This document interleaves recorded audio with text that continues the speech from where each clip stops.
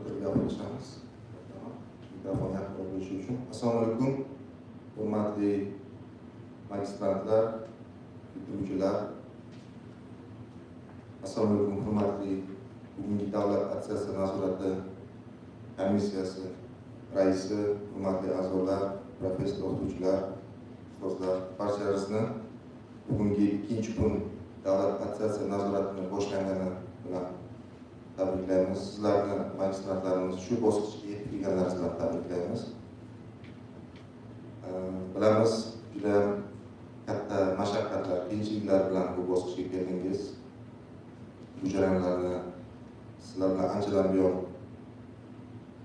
ko'rib kelyapmiz va mana shu imkoniyatlarni sizga bergan, taqdim qilgan, ya'ni o'qishni davom ettirish, mana shu dissertatsiya himoyalarini qilish, magistraturani bitkazish imkoniyatini bergan universitet rahbariyatiga, rektorimizga alohida minnatdorchilik bildiramiz va sizlarga ulkan muvaffaqiyatlar tilaymiz. Bugungi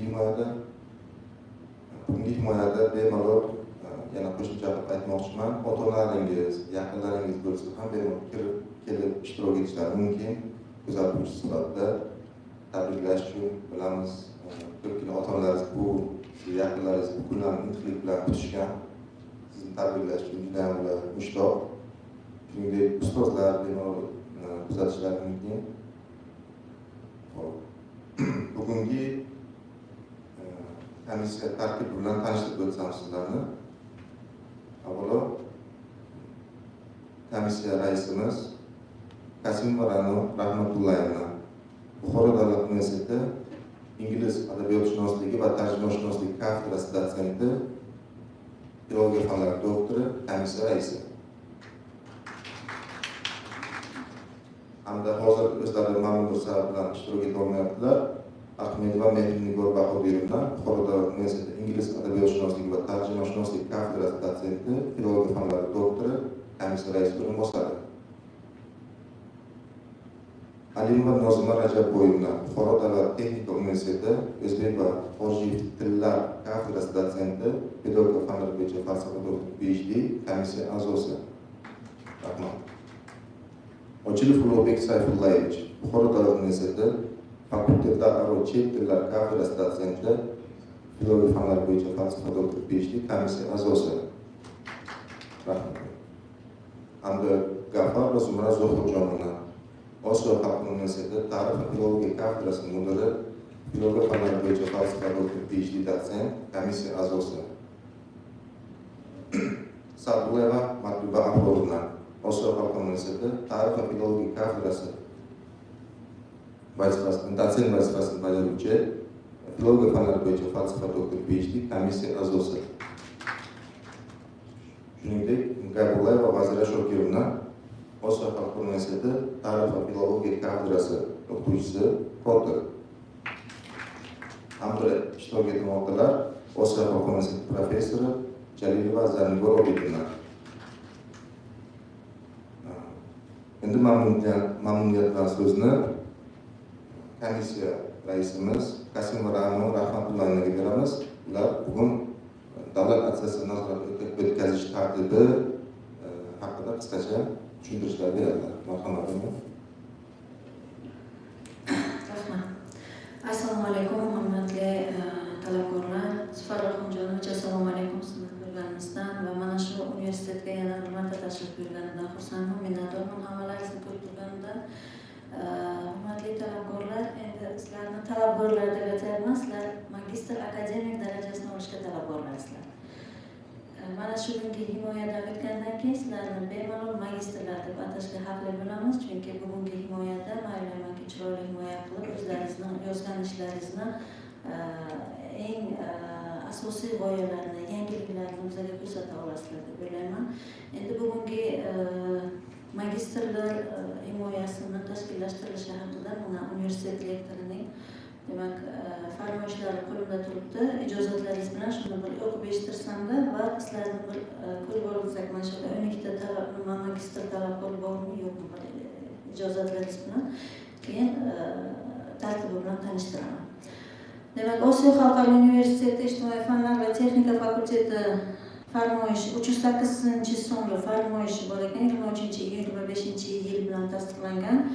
O'zbekiston Respublikasi Vazirlar Mahkamasining magistratura to'g'risidagi nizomini tasdiqlash haqidagi 2015-yil 2-martdagi 36-son qaroriga asosan 701-11-801 xorijiy til va adabiyot, ingliz tili magistratura mutaxassisligi bo'yicha magistrlik dissertatsiyasi dastlabki himoyasi muvaffaqiyatli topshirgan talabalarga rasmiy himoya yakuniy davlat attestatsiyaga 24-iyun 2025-yil kuni kirishga ruxsat berilsin. Asos sifatida kafedra bayonnomasi berilgan. Demak, bugungi magistrlik himoyasiga ruxsat etilgan talabgorlarni ro'yxatini o'qiyman. Ibrohimova Bahora Sharof qizi, shu yerdalarmi? Rahmat. Sa'dullayeva Zarnigor Alisher qizi, Narzuloyeva Maftuna Nusratullo qizi, Jumayeva Dilnavoz To'lqin qizi, rahmat. Xudoyberdiyeva Filora Ziyadinovna, uzr so'rayman. Qurbonova Shahloyev Tamomna, shu yerdalar, rahmat. Fayzullayeva Aziza Ibadulloyevna, rahmat. O'tirishingiz mumkin. Saidova Dilfuza Bahridinovna, rahmat. Jurayeva Dilbar Rahmonovna, rahmat. Yoshiyeva Kamola Amonovna, rahmat. Bafoyeva Zarnigor Barotovna, rahmat. Ostonova Hilola Rasulova, rahmat. Hammani ismi chiqdi. Ismi chiqmay qolgan talabgorlar bormi? Yo'q. Demak, magistrlik dissertatsiyasi himoyasini boshlaymiz. Boshlashdan oldin o'sha talablar asosida nimalar qilishimiz kerak? Bu jarayon qanday bo'ladi? Har bir talabgor familiyasini aytganimizdan keyin mana bu yerda biz dissertatsiyasini ham ko'ramiz, o'sha talabgorning prezentatsiyasini ham ko'rib turamiz. Mana ikki tomonda ekran bor, ko'rib turamiz. Sizlarga beriladigan muddat 10 minut. 10 minut ichida prezentatsiyangizda asosiy qilgan ishlaringizni, ya'ni sizni o'zingizni fanga qo'shgan hissangizni ko'rsata olishingiz kerak. Nutqingiz ingliz tilida bo'ladi, savol-javoblar ingliz tilida bo'ladi. Siz men bu yoqqa qolib ketdi, u yoqqa qolib ketdi, 10 minutda ulgurmayman degan nimani o'ylab ham o'tirmang, chunki biz o'zimiz kerakli savollarni berib, sizni ishingizdagi mohiyatni tushunib olamiz. Agar 10 minutda siz ulgurmasangiz nimanidir aytib berishga, biz uni o'zimiz savol, mana komissiya a'zolari savol berib, o'sha kerakli joylarni o'zimiz aniqlashtirib olamiz va o'shanga binoan baholaymiz. Savol-javoblar, 10 minut taqdimot, 10 minutdan keyin savol-javoblar, taqrizchilar va taqrizchilarga sizlarning fikr-mulohazalaringiz, ularning fikr-mulohazalariga sizlarning javoblaringiz eng nimasini olganda, grubo говоря deydi-ku, 20-25 minut atrofida har bir talabgorga vaqt ajratiladi. Demak, mana shu tartibda ishni boshlaymiz. Va baholash tizimi ham bu yerda benchmarking bo'ladi. Har bir komissiya a'zosi o'zi bahosini qo'yadi va u baholar umumlashtirilib yakunida sizlarga e'lon qilinadi. Faqat hamma o'tib bo'lgandan keyin kun yakunida baholaringiz e'lon qilinadi. Har bir kishiga alohida baho aytilmaydi. Oxirida hamma komissiya ishini tugatishdan oldin sizlarga bahoni e'lon qiladi, bugungi ish faoliyatini tugatadi. Savollaringiz bormi? Hammaga tushunarlimi? Demak, 10 minut reglamentga rioya qilamiz, chunki 12 kishi, kun issiq. Biz ham bu yerda ertalabdan kechgacha mana shu yerda o'tiryapmiz, bu yerdan chiqib keyin asosiy ish joyimizda bo'lishimizga to'g'ri kelgan holatlar bo'lyapti. Shuning uchun iltimos ana shu reglamentga rioya qilinglar va savollarga aniq, lo'nda javob berishga harakat qilinglar. Aylanib yurmanglar atrofida. Yoki tushunmasangiz, mayli so'rang, biz qaytadan takrorlaymiz o'sha savolni. Kelishdikmi? Hammalaringizga omad tilayman, muvaffaqiyatli himoya tilayman, chiroyli himoya qilib, bugun mana shu eshikdan hammalaringiz o'tdik deb chiqqan, xursand bo'lib chiqishlaringizni tilab qolaman. Omad.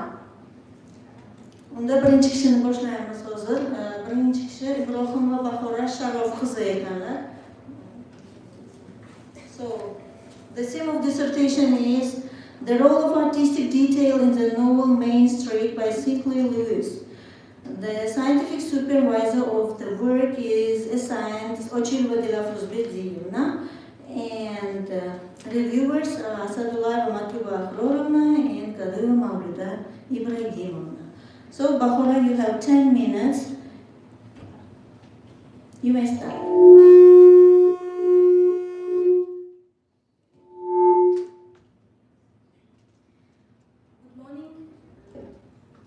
Good morning, members of State Education Commission, and good morning, dear students. I'm glad to see you, and you can see my presentation. And my full name is Ibrahima Bahora, and my Stay closer to the microphone, please. Closer to the microphone. My supervisor is Xorijiy. Now let's introduce my presentation and the name of the research work, The Role of Artistic Detail in Main Street by Sinclair Lewis.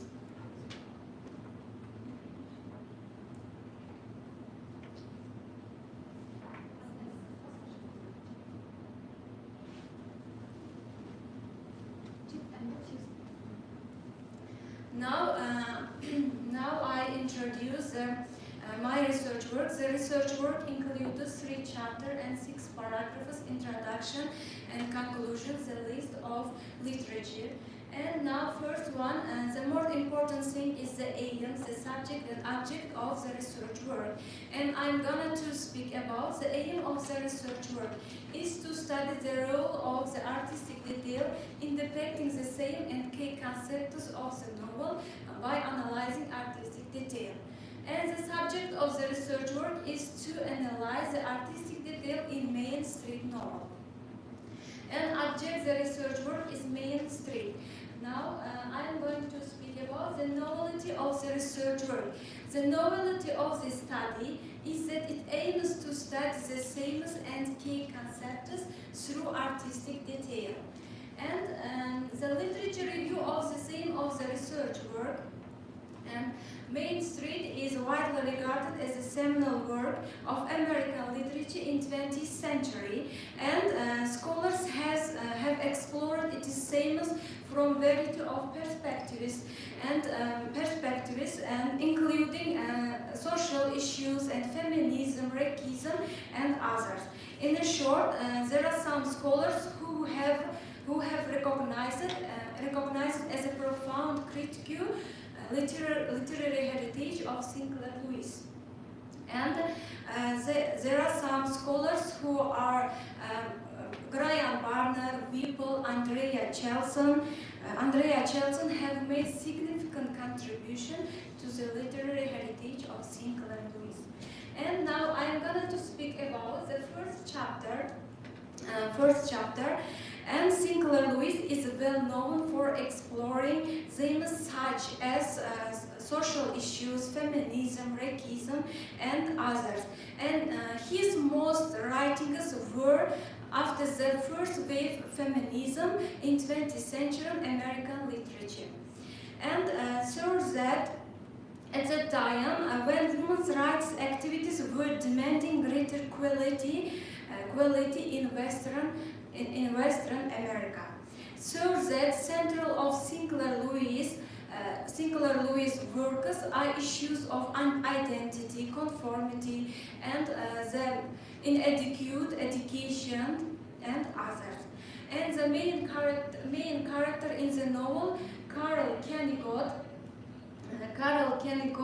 always tried to deal with social issues, especially feminism, when a woman faces social barriers in the novel. And I am going to speak about the second chapter and utilize it and some of artistic details, and for example metaphor, metonymy, irony, humor, satire, and episode. And the most important thing is episode takes a main stage in the Main Street.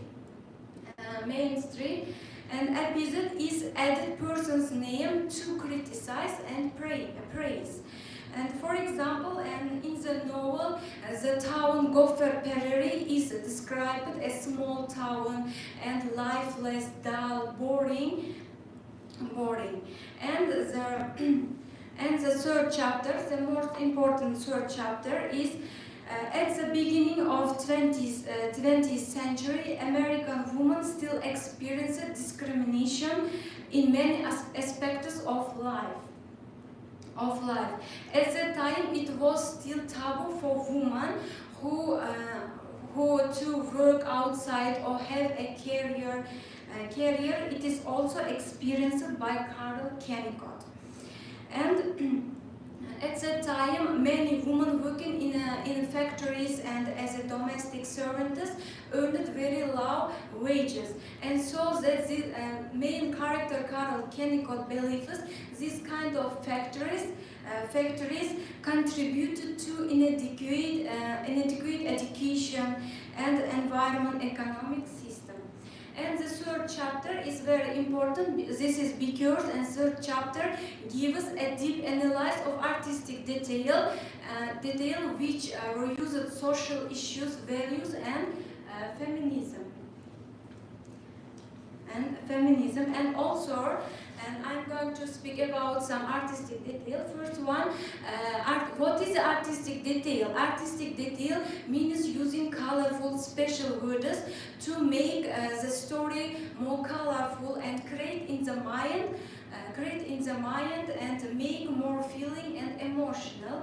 And there are some, I above mentioned artistic detail, metaphor, irony, metonymy, and satire, and I'm going to speak about some artistic details utilized in the novel. First one is satire.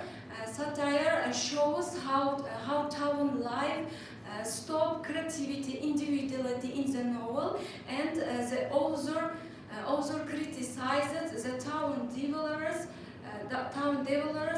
Weren't unaware of the new technology and the introduction automobile and social changes.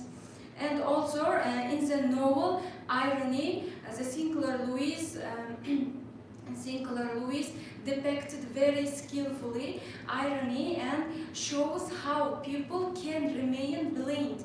That's why, and town inhabitants are not aware of social cultural superiority and new technologies and social changes.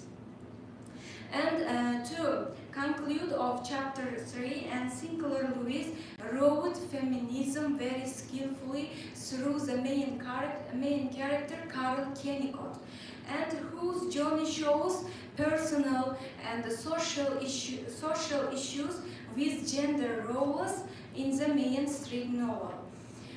And in addition to this, Sinclair Lewis criticizes the limitation on women by artistic details. And also, symbolism plays a key role in the novel to illustrate the emotional and intellectual barriers that main character by Carol Kennicott. And also, the novel explores the tension between individual desire and societal expectation. And Carol's quest for personal fulfillment and identity is a key aspect of feminist portrayal in mainstream. She represents the discontent of women who desire to transcend the roles they are expected to play. Thank you, Bahara. So, dear members of our commission, do you have any questions? No questions? Questions, please? Questions? Thank you. Do you have any example with a table to show us the features of the feminism in her novel? Because what we heard is just sentences mispronouncing all the words, unfortunately. Also describes their main character Carol Kennicott's works, and she tries to deal with Table with examples is requested. Not No, I speak about Okay, my objection is because you are showing only this slide and talking about something else. I read it 4 times when you were speaking about something, which is not related to this slide.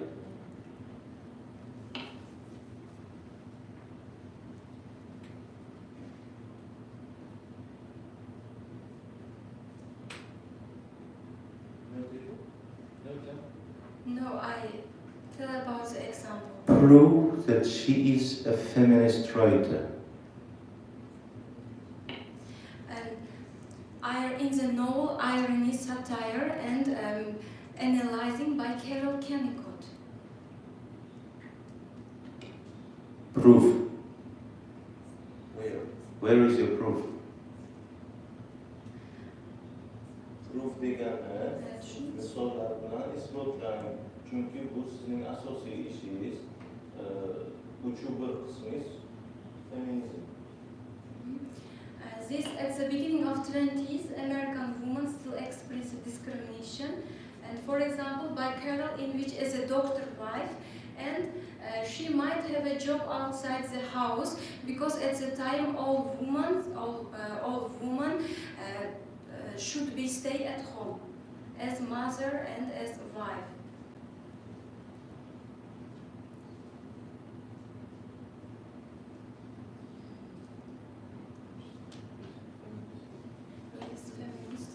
Is the example which you are giving the sample of feminism? Is it feministic idea? Yes, feministic is a belief that women should be allowed rights and equals as men.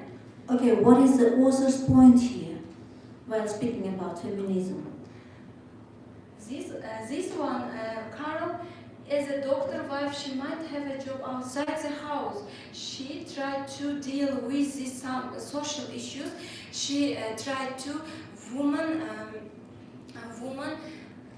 should work outside the house. Mm-hmm. Thank you. So I have my own question as well. Another question. So the first question was associated with Rubik's question, and the second question is connected with the methodology. So which methods have you used while analyzing the author's work? Okay, while analyzing artistic detail or element, we can say, yeah? Okay, thank you for your question. And in the research work, methods followed analytical and depictive approaches. An analytical approach, if you read or look the story, and you can analyze the author's language and structure and meaning.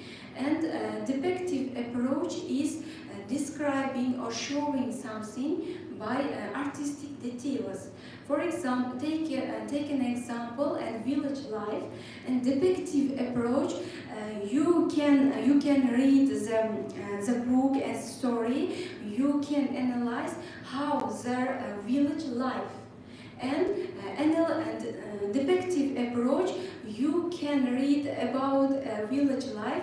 You can be aware of the village feel, emotion and others. Okay, what about qualitative method? Qualitative method is, in the research work, I utilize it in contextual approaches. It is qualitative and contextual approach help to depict the passages and analyzing the feminism and gender roles. Okay, thank you. Do you have any questions? No more questions? Well, Bahara, thank you. You may take your seat. Now, turn will be given to the reviewers, and the first reviewer is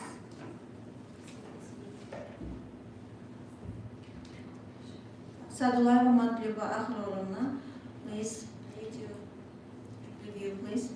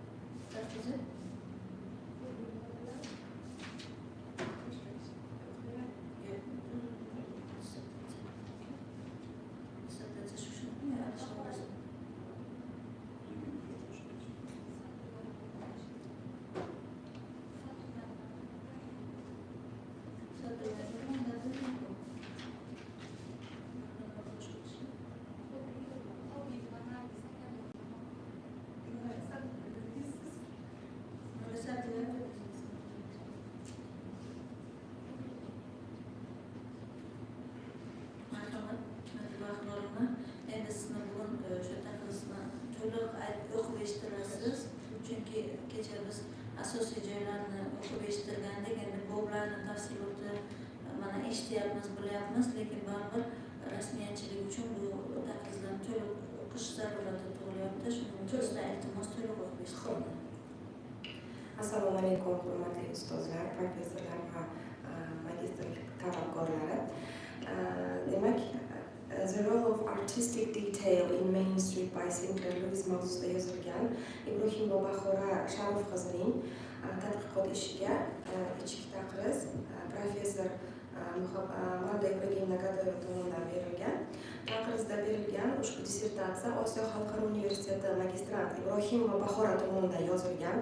Dunyo tilshunosligining ilg'or tajribasidan ma'lumki, badiiy asarlar tili mualliflar tomonidan qo'llanayotgan yangi leksik shakllanishlar yoki vaqti bilan frazeologik birliklarning ko'pligi bilan tadqiqotchilar e'tiborini tortadi. Magistrlik dissertatsiyasi ishi kirish, 3 bob, xulosa va foydalanilgan adabiyotlar ro'yxatidan iborat. Uning kirish qismida dissertatsiyaning dolzarbligi asoslangan. Tadqiqot maqsadi va vazifalari hamda obyekti va predmeti tavsiflangan. Tadqiqotning ilmiy yangiligi va amaliy natijalari bayon qilingan. Dissertatsiya tuzilishi bo'yicha ma'lumotlar keltirilgan. Dissertant o'z oldiga aniq maqsad va vazifalarni belgilagan. Ishning bunday tartibda yozilishi uning o'z oldiga qo'ygan muammolar mohiyatining to'g'ri hamda izchil hal etilishini ta'minlaydi. Dissertatsiyaning birinchi bobi The Role of Sinclair Lewis and His Works in the Literary Criticism bo'lib, unda yozuvchining asarlaridagi asosiy tushuncha, ularning adabiy tanqidchilikdagi o'rniga chuqur to'xtalib o'tilgan. Yozuvchi murakkab xarakter tavsifini, uzoq hikoyalarni, dialoglarni ham nazarda tutmaydi. U o'quvchiga o'z maqsadini shunchaki yuz ifodasi, imo-ishoralar va boshqalarni ifodalash orqali tushuntirishga harakat qiladi. Ishning ikkinchi bobi The Importance of Artistic Detail in Revealing the Novel Scenes and Character Development deb nomlangan bo'lib, bu bobda yozuvchining romanning mavzusi, g'oyasi va asosiy tushunchalarini ochib berishda adabiy vositalardan foydalanilganligini yaqqol ko'rishimiz mumkin. Uning hikoyalaridagi so'z boyligi sodda bo'lib hisoblanadi.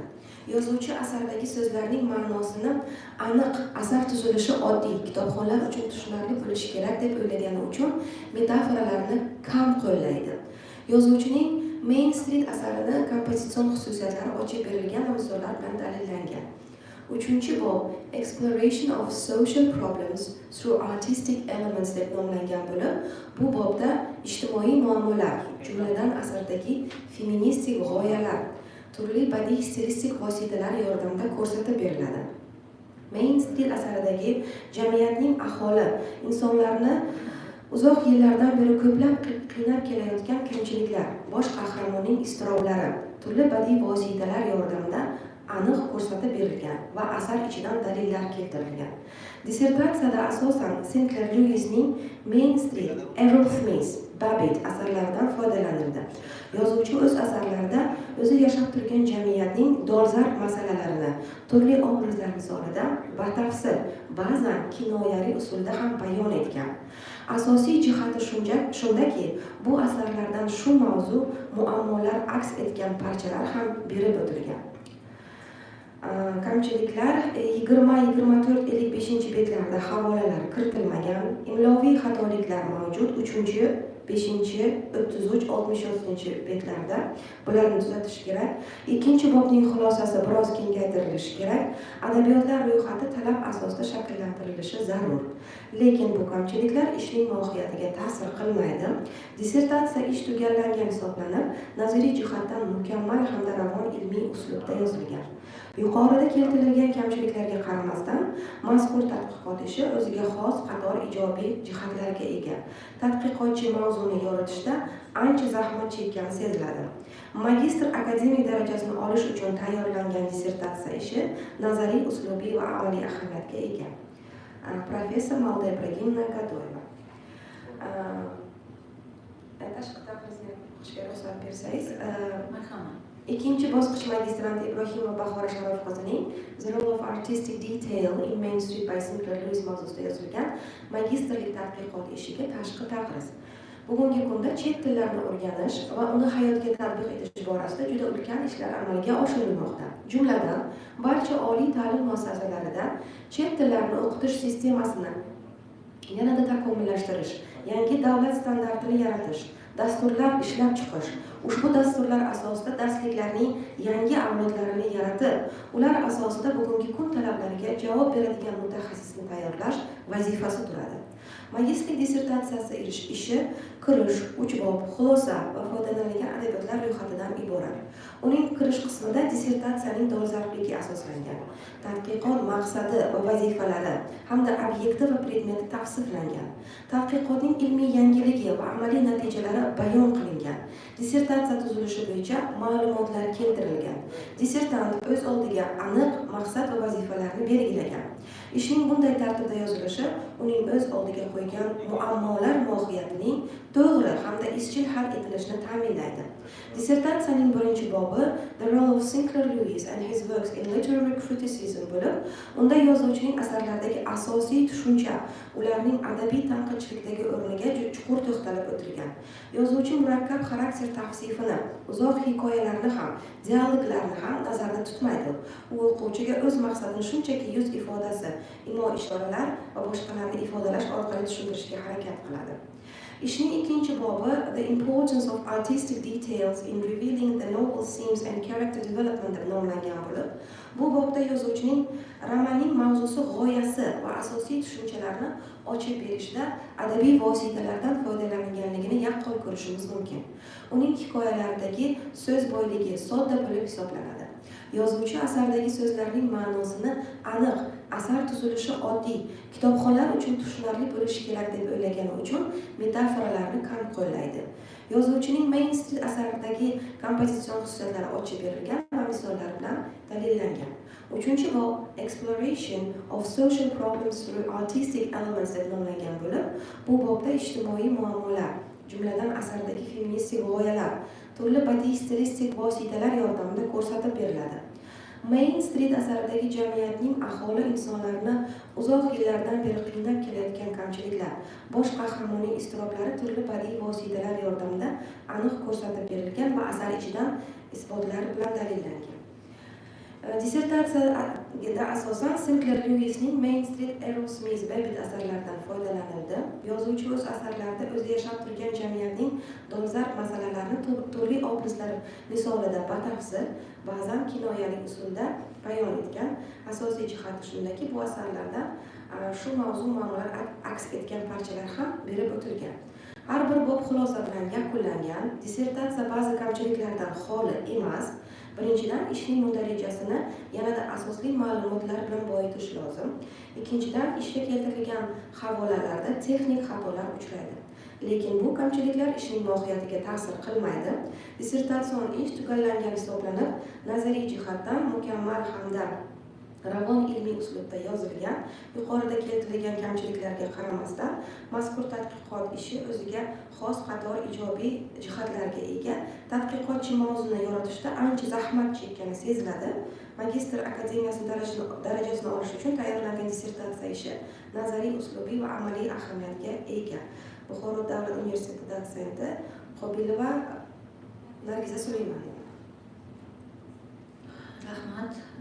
hurmatli bahro'mlar, endigi navbat baholash o'rniga agar javoblaringiz bo'lsa, taqlidchilaringizga, fikr mulohazalaringizga o'z minnatdorchiligingizni bildirasizmi? Endi bu berilgan kamchiliklarni qabul qilasizmi yoki tuzatdingizmi? Shular haqidagi o'zingizni munosabatingizni bildiring. Okay, thank you. Now I want to express my great gratitude for Asia International University of Xorijiy and to my supervisor Ochilva Dlavruz and to my reviewers Qobilova Nargisa and Gadoyeva Mauda Ibragimovna and the head of faculty Gafurjanova Zumra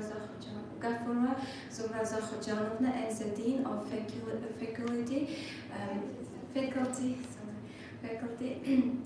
Qoryog'diyev Zufar Oxunjonovich for helping during my dissertation work and dedication. Thank you. Qabul qilasizmi bildirilgan kamchiliklarni? Yes, I corrected and thank you for suggestions. Their suggestions. So you will take into consideration in further research. Yes. Okay, I thank take you. consideration. Okay, thank you. So next turn will be given to Sadulayeva Zarnigor Alisherqizi. The theme of the dissertation is methodology of teaching English proverbs in class. The scientific supervisor Khayrulayeva Nigora Nimatullayevna and reviewers Abdullayeva Nabiya Idrisovna and Sharofova Shahlo Kahramonovna. Zarnigor Alisherovna, please follow the reglement, follow the time management, and you have only 10 minutes for presenting your dissertation novelty. Sure. Okay. Good morning, everyone. Good morning, the teachers, our classmates, and guests. We are very glad to defend our dissertation today. So our dissertation theme is. The topic of our dissertation work is methodology of teaching English proverbs in class.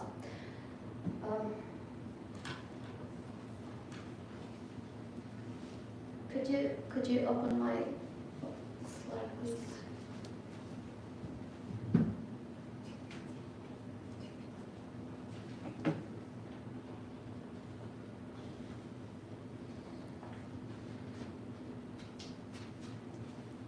Okay, thank you so much.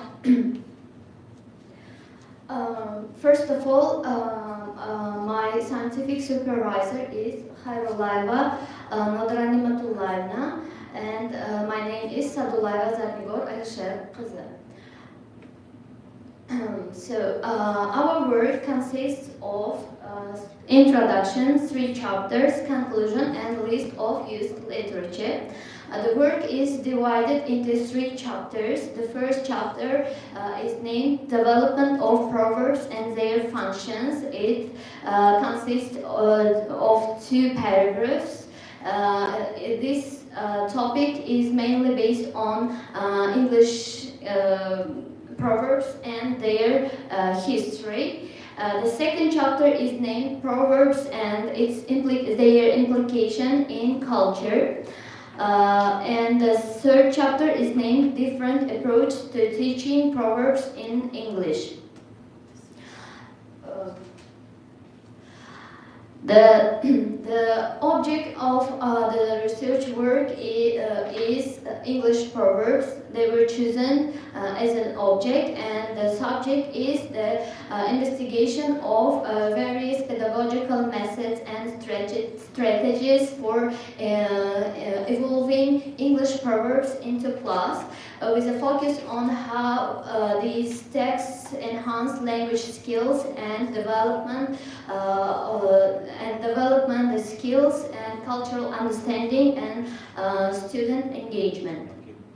The aim of our work is to explore and analyze effective methods and strategies of teaching English proverbs to high school students, with the aim of improving their speaking skills, fostering their cultural awareness, and involving language acquisition. Out of this research work, there were some. We identified several tasks. First of it, to study distinctive characteristics of English proverbs and their development history. The second is to analyze scientific features of English proverbs used in the classroom. And the third one is to analyze the main highlighted authors' work and investigate the impact of proverbs on fostering cultural awareness and social cultural context of target language. So a scientific novelty of our research work is following. This theme was investigated and explored several times by many scientists. However, we tried to introduce new pedagogical methods to teach English proverbs in high school level students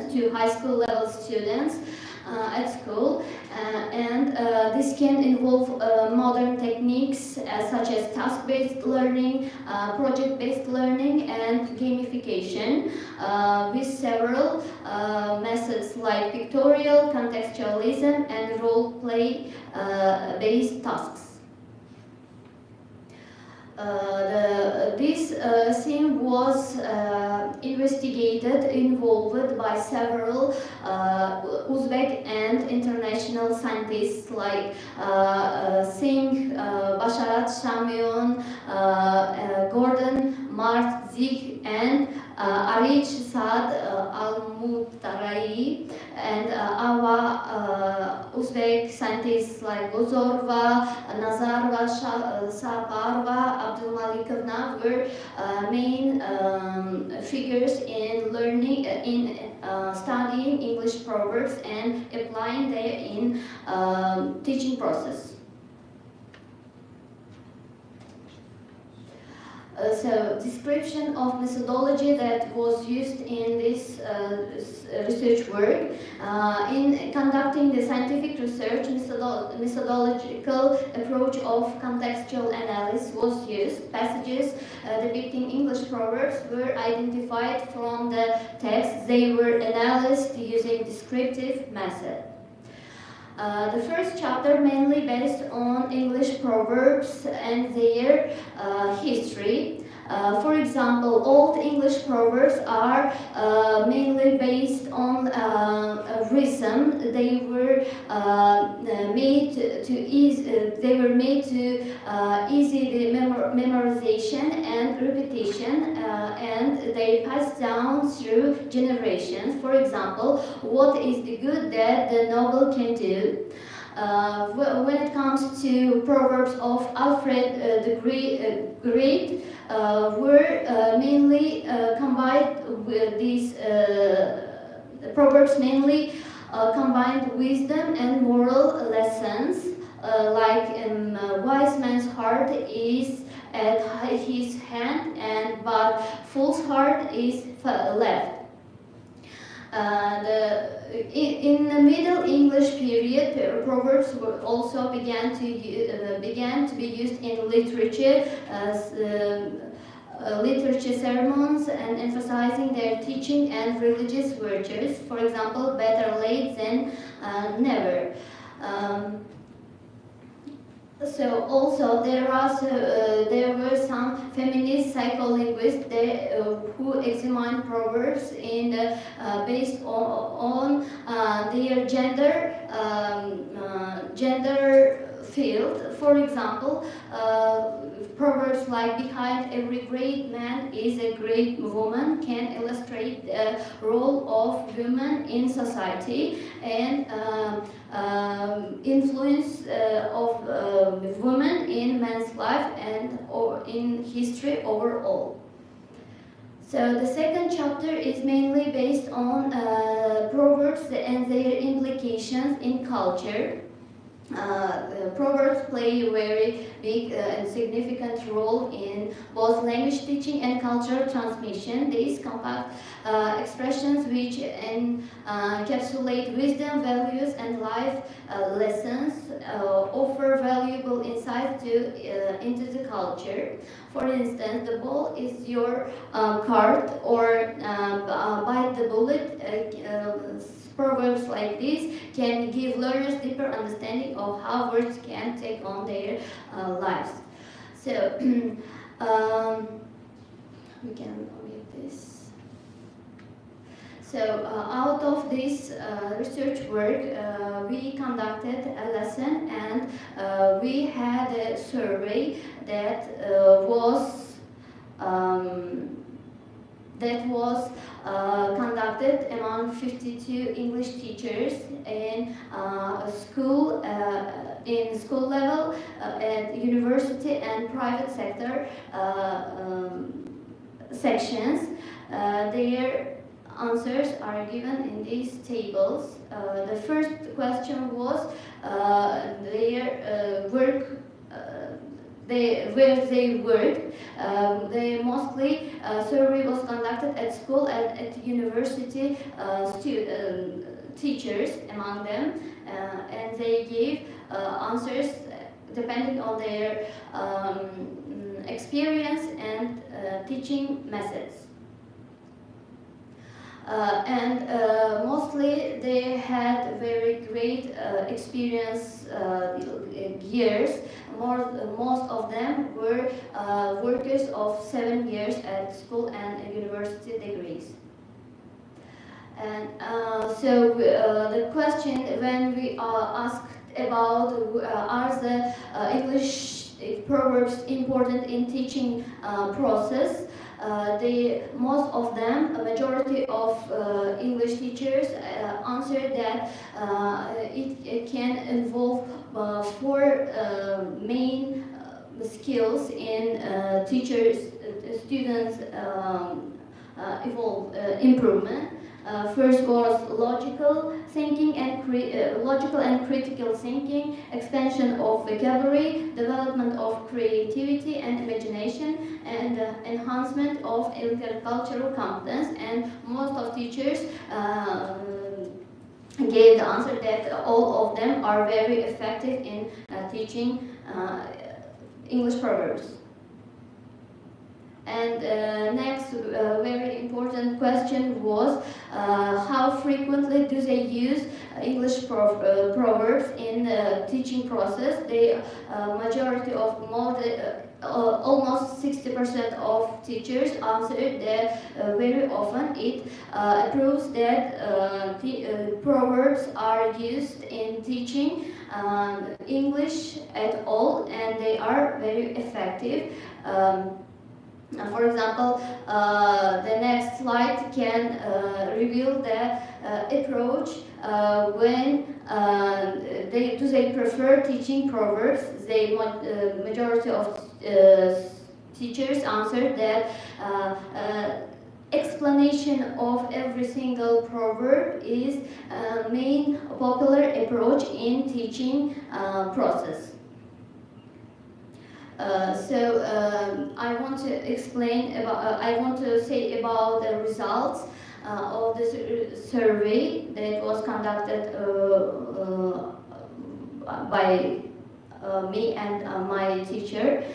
This survey highlights the diverse approaches that English language teachers use when incorporating proverbs into their lessons. It's clear that researchers recognize the value of proverbs in enhancing students' cultural awareness and language proficiency.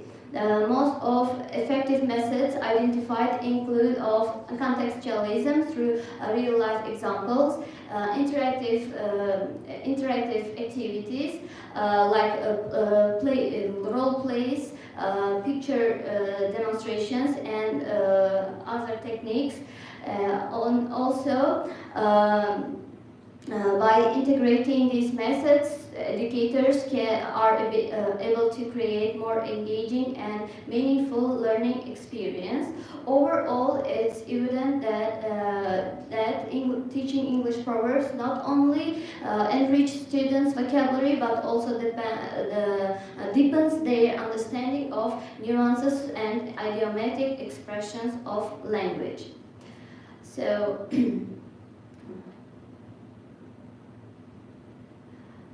Out of this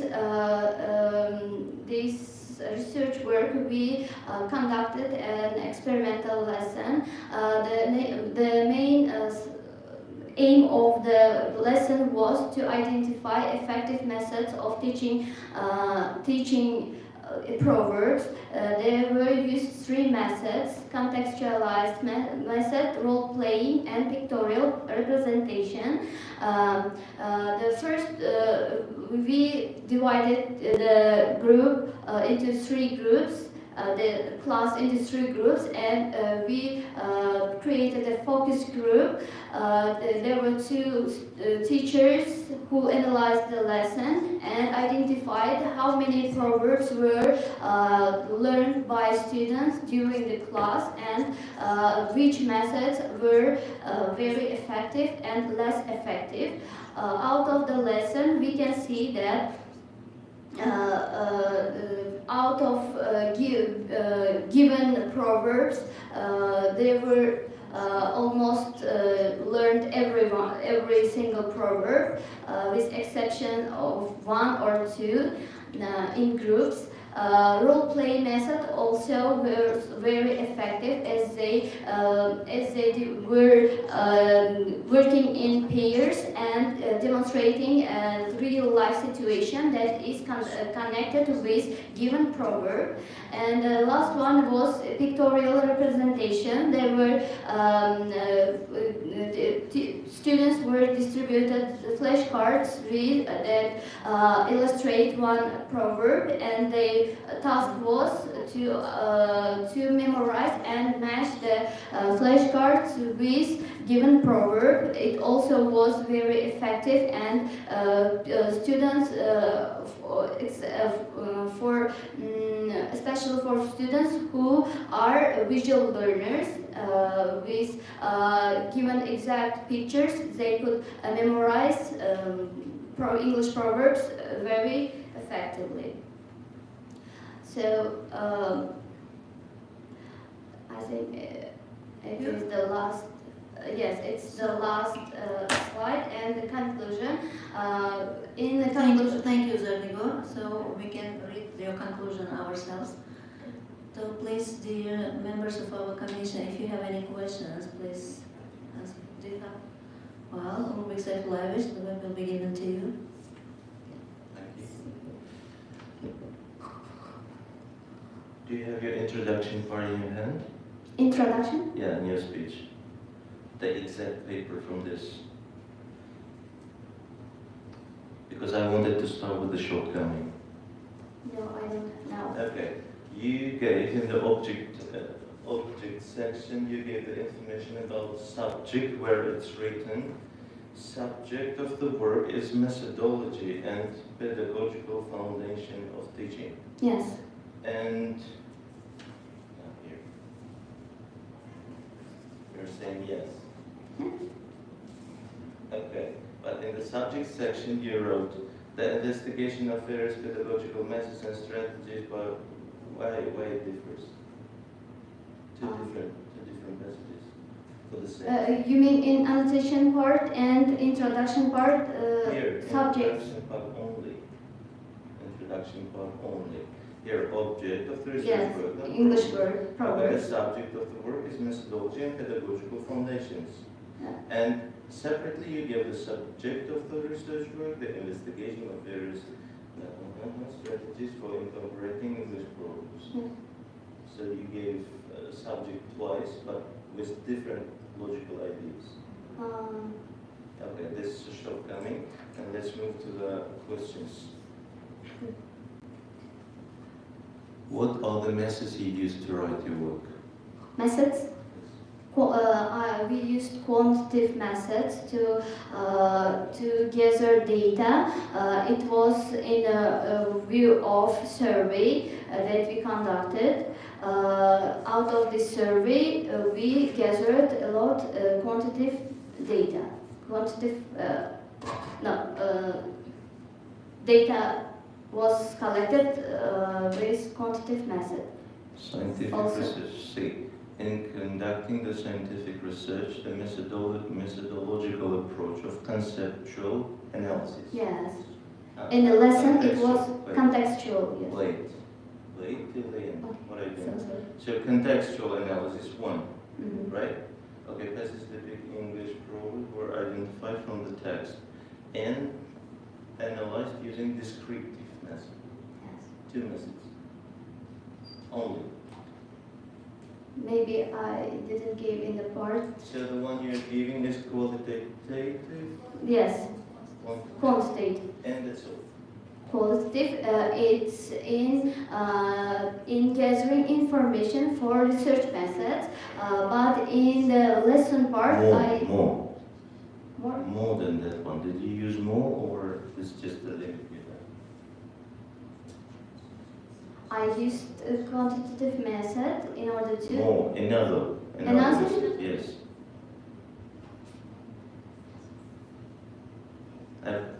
You use survey, right? Yes, it is survey and Yeah. experimental lesson.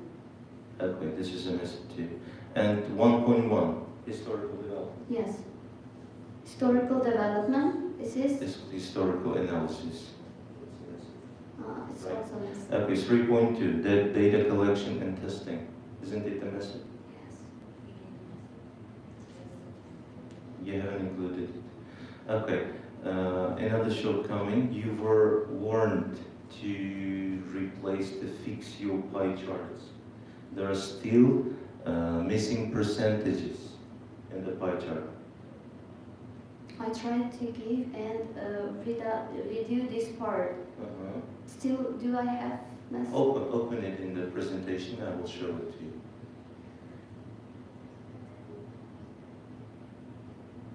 We spoke about it in the initial defense, if you can remember. Not this one. Here, the green one with no percentage. And the one before this one. Another slide, another. Here, not here, another.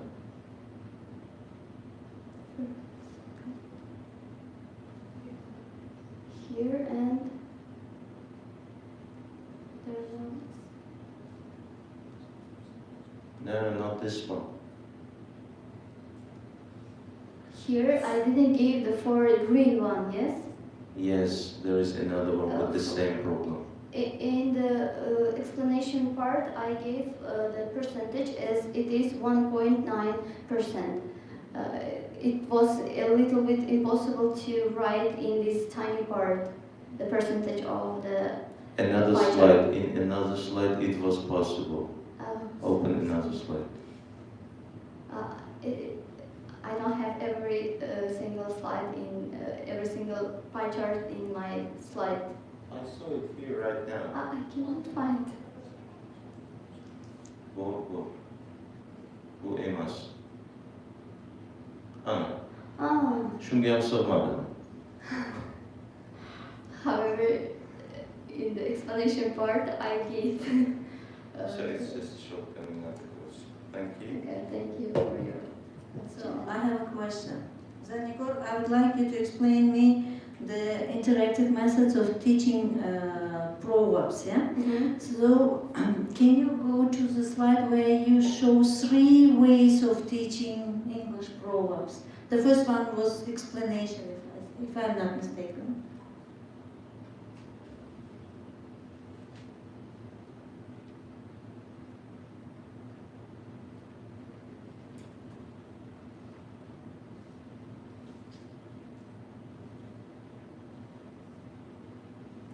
So this one. So while speaking about the methods, you said that the best way of teaching proverb is explanation. What do you think? Explanation of the proverb can be a new interactive method of teaching languages. No, it cannot be new because explanation exists from early teaching period, and we in experimental lesson we try to analyze more effective ones to adapt in modern teaching process. Okay, another question to you. So role playing. How do you combine role playing, or how do you integrate role playing with teaching proverbs? We made some handouts with explaining one proverb, English proverb. For example, a friend in need is a real indeed.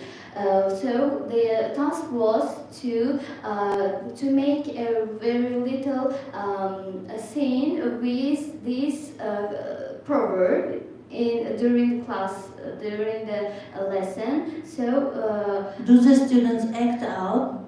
Yes, because they were 11th grade, and almost most of them had IELTS certificate higher than 7 and 6. So they could manage with this task, and they were chosen 11th grade high school students because they are able to manage with speaking and these tasks.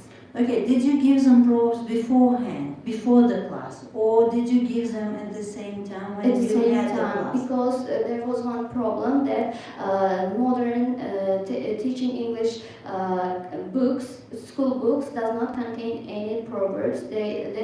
That's why many of proverbs were very unfamiliar to students.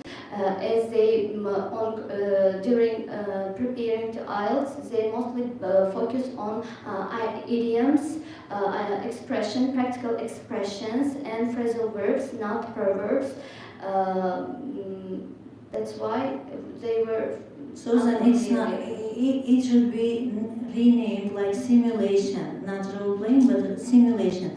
Because in role playing, you give the task beforehand to the students, and they come to the class with preparation. So that is role playing. And if you give them quite exactly in the process of the class, so it will be simulation. So they should simulate. They should act out spontaneously, without any preparation, without any preparation. So the role playing which you are mentioning here is simulation, not role playing. The first one. And one more thing I would like to explain you about sayings and proverbs. So you are speaking about sayings and proverbs in English language and proverbs in Uzbek language. What about Uzbek language sayings? Don't we have sayings in Uzbek language? Do we not have? Sure, we have. Okay, why do you use then sayings and proverbs in English language and proverbs in Uzbek language? Why do you say this then? I didn't get that question. Didn't get? Yeah, no. So while speaking about English proverbs, you're saying sayings and proverbs of English language. But while speaking about Uzbek proverbs, you are saying just Uzbek proverbs, not sayings. Now I got. Okay. Don't we have sayings in Uzbek language? Sure, we have. Okay. Is there any difference between sayings and proverbs? There is a little difference between them. They are almost the same. They are just. Can you give an example? For sayings and for proverb. Proverb, for example, any proverb. Say a penny is.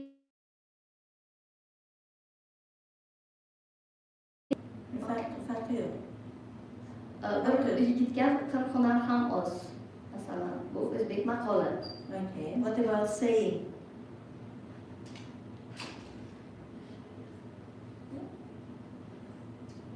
Is it please. Honestly saying, I don't know very. So you will take into consideration in other research works, I mean in further research, Sure. you may take into consideration this part as well. So role playing, simulation, sayings and proverbs, so you are using different terminology in your dissertation, but you are not taking into account that these terms are different from each other. Okay, thank you. No more questions? Questions? No questions? Thank you, Zarnigor. You may take your seat. Now, turn will be given to the reviewers. The first reviewer is Abdullayev Nabi Idrisovna, and the second one is Sharokova Shahloka Khramovna. Mati Bakhrovna, please do us a favor and read Nigina Nabi Idrisovna's review, please.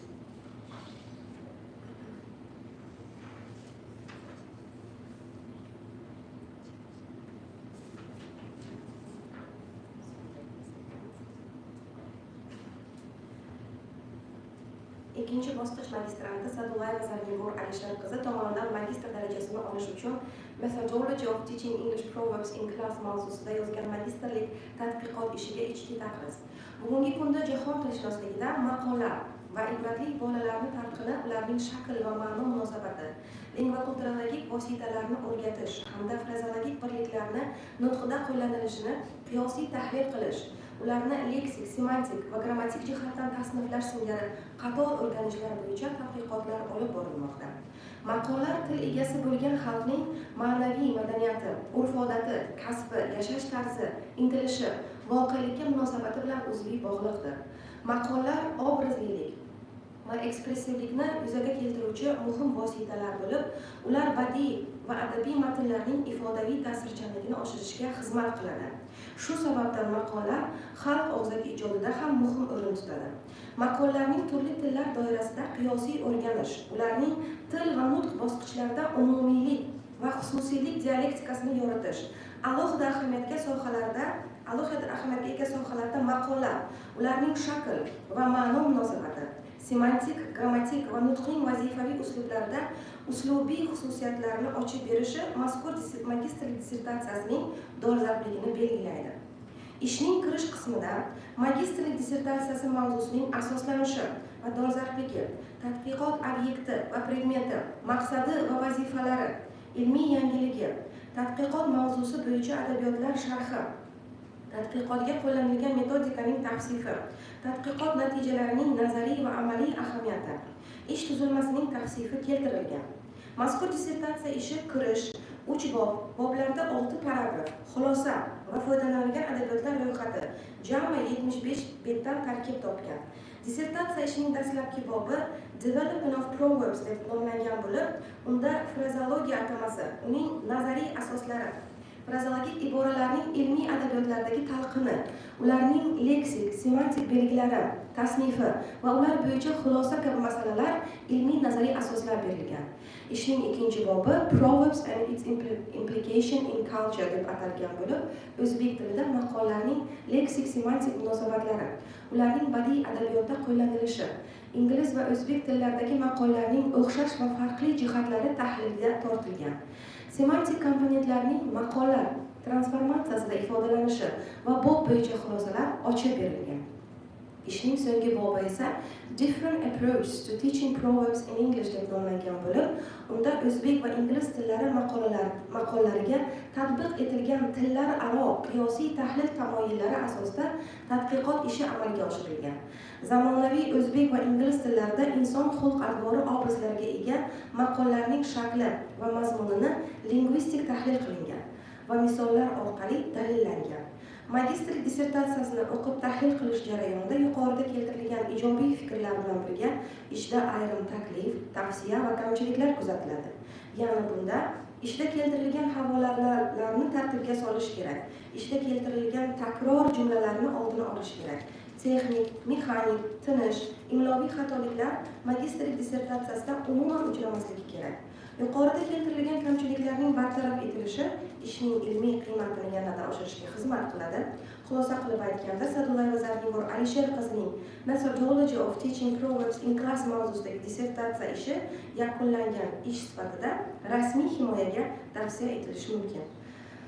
Falsafa fanlari doktori Abdullayeva Nabiya Idrisovna Osiyo xalqaro universiteti ichki tadris, tashqi tadrisni o'qishga ruxsat bersangiz.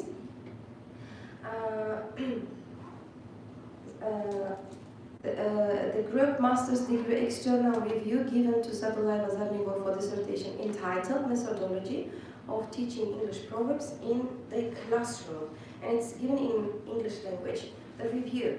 The dissertation titled Methodology of Teaching English Proverbs in Class addresses the important and often overlooked aspect of language acquisition, the teaching and learning of the proverbs. The author investigates the pedagogical strategies that can be employed to effectively integrate proverbs in English language teaching and to enhance students' cultural and linguistic understanding. The topic is timely given the growing interest in both language proficiency and cultural awareness in English language learning.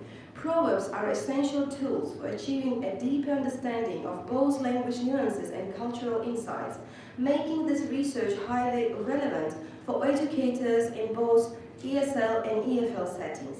The student has clearly articulated the focus of their research, outlining specific questions regarding the methodology of teaching proverbs.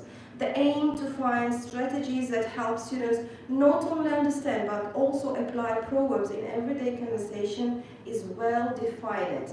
The review of existing literature is comprehensive and well researched, covering a broad range of sources related to proverb teaching, second language acquisition and methodology. The student demonstrates an understanding of key theories and pedagogical approaches, connecting them appropriately to the specific context of proverb instruction. The methodology employed in the research is sound and appropriate for the study. A mix of qualitative and quantitative approaches such as surveys, classroom observations, students' feedback offers valuable insights into the effectiveness of different teaching methods. The use of control and experimental groups adds a rigor to the study, allowing for a more nuanced understanding of how different approaches impact students' learning. One of the most commendable aspects of the thesis is the practical orientation. The proposed teaching strategies such as context-based learning, the use of multimedia and interactive activities are innovative and well supported by the research findings. The thesis goes beyond theoretical discussion and offers concrete recommendations for teachers to implement their classrooms.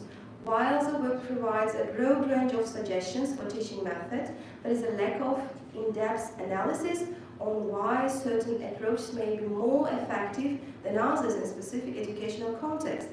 A more detailed exploration of factors such as students' cultural background, language proficiency levels, or age groups would have enriched the study and helped identify the most adaptable strategies. The work could benefit from a deep exploration of the role of cultural differences in teaching proverbs. Also, proverbs are often rooted in cultural context. The paper briefly touches on this point. A more thorough investigation into how learners' cultural backgrounds affect their interpretation and use of proverbs would be insightful and add a layer of complexity to the methodology. Bucharest Natural Resources Management Institute Associate Professor Sharakova. Thank you, Matliba Khlorna. So, Zarnigor Alisherna, do you have any responses to the reviewers' views? Of course, I really value that suggests and comments that were given to our work. We tried to try and did our best to give and analyze the given topic, and I'm very grateful to our scientific advisor, and our teachers, Matluba Akhrorovna and Zunar Zakhurjanovna. They helped us to conduct everything clearly and in an appropriate way. They were very helpful and very kind. We appreciate yes, we highly appreciate their help and support. Thank you for your attention and everything. Okay, thank you. Thank you. So next turn will be given to Nazloeva Maftuna Nusratullah. The theme of the dissertation, interpretation of the character of the child, and the work of Oliver Twist by Charles Dickens. The scientific supervisor of the work is Ahmed Vamehni Gorbakhodilovna, and the reviewers Khairullah Notrani Matulana and Hadar Anwar Askarovich. So Maftuna, 10 minutes. Okay. Follow the time management and speak about the contribution which you did yourself. Okay. Firstly, good morning everyone, my dear teachers and classmates. So I have given 10 minutes, so I try to shorten my speech. So my topic is interpretation of the character of the child and the work of Oliver Twist by Charles Dickens. This work mostly highlighted moral, emotional and psychological development of the child in Victorian England, especially in the harsh time. So, before starting my research work, I will give some information about the author, especially his works Oliver Twist, David Copperfield and Little Dorrit, which are related to my research work. So when I speak about Charles Dickens, he is really famous English writer and social critic. So it is related to my research work. Next one is turning to research structure. It consists of 6 parts, including introduction, 3 chapters, conclusion, and the list of used literature. So, as other research works, I have 3 chapters and 2 plans in each of them. I'll mention it next. So, let's move to annotation part. The object of my research work is the novel of Oliver Twist itself. So, when it comes to the subject, my subject is the child in Oliver Twist by Charles Dickens. The aim of my research work is to analyze the image of the child in this novel. For reaching my goal, to conduct my research work, I use two methods. The first method is contextual analysis, and the next one is descriptive method. So, I have a novelty, I should mention it. I have made novelty. I try to show Oliver not only a literal figure, but also a moral symbol. And this research work also suggests using Oliver in English classes to develop our language skill and moral values. It is my novelty in my research work. So, gaining my success or gaining my goal, I have 7 tasks in front of me, and I follow these tasks during the explaining my plans and chapters. So next, practical significance and application.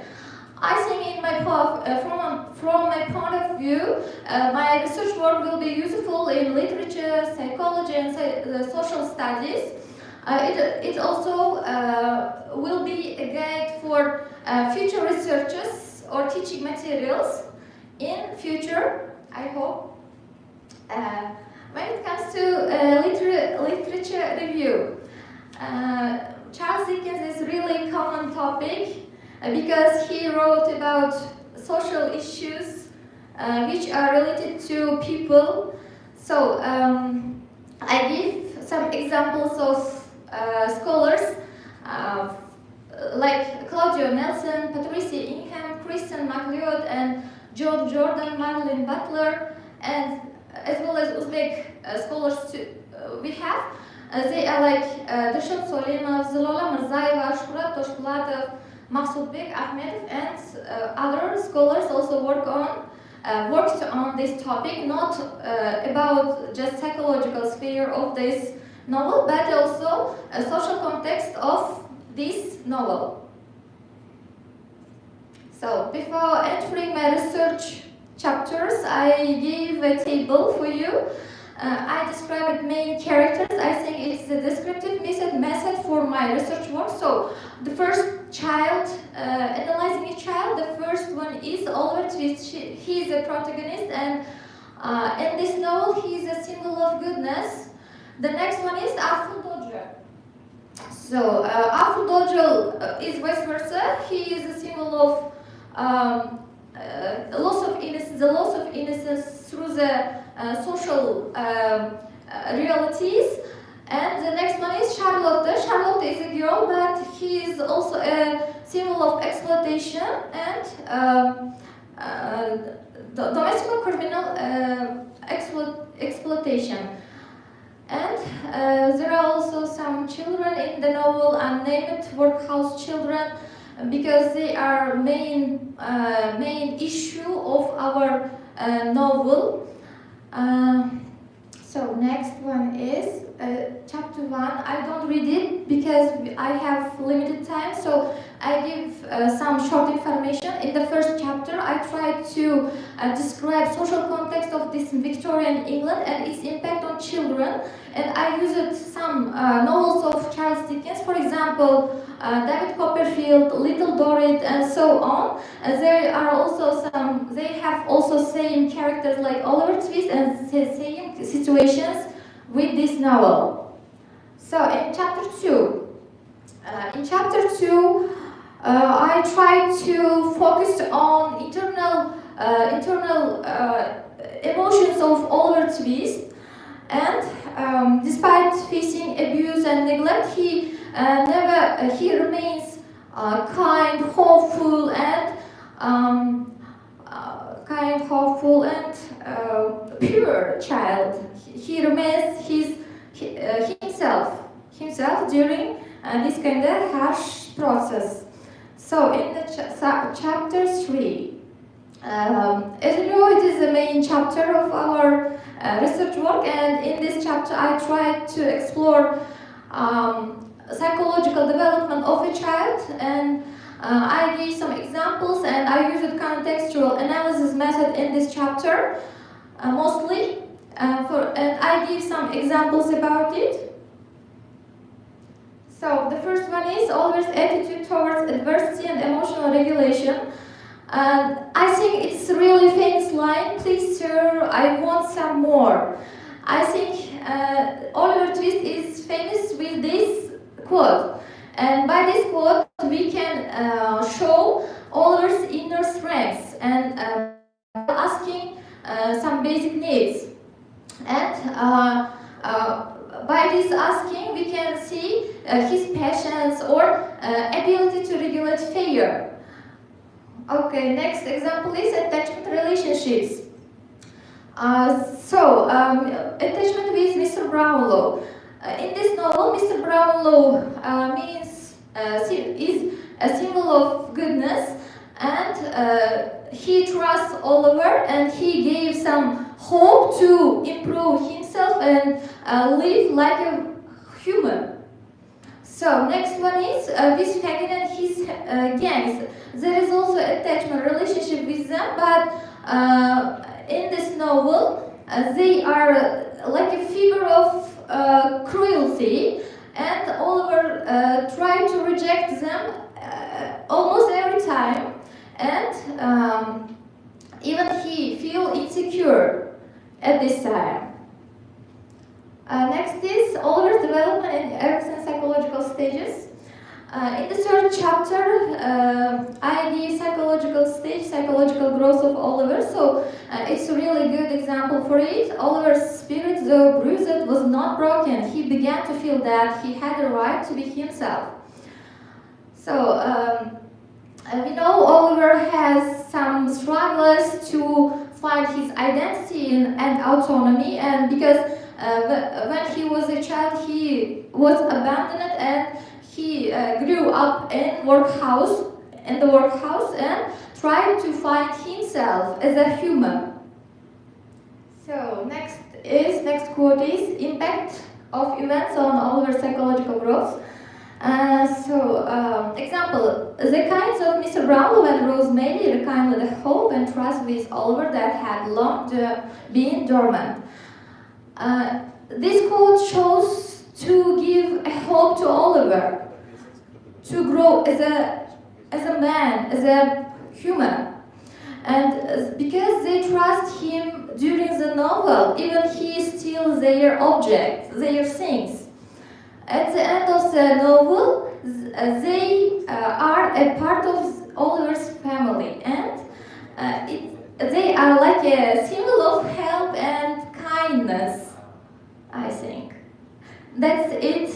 That's the end of my presentation because I have a conclusion, but we have limited time.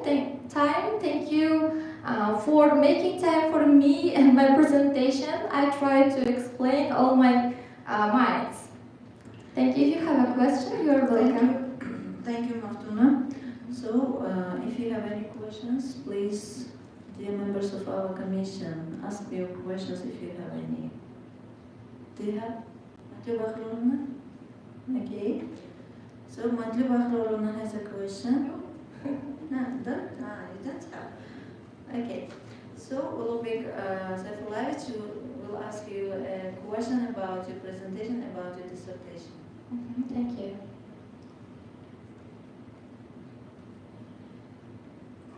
I saw the missing part of the dissertation just copy-paste with the previous master student. It's exactly the same word by word. So, contextual analysis and descriptive analysis. So for the message, are these only two used? Yes, I used No both more? of them. Yeah, you use both of them. No more? No, I think I used mostly two of them. Are you sure? Yes. Okay. Read the first 1.1 in your outline. Open the outline there. Okay.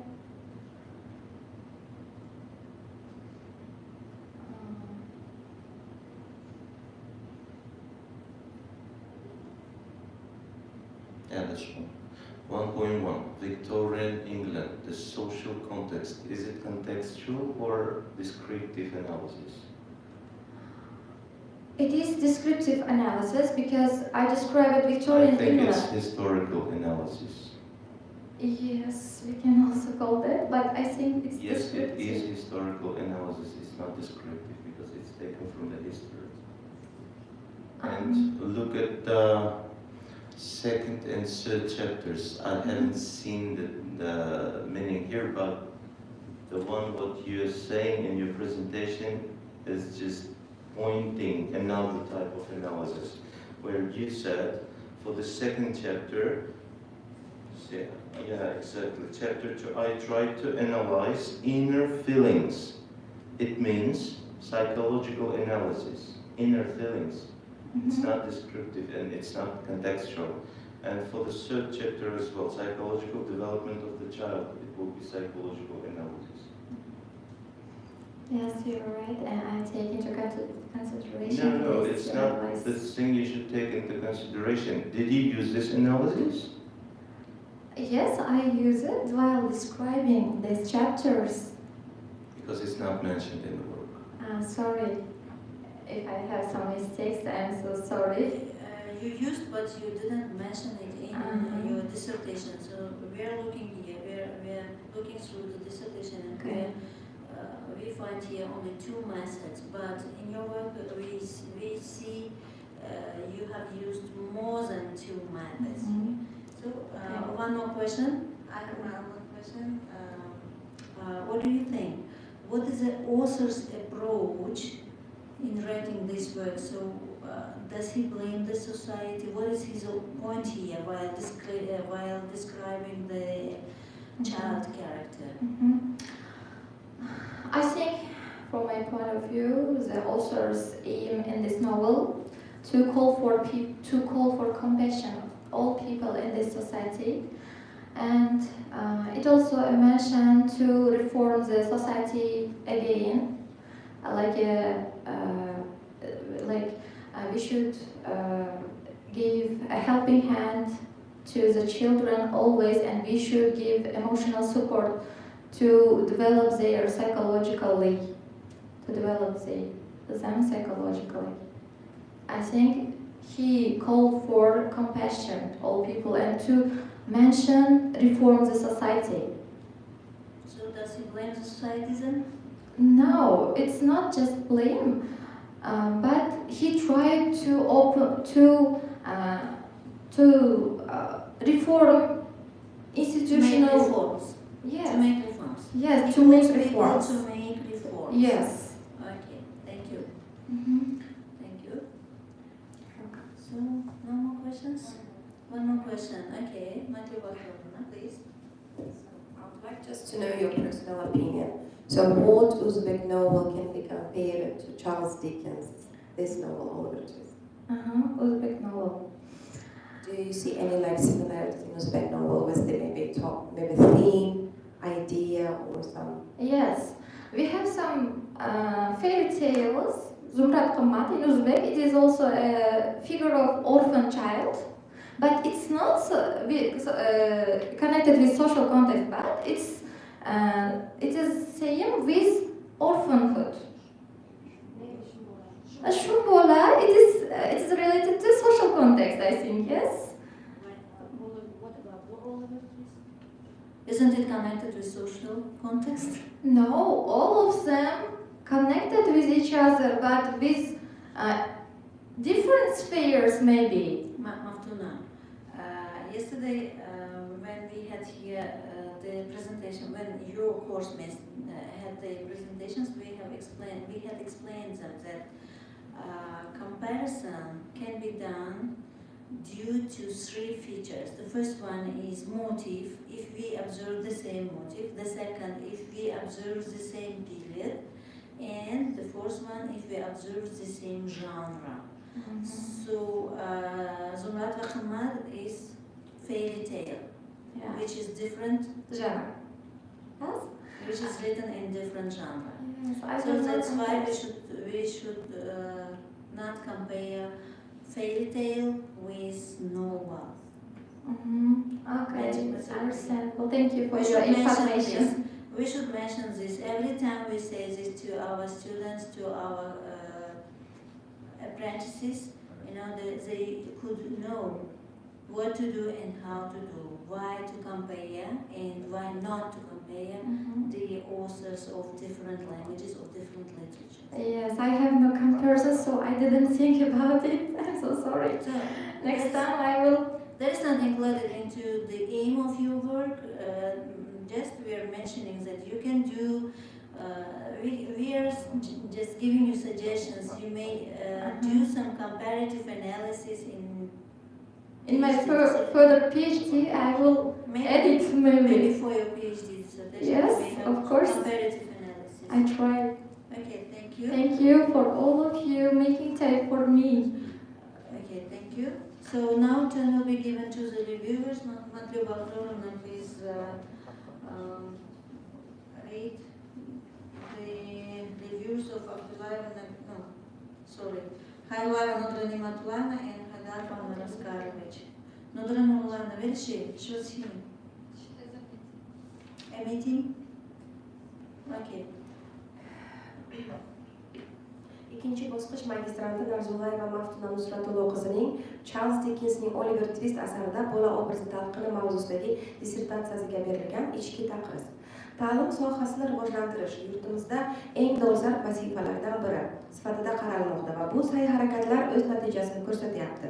Mazkur ilmiy ish ingliz adabiyotining mashhur vakili Charles Dickens ijodidagi eng muhim asarlardan biri bo'lmish Oliver Twist romanida bola obrazining tasviri va uning adabiy hamda ijtimoiy ahamiyatini tahlil qilishga bag'ishlangan. Tadqiqotda muallif zamonaviy ilmiy adabiyotlar, ingliz adabiyoti nazariyasi, Dickens ijodiga oid manbalar, hamda asarning matnini chuqur o'rganib, tahlil qilgan. Asardagi bola obrazining bosqichma-bosqich o'zgarishi, uning jamiyatga munosabati va jamiyat tomonidan unda bo'lgan munosabatlar psixologik hamda ijtimoiy yondashuvlar asosida izohlangan.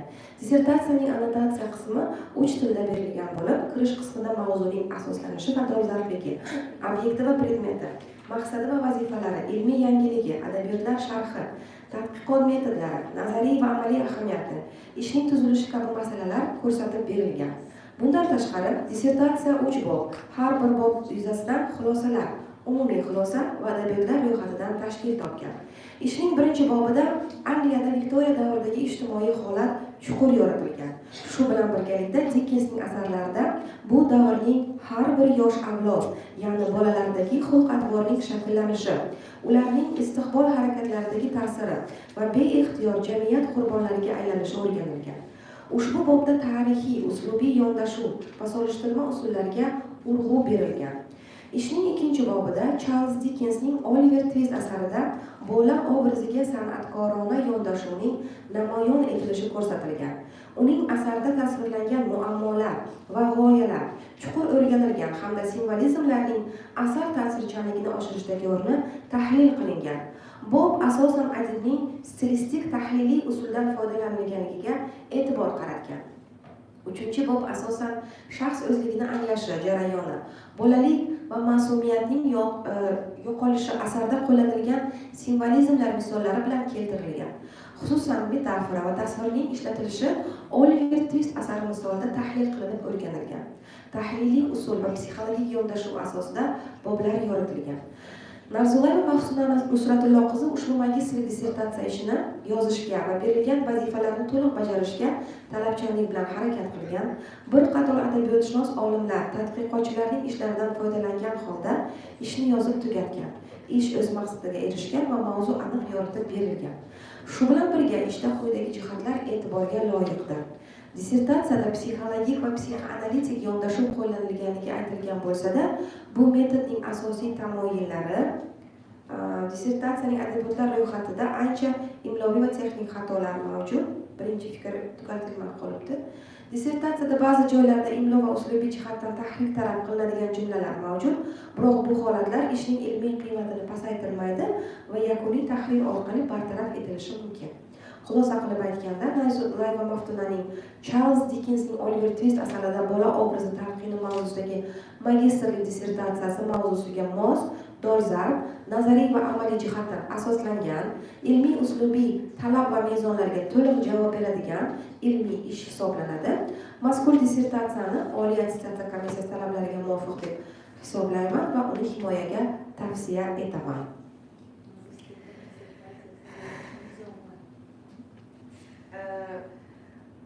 Tarix filologiya kafedrasi dotsenti Xayrullayeva Nodira Ne'matullayevna yoki Nigora Ne'matullayevna.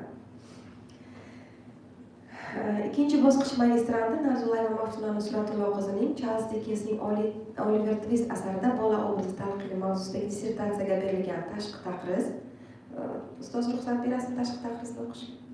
Bugungi kunda bolalar adabiyoti, ayniqsa klassik asarlarning yosh avlodga axloqiy va ma'naviy qadriyatlarni shakllantirishdagi o'rni yanada dolzarb masala hisoblanadi. Shu nuqtai nazardan Narzullayeva Maftuна Nusratullo qizining Charles Dickensning Oliver Twist asarida bola obrazi talqini mavzusidagi magistrlik dissertatsiyasi muhim amaliy ilmiy ahamiyatga ega. Dissertatsiyada Charles Dickensning mashhur asari Oliver Twistdagi bosh qahramon Oliver obrazining adabiy, ijtimoiy va psixologik talqini puxta tahlil qilingan.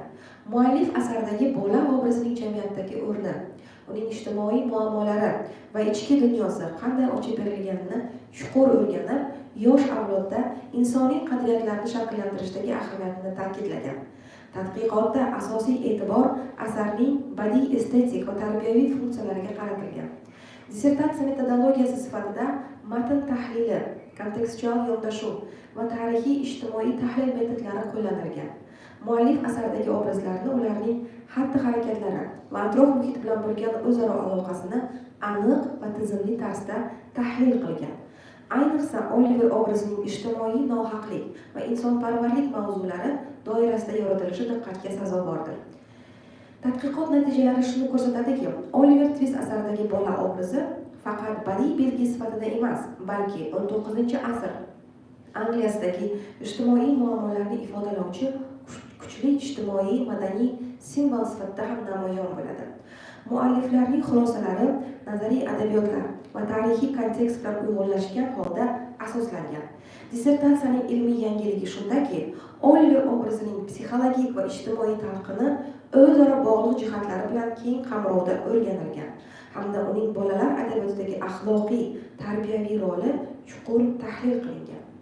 Ishning amaliy ahamiyati pedagogika va adabiyotshunoslik sohalarida, ayniqsa yosh o'quvchilarni tarbiyalashda, darslik va metodik qo'llanmalarni yaratishga qo'llanilishi mumkin. Magistrlik dissertatsiyasi kirish, 3 bob, har bobda bir nechta bo'limlar, xulosa hamda foydalanilgan adabiyotlar ro'yxatidan iborat bo'lib, ilmiy me'yorlarga to'liq javob beradi. Dissertatsiyani tahlil qilish jarayonida ba'zi kamchiliklar, jumladan ba'zi joylarda matnning takrorlanuvchi qismlari va kichik imloviy hamda tunish belgilariga oid xatolar mavjudligi aniqlangan. Shuningdek, foydalanilgan manbalar ro'yxatini yanada tartibli shaklga keltirish tavsiya etiladi. Xulosa qilib aytganda, Narzullayeva Maftulla Nusratulloh qizining Charles Dickensning Oliver Twist asarida bola obrazi talqini magistrlik dissertatsiyasi mavzuining dolzarbligi, ilmiy yangiligi va puxta metodologik yondashuvi bilan ajralib turadi. Ish ilmiy mezonlarga to'liq javob beradi va himoyaga tavsiya etiladi. Professor Haydarov, Buxoro davlat universiteti ingliz tilshunosligi kafedrasi. Rahmat. Rahmatli Bahronova. Endigi navbat Jumayeva Dilnavoz Turkman qiziga. The theme of dissertation, features of naturalism and theaterizers, Sister Carey. Scientific supervisor is Xayrulayeva Nigora Ne'matulayevna, and reviewers Abdullayeva Nabiya Idrisovna and Qobilova Nargiza Sulaymonovna. Dilnavoz Turkmenovna, so you have 10 minutes. Please follow the time management. Speak about the most important and significant points of your dissertation. Thank you. Good afternoon, dear teachers and dear course mates. My name is Jumayeva Dilnavoz Turkmenova. My supervisor is Xayrulayeva Nigora Ne'matulayevna, and my dissertation work is features of naturalism in theaterizers Sister Carey. So, for this, we have 3 chapters, conclusion, and the list of this literature. Each chapter has 2 points, and it is conclusions. So, the object and subject method of the research work. The subject of this research work is analysis of naturalistic features in Sister Carey, including in depiction of characters, psychological and social influences, in the deterministic approach and the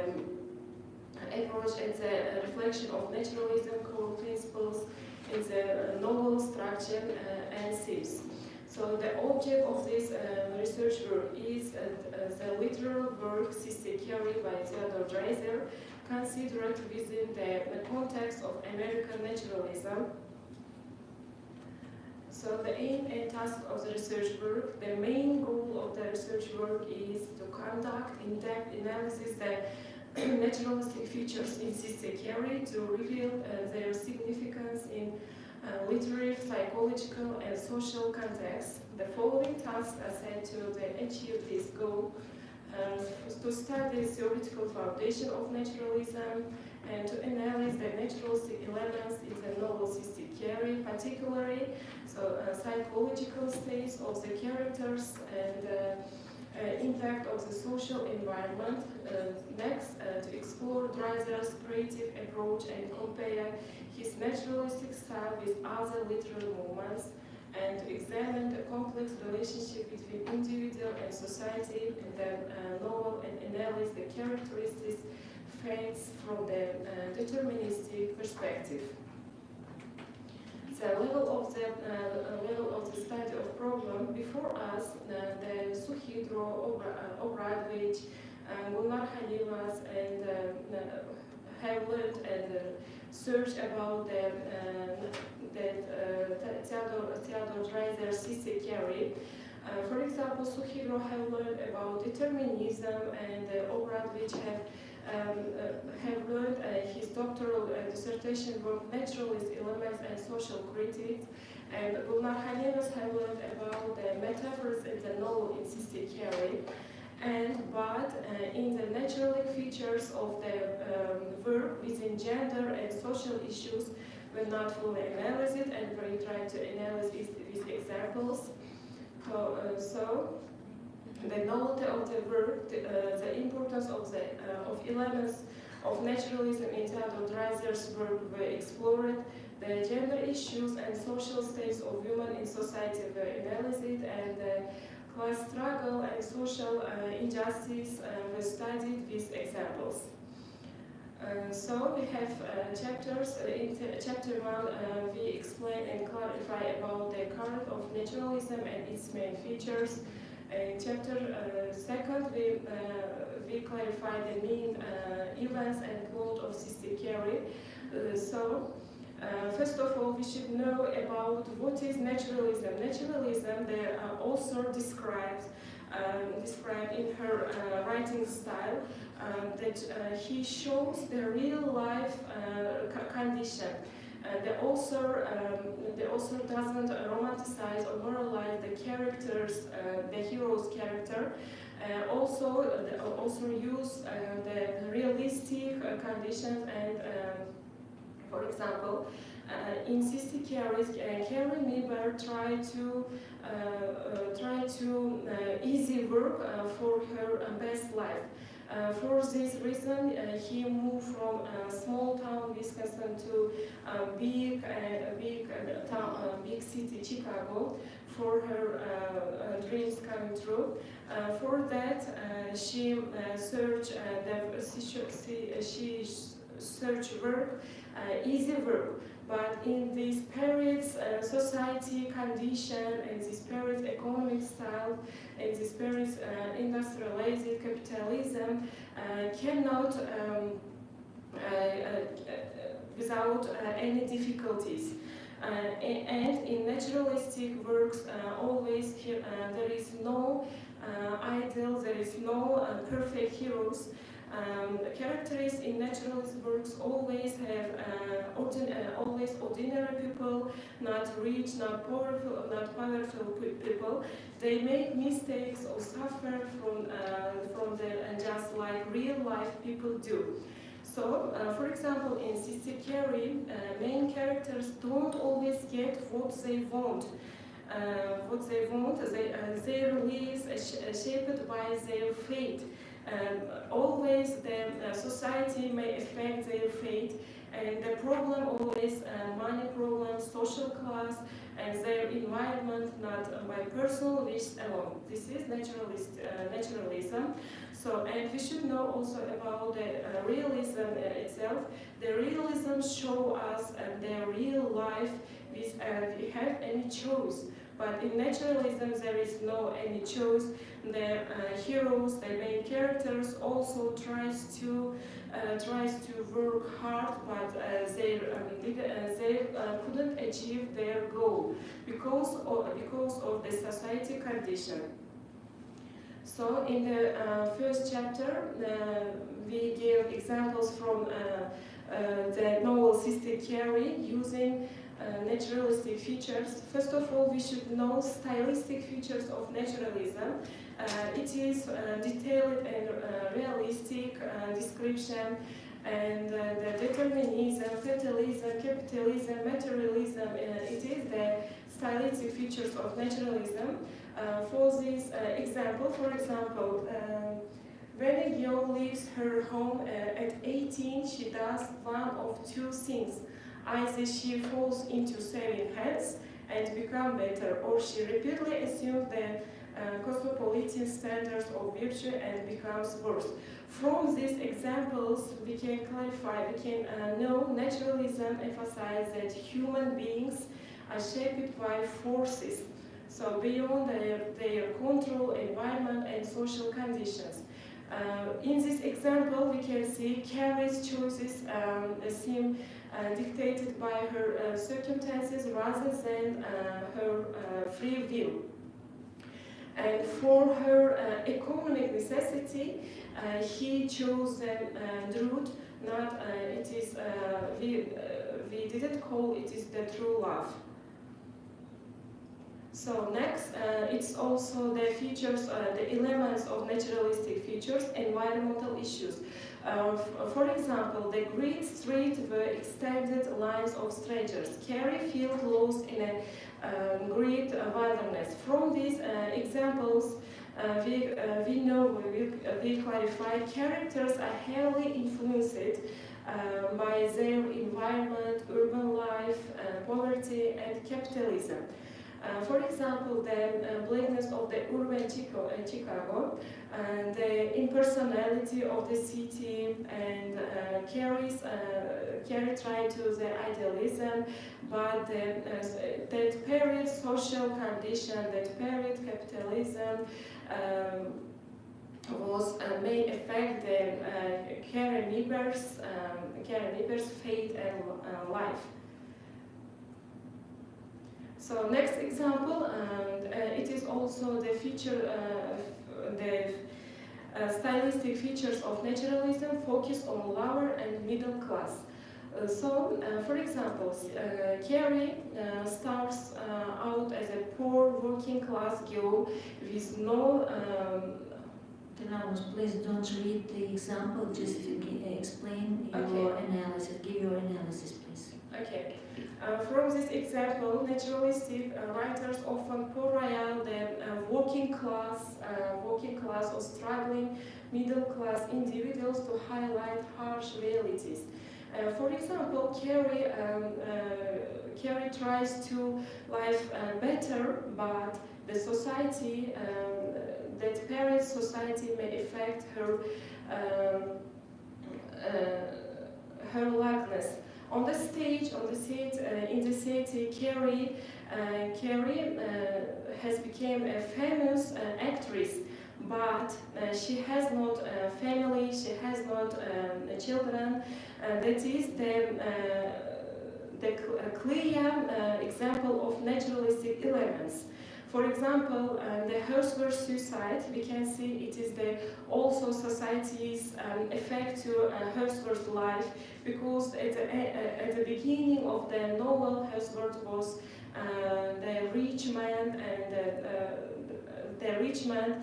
At the end of the novel, he became homeless and hopeless, and its effect his suicide. So at the end of the novel, we can say Carrie is a very famous and very beautiful. Carrie described famous and beautiful woman, but he hasn't inner luck. She has only inner emptiness, because while it is naturalistic verse, at the end of the novel, Carrie stay as a sister, not lovely, a wife, not lovely, or kind mother.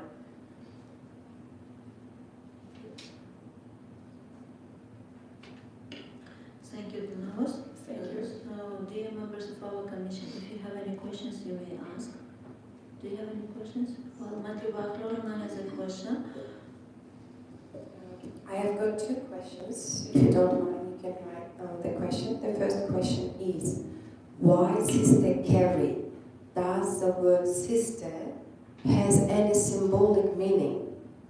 Why not just Carrie, or what was her surname? Niebuhr. Why not just Carrie Niebuhr? Why it is called Sister Carrie? This is my first question.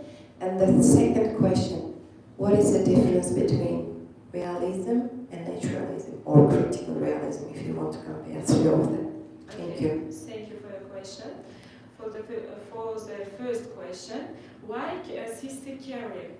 Because of the end of the novel, we can say Carrie is a famous and very pretty woman, but she hasn't her full family.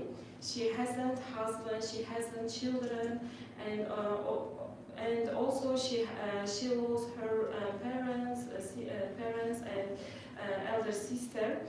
Why sister? And at the end of the novel, Carrie stays as sister, not wife, not mother. The second question: what is the difference between realism and naturalism? The naturalism is the extension of realism. In realism, the author have choice, but in naturalism there is no choice. Always characters should struggle with. It has a gender struggle, society struggle, and the economic system, the capitalism may affect the heroine's fate.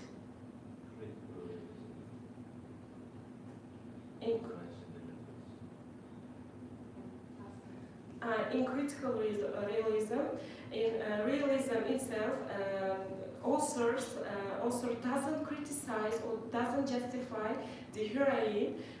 It's up to the reader. Readers think about it is endings or the condition of characters.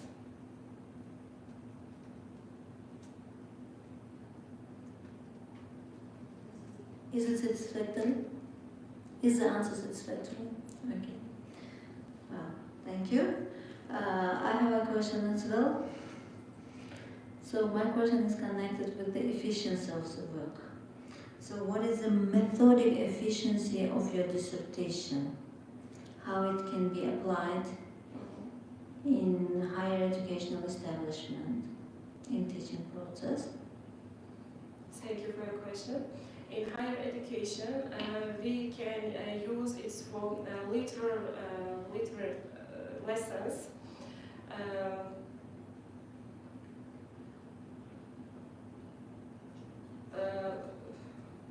Can you repeat your question, please? What is the methodic efficiency of your dissertation? How it can be useful for the teachers in the higher establishment, higher educational establishment? Thank you. In higher education, we can use this novel or the naturalism, realism. In literature lessons, we can use it for higher education.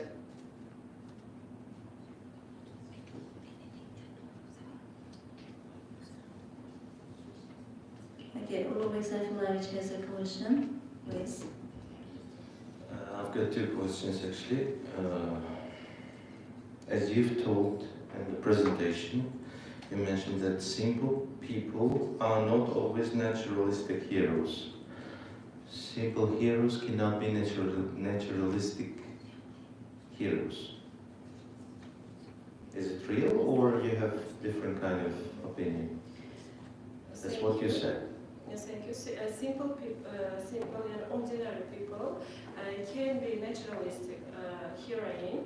Only simple people can be naturalistic heroes. The rich ones are not naturalistic. Rich ones also can be naturalistic heroine. For example, in this novel, we can see Charles Drude and Hertzberg's wife. They are not ordinary people. They are rich people. They have their role in this society, and they should be a naturalistic hero. Be careful picking heroes because Charles Drude is not naturalistic hero. In this novel, Charles is not naturalistic hero, but Hertzberg is naturalistic hero.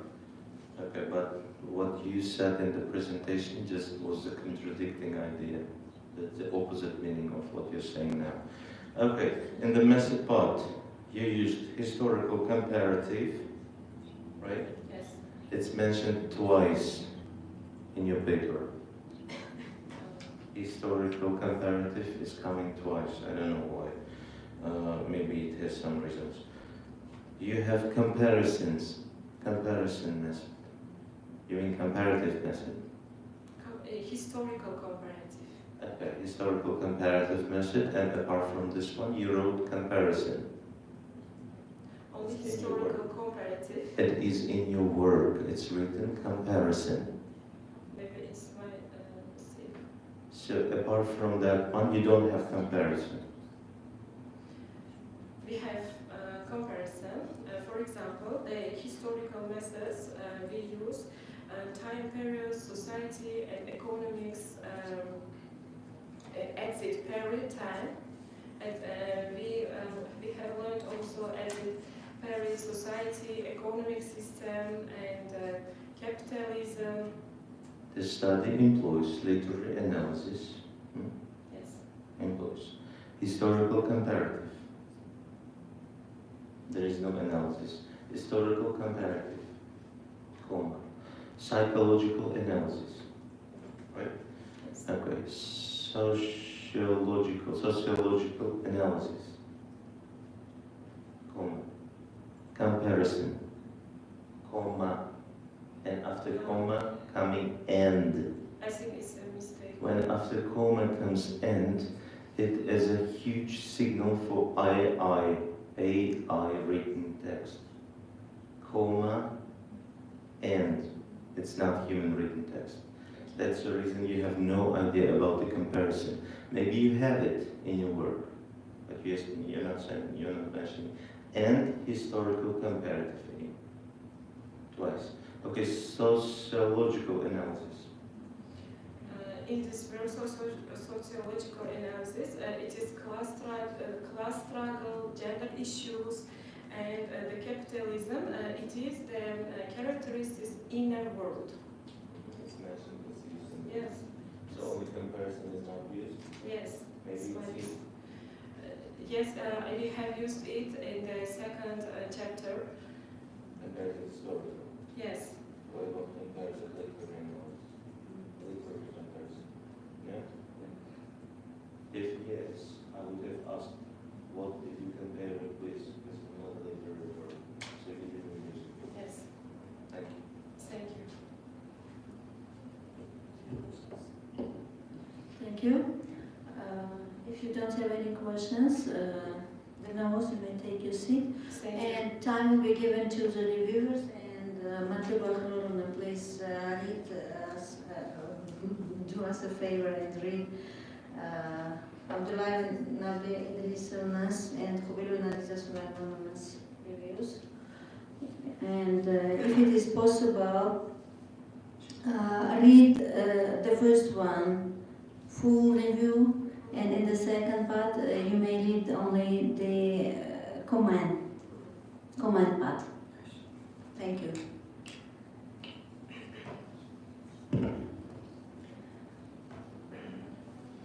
İkinci kurs magistranti Jumayeva Dilnavoz To'lqin qizining Features of Naturalism in Theodore Dreiser's Dissertatsiya nomli magistrik dissertatsiyasiga berilgan ichki taqriz.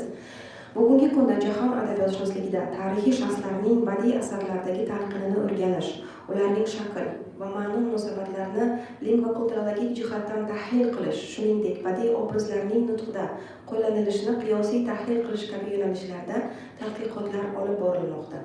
Tarixiy shaxslarning badiiy asarlardagi obrazlari xalqning ma'naviy madaniyati, urf-odatlari, kasb-kori, yashash tarzi va voqelikka munosabati bilan uzviy bog'liqdir. Bunday obrazlar badiiy asarlarning ifodaviy ta'sirchanligini oshirishga xizmat qiladi. Shu sababli tarixiy shaxslarning badiiy talqini uslubiyatda ham muhim o'rin tutadi.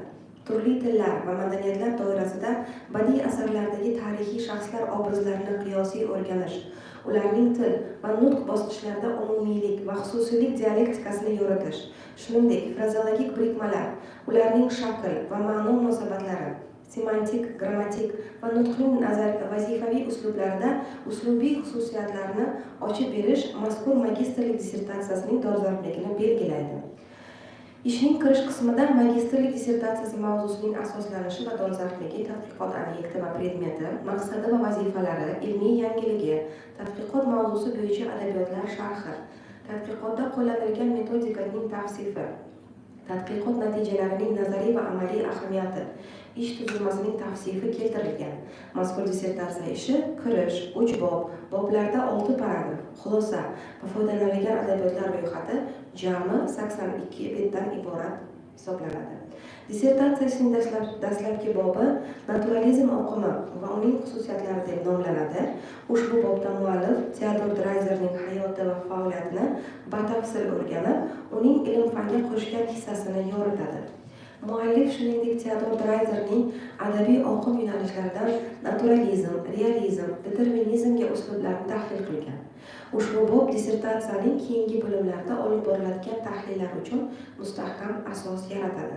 Ishning ikkinchi bobi Baxti qaro Keri asaridagi asosiy voqealar va syujet deb atalgan bo'lib, bu bobda muallif Teodor Dreizerning Baxti qaro Keri naturalizm xususiyatlari aks etgan voqealarning tahlili keladi. Asarda bosh qahramon Keremi bir naturalistik jihatdan 19-asr oxiri va 20-asr boshidagi Amerikada yashagan bu davr sanoatlashish, urbanizatsiya va iqtisodiy o'zgarishlar ajralib turganligini yoritgan. Ishning so'nggi bobi esa Baxti qaro Keri asaridagi naturalizm elementlari deb nomlangan bo'lib, ushbu bobda muallif Teodor Dreizerning Baxti qaro Keri asaridagi naturalizm xususiyatlari ifodalangan misollar bilan tahlil qilinadi. Teodor Dreizerning real voqelikka qarashlari, shuningdek uning naturalizm yo'nalishi qanday aks ettirilganligini tahlil qilinadi. Magistrlik dissertatsiyasini o'qib, tahlil qilish jarayonida yuqorida keltirilgan ijobiy fikrlar bilan birga ishda ayrim taklif, tavsiya va kamchiliklar kuzatildi. Ishda keltirilgan havolalarni tartibga solish kerak. Ishda keltirilgan takror jumlalarni oldini olish kerak. Texnik, mexanik, tinish va imloviy xatoliklar tuzatilishi kerak. 26, 31, 49, 69-betlar. Yuqorida keltirilgan kamchiliklarning bartaraf etilishi ishning ilmiy qiymatini yanada oshirishga xizmat qiladi. Xulosa qilib aytganda, Jumayeva Dilnavoz To'lqin qizining Features of Naturalism in Theodor Dreizer's Sister Keri mavzusidagi dissertatsiya ishi yakunlangan ish sifatida rasmiy himoyaga tavsiya etish mumkin. Osiyo xalqaro universiteti falsafa fanlari doktori Abdullayeva Nabiya Idrisovna. Keyingi tashqi taqrizimizni asosiy qismini o'qiydigan bo'lsam, Jumayeva Dilnavoz To'lqin qizi ushbu magistrlik dissertatsiya ishini yozishda va berilgan vazifalarni to'liq bajarishda talabchanlik bilan harakat qilgan. Bir qator adabiyotshunos olimlar, tadqiqotchilarning ishlaridan foydalangan holda ishni yozib tugatgan, ish o'z maqsadiga erishgan va mavzu aniq yoritib berilgan. Magistrlik dissertatsiyani o'qib tahlil qilish jarayonida yuqorida keltirilgan ijobiy fikrlar bilan birga ishda ayrim taklif, tavsiya va kamchiliklar kuzatildi. Ishning adabiyotlar tahlili qismida bir nechta olimlar nomlari keltirilgan, ularning ishlari havola qilib berilishi kerak. Ishda keltirilgan takror jumlalarni sinonimlar bilan o'zgartirsa, maqsadga muvofiq bo'lardi. Texnik, mexanik, tinish va imloviy xatoliklarni oldini olish kerak. 32, 44, 45 va 60-betlar. Magistrlik dissertatsiyasi qo'yilgan muammo, uning yechimi, mavzu dolzarbligi, tuzilishi va hajm jihatidan talabga javob beradi. Xulosa qilib aytganda, Jumayeva Dilnavozning Features of Naturalism in Theodor Dreizer's Sister Keri mavzusidagi dissertatsiya ishi yakunlangan ish sifatida magistr akademik darajasini olishga loyiq deb hisoblayman va ishni himoyaga tavsiya etaman. Buxoro davlat universiteti falsafa fanlari doktori Qobilova Nargiza Suleymanovna. Rahmat. Rahmat Maktuba. Keyingi so'z navbati Xudoyberdiyeva Filula Ziyaddinovnaga beriladi. The theme of the dissertation, functional analysis of euphemisms in English and Uzbek publicistic genre. The scientific supervisor, Xayrulayeva Nodira Ne'matulayevna, and reviewers, Sadulayeva Matluba and Qobilova Aziza Bahridinovna. So, Filula Ziyaddinovna, you have only 10 minutes, follow the time management, and just speak significant parts of your dissertation. Speak about significant parts of your dissertation. So, speak what is euphemism in English and Uzbek publicistic genre, and what is the advantage of using this euphemism in this genre, and your own contribution. Good afternoon, dear teachers, associates, professors, and master's students. Let me introduce myself. I am Xudoyberdiyeva Filula Ziyaddinovna, my scientific supervisor, Xayrulayeva Nodira Ne'matulayevna. Today I am honored to present my master's dissertation on the topic functional analysis of euphemisms in English and Uzbek publicistic genre. My dissertation consists of introduction, 3 chapters, conclusion, and a list of reference. The object of this research is euphemistic expressions found in Uzbek and English, publicistic materials such as magazines, newspapers, and online articles and reporters. The subject of the research is comparative analysis of euphemisms on the basis of the publicistic genre of the Uzbek and English language. Nowadays, language is more than a means of communication. It reflects society's values, ethics, and culture. Euphemisms as polite and indirect expressions help people discuss sensitive topics such as politics, death, illness, and social issues. In both Uzbek and English media, euphemisms play a key role in shaping public opinion and maintaining social harmony. The aim of the research, euphemisms in English and Uzbek publicistic discourse, and to comparing their use across the languages. According to the general aim of this research, the following tasks of the investigation are put forward. The first, to conduct a comparative study of euphemisms. Sorry for disturbance. Sorry for interrupting your speech. Please speak about the main part. Your introduction part is clear, so we have your dissertation at hand here. And you should speak only about your own contribution. What did you do? What is new here in your dissertation?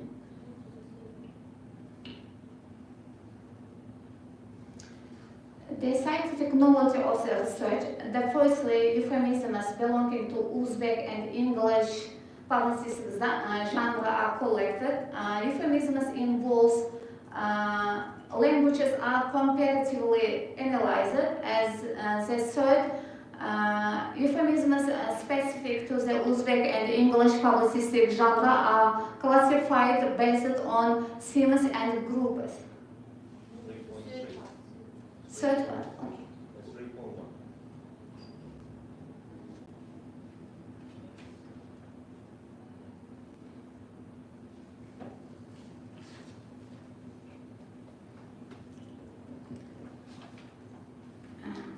Chapter 3. In the final chapter, I classified euphemism based on their thematic and semantic categories. Semantic classification of publicistic euphemisms in Uzbek and English languages. These disability, mental health, old age, economic status, and financial difficulty. That theme, these table examples for the thematic classification of the euphemism. The themes, these disability, economic status, mental health, old ages, employment status, and this of loved one. These groups, English euphemisms passed away this word instead of died, and Uzbek euphemisms which translated into hayotdan ko'z yumdi, departed, o'z safarga otlandı, lost the battle, kasallikka qarshi kurashda yengildi. And the second group, disability, this group includes English euphemism, differently abled, physical challenges, translated into maxsus ehtiyojli, jismoniy imkoniyatlari cheklangan, and economic status. This group includes English euphemism, economical disadvantages, advantaged, moliyaviy jihatdan qiyinchiliklar duchor bo'lgan, and etc. Bilingual euphemism classification table, semantic and thematic. Thematic groups, these translate into o'lim, semantic focus, vafot, o'lim. English euphemism passed away, no longer with us. Uzbek euphemism ko'z yumdi, olamdan o'tdi. And the second group, age, semantic focuses, qarilik, yosh, kattalik. English euphemisms is translated into senior citizen, advanced in age. Uzbek euphemism, katta yoshli, yoshi katta. Disability, this group, semantic group and semantic focus, jismoniy yoki aqliy cheklov. English euphemism translate this word differently able, visual impaired, and Uzbek euphemism farqli imkoniyatli, ko'rish qobiliyati cheklangan. Euphemism in media publicistic genre help make us hard topics easier to understand or accept. Both English and Uzbek publicistic euphemisms covers area like this war, unemployment, and health. Euphemisms are not only polite forms, they can also shape public opinions and hide uncomfortable truths. Knowing how euphemisms are used in media helps us understand the real message behind works. Examples in real publicistic context, English media euphemism and Uzbek media euphemisms, political conflict, reform operation. These translate isloh qilish tadbir. These words we use articles and magazines instead of harsh words. We use euphemisms.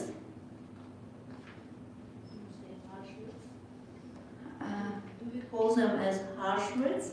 Harsh, how can I say is this? Rude words. No, rude words.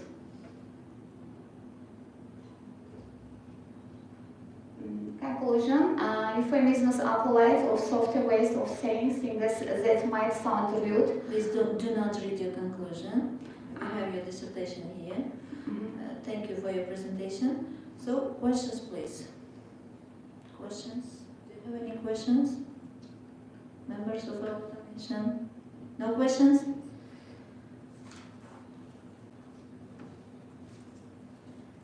Is everything clear? Or not clear? Not clear. So, in order to clarify, we should ask some questions. If you have any questions, please ask questions. And by the answers, we can understand what is the main point of the dissertation. No questions? Then I will ask myself. So, you have shown here in your presentation isloh qilish or reform. Do you consider these expressions as a euphemism, as a softer way of expressing this way? If it is a softer way of expressing this expression, so what is the strict way of expressing this kind of expressions then? Why do you consider them as a euphemism?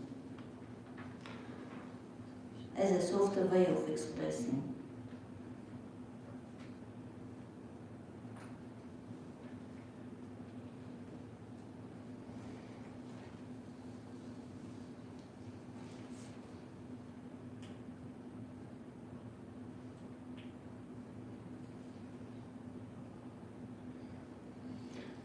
So, first of all, what journals, magazines have you analyzed, have you chosen as an object of your research work, and through your analysis, what softer way of expressions did you notice?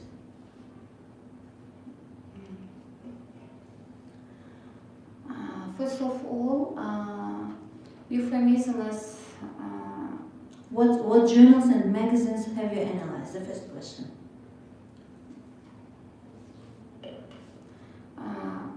Uzbekcha savol beradi. No. Understandable. Your question. I use several magazines and journals. For example, Uzbek and English journalists. English journalists issues of applied linguistics.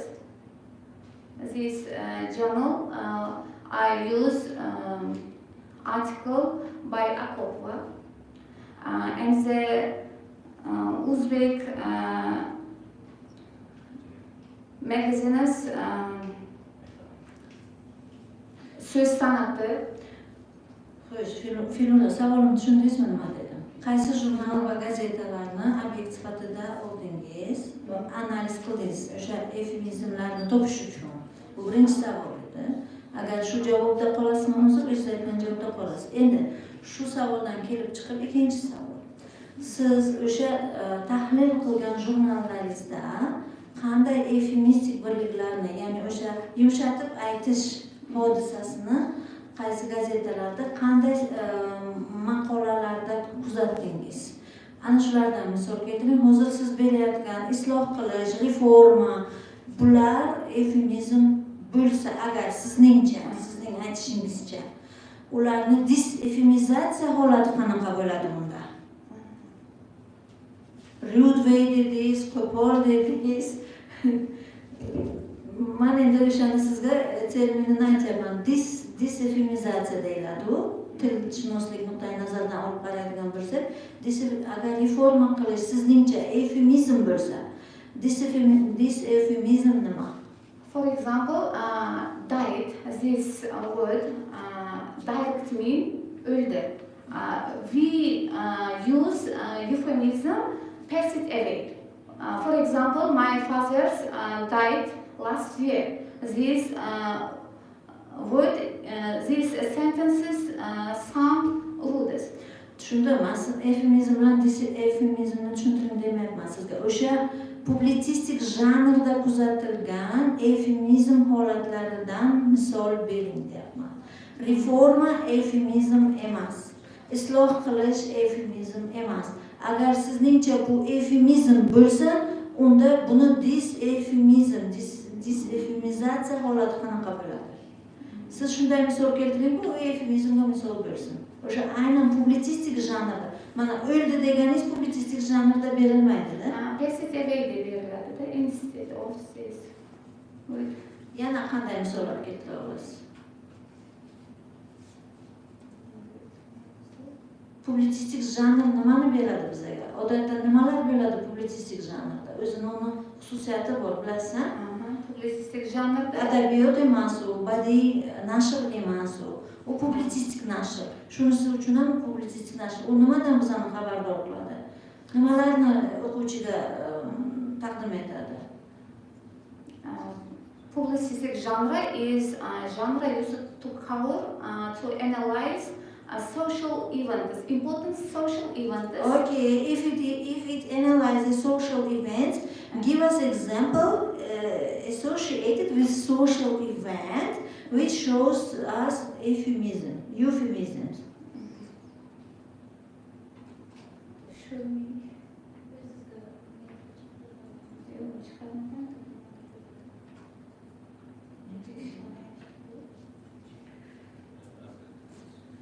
Two questions? Okay. No answers. Yo'q, o'zingizda yo'qmi? Ayta olmaysizmi shunday? Misollaringizni eslab aytib ko'ring. Publitsistik janrda qo'llanilgan efemizmga misol. Siz keltirgan slaydingizda keltirgan misol isloh qilish u efemizatsiya emasda. Reforma degani efemizatsiya emas. Yaxshi, bo'lmasa keyingi savolga o'taylik. Unda ishlagandan keyin ko'rsatarsiz ekzemplingizni. Ulug'bek Sayfullayevda savol bor ekan, marhamat. I want to repeat my questions on the initial defense because he couldn't answer that time. What is the object and what is the research here? The object of my research is euphemistic expression found in English and Uzbek materials such as magazines, journals, newspapers, and articles. Which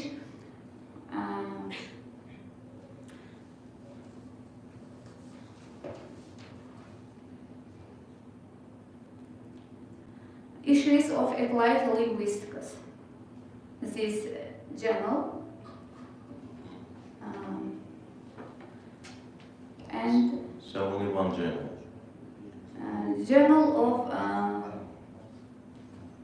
Language and Society Journal. Okay, what are these journals about? About euphemism? No, this name of the journal, Issues of Applied Linguistics, article, Euphemisms Construction in English Thematic Classification as Statistical Analysis by Akokwa. And so the objects are articles related, devoted to euphemism. Then what is done by you? If everything is done by someone else and you're just taking and putting it as an object. Previous time I gave the same question and you had the same expression and the same style of answer. Silence. The reason I'm asking, there is a reference part of the dissertation paper. In the reference part you should put the names, which sources he used. The thing you're talking about is reference. The object will be the journals, the magazines you work to find the euphemisms from. euphemistic expressions. Euphemistic expressions is the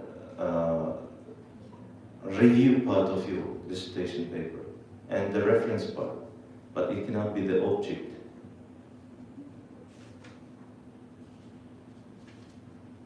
Publicistic genre using. Publicistic genre deganimizda eufemizm haqidagi maqolalar bo'lmaydi, barcha maqolalar bo'ladi. Demak, barcha maqolalarda o'zbek va ingliz tilidagi barcha maqolalarda eufemizmlarni ishlatilishi degan mavzuni olyapsiz. Lekin obyekt qilib eufemizm haqidagi maqolalarni olyapsiz. Unaqa bo'lmaydi-da. Eufemistik birliklarni barcha jurnallardagi Eufemistik birliklarni obyekt qilib olyapman.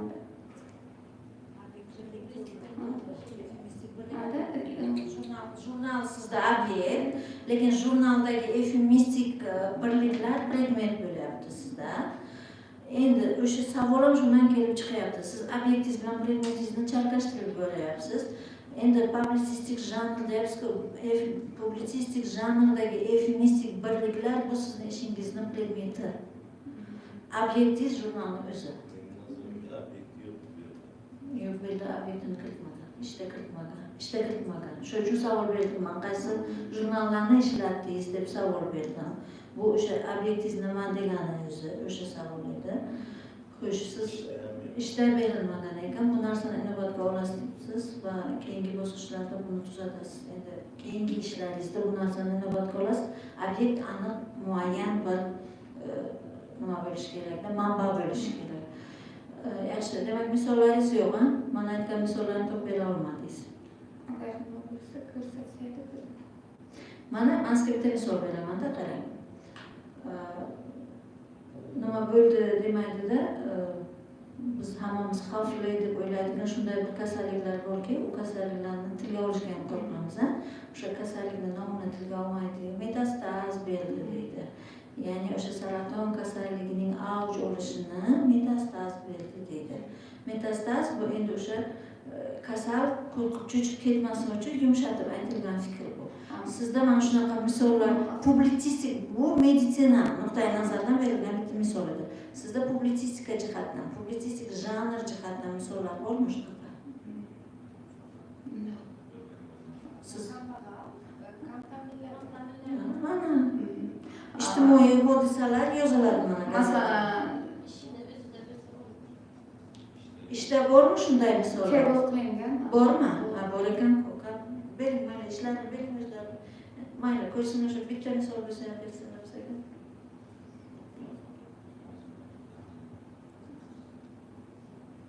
Table bor ekan, ko'rsin jadvalda bor ekan.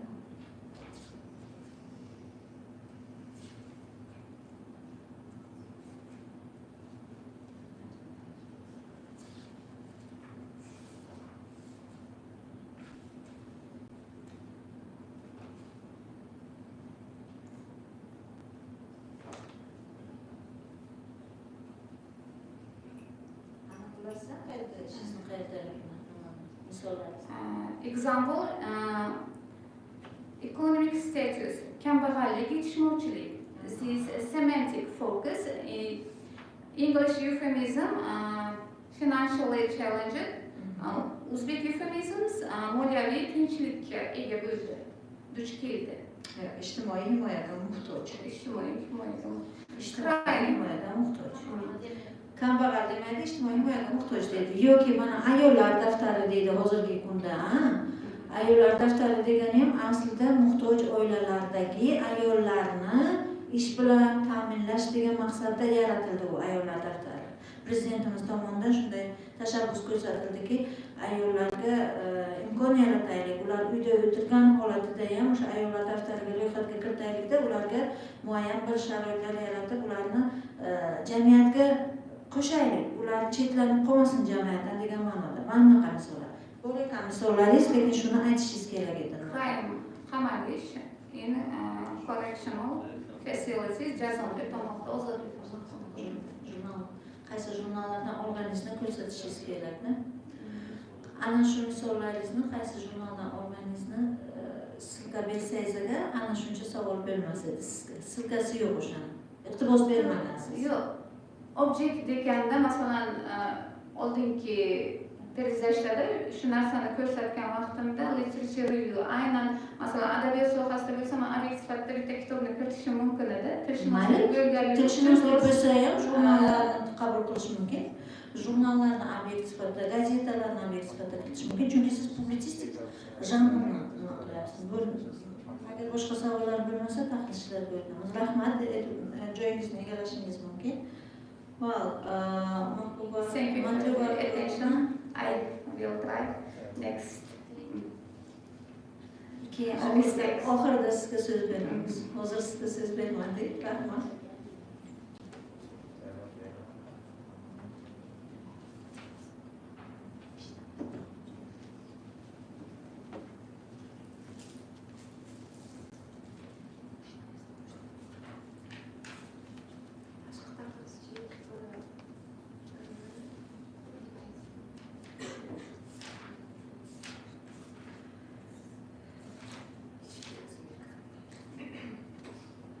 Ikkinchi bosqich magistranti Xudoyberdiyeva Filura Ziyadinovna tomonidan magistr akademik darajasini olish uchun Functional Analysis of Euphemisms in English and Uzbek Publicistic Genre mavzusida yozilgan magistrlik tadqiqot ishiga ichki taqriz. Mazkur tadqiqot ishi Functional Analysis of Euphemisms in English and Uzbek Publicistic Genre mavzusiga bag'ishlangan bo'lib, ingliz va o'zbek tillaridagi eufemizmlarning publisistika matnlaridagi funksional qo'llanilishi, lingvistik va madaniy pragmatik jihatdan o'rganishga qaratilgan. Ishda mavzuning ilmiy va amaliy ahamiyati asoslangan, mavzuning dolzarbligi nazariy tilshunoslik teoriyasidagi o'rni aniq ko'rsatilgan. Dissertatsiya kirish, 3 ta bob, xulosa va foydalanilgan adabiyotlar ro'yxatidan iborat. Kirish qismida tadqiqotning dolzarbligi asoslab berilgan, maqsad vazifalar, ilmiy yangilik, metodologik asoslar va amaliy ahamiyat ko'rsatib o'tilgan. Til inson tafakkuri va madaniyatning asosiy ifoda vositasi bo'lib, unda ijtimoiy hayotning turli jihatlarini aks etadi. Ayniqsa eufemizmlar yana noqulay, nozik yoki ijtimoiy jihatdan sezgir holatlarni yumshoq muloyim ifodalash vositalari zamonaviy kommunikatsiya jarayonida muhim ahamiyat kasb etadi. Ushbu tadqiqot ishi ingliz va o'zbek publitsistik janrida efemizmlarning shakllanishi, qo'llanilishi va tasnifini chuqur o'rganishga bag'ishlangan bo'lib, mavzuning dolzarbligi beqiyosdir. Globallashuv sharoitida madaniyatlararo muloqotning jadallashuvi fonida efemizmlarni chuqur o'rganish, anglash, ularni to'g'ri tarjima qilish va kontekstda to'g'ri talqin etish tilshunoslar, tarjimonlar va jurnalistlar uchun dolzarb masala hisoblanadi. Tadqiqot ishi kirish 3 ta asosiy bob, umumiy xulosa va foydalanilgan an'analar ro'yxatidan iborat. Ish mantiqan mukammal tuzilgan, har bir bobda konkret masala ko'tarilib, aniq tahlillar orqali asoslar berilgan. Kirish qismida ishning maqsadi, vazifalari, dolzarbligi va tadqiqot usullari aniq bayon etilgan. Birinchi bob The Issue of Euphemisms in English and Uzbek Languages bo'limida o'zbek va ingliz tillaridagi eufemizmlarning kelib chiqishi, rivojlanishi va jamiyatdagi o'rni tahlil qilingan. Bir bandda o'zbek tilidagi eufemizmlar tarixiy va madaniy nuqtai nazardan o'rganilgan.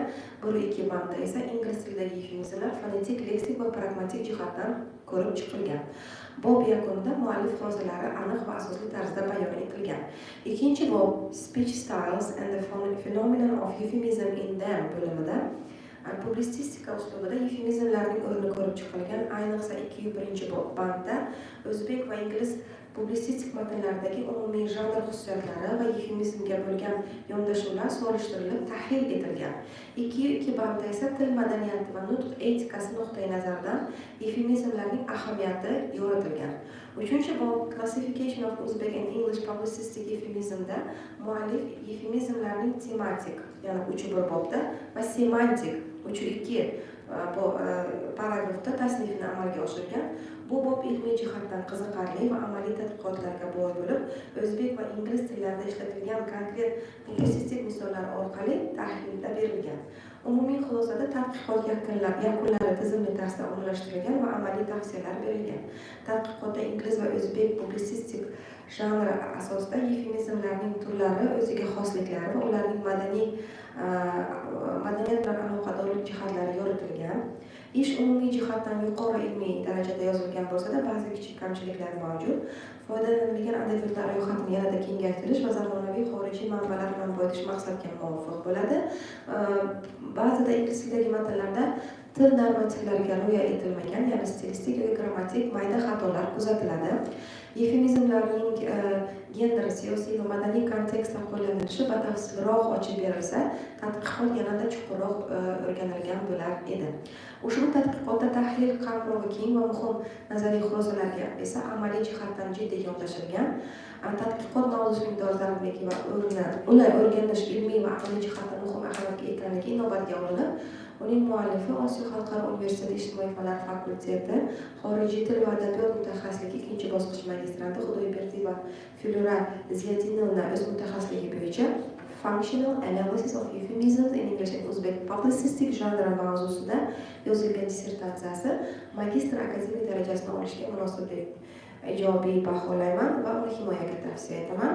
Osiyo xalqaro universiteti vaqtincha vazifasida bajaruvchi dotsent Matluba Sadulayeva Ahrorovna. Tashqi taqrizimiz asosiy qismlarini o'qiyman. Ushbu tadqiqotning muhim jihatlaridan biri u publitsistik janrdagi til vositalari orqali jamiyatdagi sezgir mavzularni qanday yumshoq ifodalash mumkinligini ochib beradi. Ishda keltirilgan misollar, tahlil va kuzatishlar asosida muallif mavzuga chuqur yondashgani yaqqol seziladi. Mazkur ishning yutuqlari bilan bir qatorda quyidagi kamchiliklari ham mavjud. Ishda ba'zi joylarda imloviy va uslubiy xatolarga yo'l qo'yilgan. Ayrim fikrlar aniq manbalar bilan mukammallashmagan yoki izohi yetarli darajada berilmagan. Shunga qaramay, mazkur tadqiqot ilmiy ish sifatida o'zining dolzarbligi, yangiligi hamda mavzuga oid nazariy amaliy qarashlarni qamrab olishga harakat qilgan. Tadqiqot mavzusining dolzarbligi va uni o'rganish ilmiy amaliy jihatdan muhim ahamiyatga egaligini inobatga olgan holda Xudoyberdiyeva Filura Ziyadinovna o'z mutaxassisligi bo'yicha Functional Analysis of Euphemisms in English and Uzbek Publicistic Genre mavzusida yozilgan dissertatsiyasi magistr akademik darajasini olishga munosib deb hisoblab, ijobiy baholayman va uni himoyaga tavsiya etaman. Buxoro davlat universiteti falsafa fanlari doktori demak Qobilova Aziza Bahodirovna adashmasam. Bahridinova. Rahmat. Endi keyingi so'z navbatini Qurbonova Shahlo Yuktaminaga beramiz. The theme of the dissertation is the description of the hero's psyche in the novels of the 20th century American modernism genre. Scientific supervisor is Xorijiy Sora, and reviewers are Abdullah Islamna and Hadar Fanmarinskar. So, Shahlo Yuktamina, the same to you. So you have only 10 minutes, follow time management, and just speak about the main and significant points. So your contribution in defining hero psyche in modernism genre, in American modernism genre. So speak about the description of the hero psyche. Good afternoon, dear teachers and master students. Today my research work is about the description of the hero psyche in the 20th century American modernism genre. My supervisor is Xorijiy. My name is Qurbonova Shahlo Yuktamovna, and my research work comprised of introduction, 3 chapters, 6 paragraphs, conclusion, and the list of used literature. And the object of the research work is American writer Don DeLillo's White Noise is chosen, and subject is the examination and analysis how psyche of heroes is represented in and developed in Don DeLillo's White Noise. The tasks of the research work is the main goal of the research is to analyze Don DeLillo's White Noise through the lens of 20th century American modernism, focusing on the psychological portrayal characters and the novel's genre characteristics. They identify key features of modernism and postmodernism in White Noise and examine its place in 20th century American literature. Analyze the psychological states of the characters, particularly in their fear, anxieties, and responses to modern life. Investigate the impact of mass culture, media, and consumer society, and characters' perception of reality. The scientific novelty of the research is in this dissertation we analyzed perspective gender classification, not only postmodernism but also in relation to modernism literary traditions. We also revealed psychological analysis of characters. It means their existential anxiety, fear of death, and struggles with identity in information-saturated society. We also analyzed media and consumer society, how they feel in mass media like TV, radio, and internet society. We also made implementation of lexical devices in the exploration of psychological image of the heroes, like lexical devices like metaphor, metonymy, irony, epithet, repetition, onomatopoeia, and other lexical devices. Review on literature of the topic. As we know, so many scholars worked in Don DeLillo's White Noise. They are Tom LeClaire, Virginia Woolf, John Bulliard, and Mark Austin, and others. From Uzbek writers, Abduqodir Yahyobek analyzed this work, methodical description of the research. We analyzed this work in qualitative approach method and with lexical devices, syntactic analysis. and theoretical and practical significance of the research. This research offers a significant and theoretical contribution to literary studies by depending on psychological interpretation of Don DeLillo's white noise. And in the first chapter, we analyzed the importance of psychological analysis and introduction to Don DeLillo's white noise. In this chapter, we analyzed about the novel. The novel is about Jack Gladney family, who was protagonist, who studied Hitler studies, and he lived with his family. The main characters, Babette, Henry, and Wilder. Shahlo, Okay. your own contribution, please. Okay. In the third chapter, we analyzed our novelty. It is lexical devices. Now I will read. They are metonymy, irony, metaphor, and now. Why do these possessions carry such sorrowful weight? In this example, the metaphor of weight symbolizes emotional burden and some consciousness grief. The entire infrastructure is based on heat, breeds more heat, and death of the universe. In this extract, repetition is utilized. And so many examples can be for lexical devices on the third chapter. Yes. Thank you. So, questions, please, if you have any questions. So, Shahlo, I have a question myself. So, you're giving examples of metaphor, episode, and what else? Metonymy, irony, repetition. Repetition. So, what is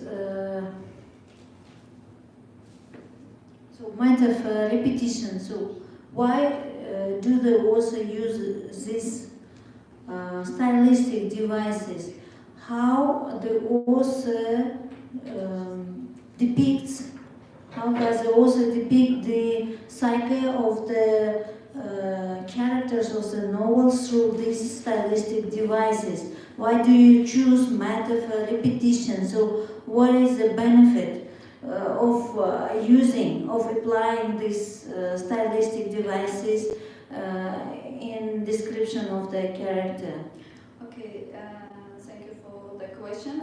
In my opinion, the writer utilized the lexical devices in his novel to do his novel more colorful, and I analyzed it in the third chapter for doing novelty of my research work. Psychological analysis.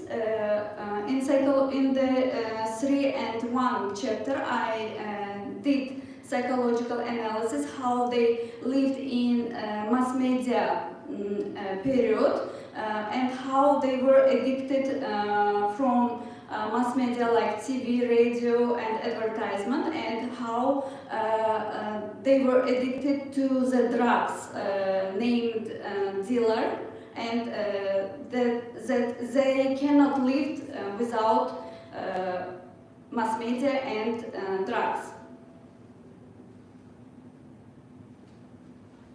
So you want to say that these stylistic devices helped to depict the inner feelings and outer effects or impacts of the society? Yes. Okay, thank you. So next question is, why did you choose this novel exactly? When I was at the first course, my advisor recommend me this novel because it is one of the masterpieces in American literature. That's why I choose this novel. Thank you. Thank you. Questions? Please, Olga Sefcovic. First of all, I'll come with the shortcomings. Subject and object section is like misused, so I have no idea about subject and object. It's not mentioned here. Maybe some sentences, but not related to the subject and object. You will clarify that one. And apart from that one, which methods are used? Because in the method part, you use some combination of sentences which are not fit to the method part. No information about the method, so methods. Qualitative method. It is writers' interviews, opinions about my research work about the novel, and then I used stylistic analysis. Yeah, in your speech you spoke about qualitative method and lexical devices method and theoretical analysis. I've written this one too. Yes. Because, and that's all, right? Yes. Okay. If you look at I used also graphs. Okay. Okay. Let it be. Third chapter, title. Read the title. Psychological and literary analysis. The main heroes. Psychological analysis. It's a message. Yes, psychological. Literary analysis. It's a message. And the first chapter name. Overview of American modernism. Overview is of American modernism will be related to historical analysis. Yes. But the subchapters do not fit to historical analysis. Maybe the title is wrong. Okay. So have you used historical analysis Yes. for the first chapter? Yes. So you should mention all the analysis type you used. And for object and subject, clarify. Object and subject.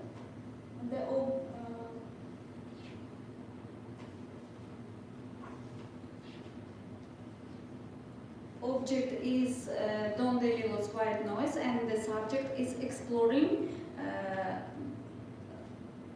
analysis in this novel. Then it's not mentioned in the paper. Thank you.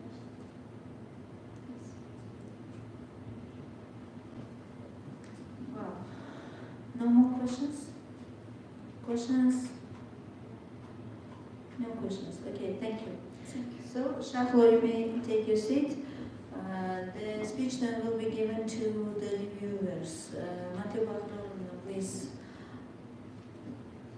Do us a favor. Do me a favor. Read this one, please. Thank you.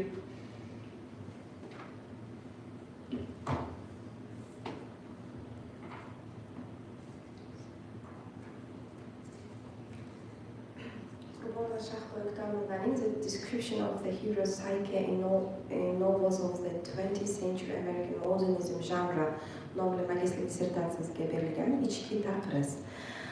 Ishning kirish qismida magistrlik dissertatsiyasi mavzusining asoslanishi va dolzarbligi, tadqiqot obyekti va predmeti, maqsadi va vazifalari, ilmiy yangiligi, tadqiqot mavzusidagi adabiyotlar sharhi, ish tuzilmasining tavsifi keltirilgan. Dissertatsiya ishining dastlabki bobi zamonaviy AQSh adabiyotida qahramonning ruhiy holati tasviri ifodalanishi o'rganilgan. Ikkinchi bobda Amerika modernizmi janridagi asosiy mavzular sharhi va ularning qahramon ruhiyatiga ahamiyati va Don DeLilloning White Noise romanida ko'tarilgan asosiy mavzularning tahlili, AQSh modernistik adabiyoti an'analarining davom ettirilishi, xarakterlar rivojlanishining badiiy tarqini batafsil tahlil qilingan. Uchinchi bobda asosan romanning asosiy qahramonlar ruhiyatini yoritishga psixologiyaning roli haqida va romandagi qahramonlar psixologik obrazni tadqiq etishda leksik vositalarning qo'llanilishi yozilgan hisoblanadi. Magistrlik dissertatsiyani o'qib tahlil qilish jarayonida quyidagi taklif, tavsiya va kamchiliklar kuzatildi. qahramonlar ruhiyatini tahlil qilishda adabiyotshunoslik bilan birga psixologiya, sotsiologiya va tarix fanlaridan ham foydalanilsa maqsadga muvofiq bo'lar edi. Ishda keltirilgan havolalar tartibga solinishi kerak. Ishda keltirilgan takroriy jumlalar olishi kerak. Texnik mexanik tinish imloviy belgilar mavjud. 25, 37, 48, 49 va 54-betlar. Xulosa qilib aytganda, Qurbon va Shahlo O'ktamovlarning The Description of Hero Psyche in the Novels of 20th Century American Modernism genre mavzusidagi ishi magistrlik akademik darajasi olishga loyiq deb hisoblayman. Falsafa fanlari doktori Abdullayeva Nabiya Idrisovna Xalqaro Osiyo universiteti. Tashqi taqriz ish struktura jihatidan mantiqan aniq tuzilgan, kirish asosiy boblar va xulosa qismlari o'zaro bog'langan. Ishning kirish qismida magistrlik dissertatsiyasi mavzusining asoslanishi va dolzarbligi, tadqiqot obyekti va predmeti maqsad va vazifalari, ilmiy yangiligi, tadqiqotda qo'llanilgan metodikaning tavsifi, natijalarning nazariy amaliy ahamiyati va ish tuzilmasining tavsifi keltirilgan. Dastlabki bobda inson ruhiyatining o'rni va uning ifodalanishi, qahramonlar ruhiy holatlariga ta'sir etuvchi omillar va Don DeLilloning White Noise romanida asosiy fikr yuritilgan. Ikkinchi bobda Don DeLilloning White Noise romanida individual uslub orqali qahramonlarning shiddatli emotsional va ichki kechinmalarini tasvirlash vositalari va usullari haqida ham alohida tahlil olib borilgan. Uchinchi bob asosan White Noise romanining asosiy qahramonlari Jack Glenning, Babette, Wilder, Heinrich ruhiyatini yoritishga qaratilgan bo'lib, leksik vositalarning qo'llanilishi keltirilgan. Mazkur ish adabiyot ilmiy uslubda yozilgan mustaqil fikrlar tahlillariga boy. Mazkur ish demak kamchiliklar aytilmagan. Bu taqrizda magistrlik dissertatsiyasi ilmiy tadqiqot ishining asosiy talablari va me'yorlariga to'liq javob beradi. Ish mustaqil fikrlash, adabiy tahlil qilish, nazariy va amaliy bilimlarni qo'llash borasida yuqori darajadagi tayyorgarlikni ko'rsatadi. Buxoro davlat universiteti professori Haydarov Anvar Askarovich. Rahmat. Rahmat Matluba. Keyingi navba Fazlullayeva Aziza Ibadullayevnaga beriladi. The theme of dissertation is reflection of modernism characteristics in the works of William Faulkner. Scientific supervisor is Karimova Saidullayevna, and reviewers are Gafarova Zumba and Davlatova Mikhail Hasanovna. So, Aziza Ibadullayevna, you have only 10 minutes for presentation of your dissertation. Okay. Good afternoon, dear teachers and master students. I'm Aziza Ibadullayevna, and the theme of my dissertation is reflection of modernism characteristics in the works of William Faulkner. As the object of the research work, my research work consists of 3 chapters, and the introduction, 3 chapters, and the list of literature and conclusion. The object of the research work is a reflection of modernism characteristics in literature with examples drawn from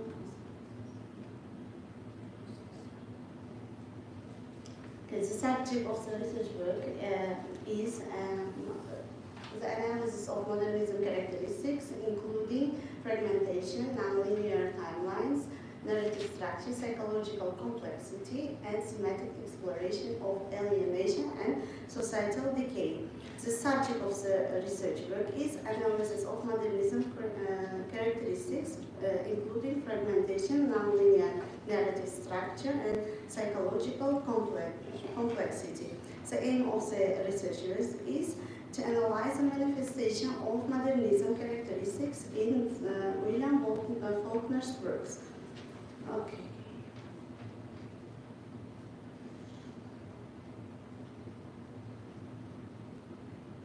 Okay. The scientific novelty of the research work is this study represents the first comprehensive analysis of reflection of modernism characteristics in William Faulkner's work Previous studies have only focused on individual modernist elements of Faulkner's work, and this research work examines how fragmented narrative structures, nonlinear timelines, and psychological depths integrated into his broader semantic framework. Literature review on the theme of research work.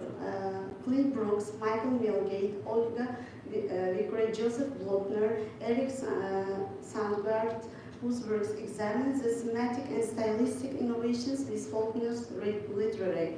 Samuel DeLeary have analyzed reading challenge in Faulkner's The Sound and the Fury. And Dubovic's works examining Faulkner's 1930s and 1940s writings within the context of epic genres have enriched the understanding of Faulkner's techniques.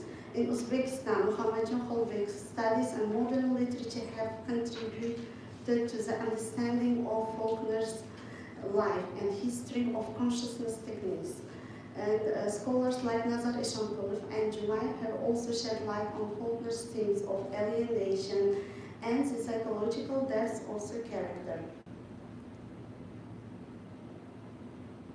Okay, let me turn to the main part of my dissertation. The third part is the main part of the dissertation, the storytelling of William Faulkner and the reflection of traditions of modern American literature in author's work. As you know, William Faulkner's the main major work is The Sound and the Fury novel. Its important story about personal thoughts and the challenges people face in Southern society. The novel closely at the Compson's family. The Compson's family, this book is told by four main characters. Faulkner's look how the Compson family falls apart by showing the different views of Benji, Quentin, and Jason Compson, memories and social rules that used to be important in Southern life. Each character's struggle, especially in relation to honor, gender, and family dynamics, reflects the broader tension within Southern society. When we look at the Sound and the Fury by analyzing, we come across with the memory, trauma, and the legacy of the South. The Quentin's struggle with honor and identity. Benji's narrative, the emotional impact of social norms. And Jason's cynicism and resentment. Individual psychological and fragmentation of identities. We can come across with this. Okay, we have got some examples from the novel which can show us the inner life, inner world, inner emotions of the characters. For example, I give you the days the way we gave it to you all night, so that you can live in this world, but I will not let you live in it. You have failed us. These words are told by Quentin, by the brother of Candy, who is lost his virginity. This person is very connected with the past. And this moment shows how personal and family and identity closely linked to keeping honor. When honor is lost, a big problem for character. For Quentin, losing his honor is damaging, making hard for him to handle the changes in his life. The next example is the words of Benji. Benji is a mentally disabled person. By repeating the words Katie, Katie, Katie, Benji wants to say he misses his sister, but he can't understand why he is not coming. He is in the middle of the past and present. The next character is Jason. Jason is very cares more about money. By these words, we can analyze his words. The difference between being a man and gentleman is a hell of a lot of more money. There is no money, there is nothing left. But this damn house, I'll never have enough money to put the poorer fall back in it. By these words, we can know that Jason's care more about money and power. He does not pay attention to his family, their problems. The next book is, it's also by William Faulkner's work. It is As a Lay Day, 15 in total. Each narrative contributes at least one in monologue. There are 59 monologues, and mostly we will see the monologue of Darrell. He is in the center of the book, and Cash also, Warman also, and this is a story about the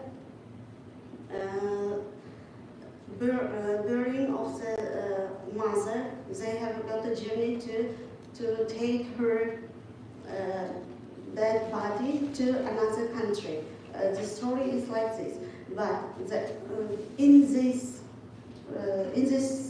novel we can see mostly the isolation. All of the characters are isolated. For example, the main character is Eddie. Eddie is alone. She mostly used the first narrative by using I, and she's mostly explains that she's alone. For example, my children were of me alone, of the wild blood boiling along the earth, of me and of all that lived, of none, of all. And by saying the I, she isolates herself. She is alone. She, from her pregnancy to giving the birth, she shows that isolation of her. It's a main theme of modernism. The next one is Darrell. The connection between two novels, Darrell and Benji, is they have got a connection with them. For example, both of them are mentally disabled person. Faulkner himself stated that Darrell was mad from the start. He also has got some repeated words like yes, yes, yes. Maybe because he feels Darrell's keeping saying yes because he feels the need to agree with everything around him. Maybe some scholars argue that yes, maybe by yes he wants to say no. He wants to be against his family.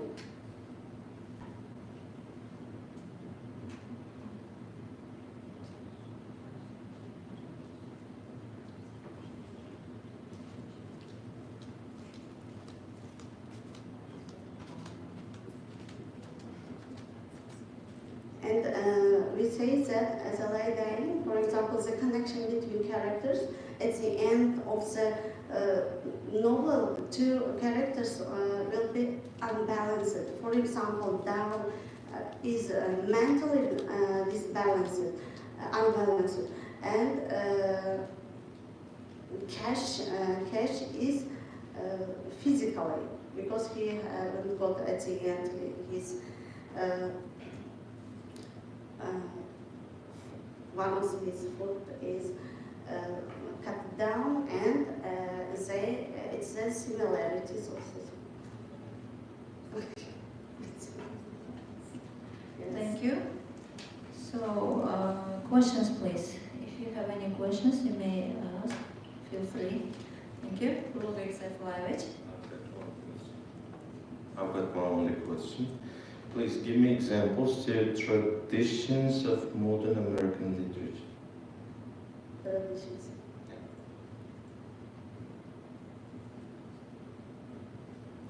Traditions of modern American literature.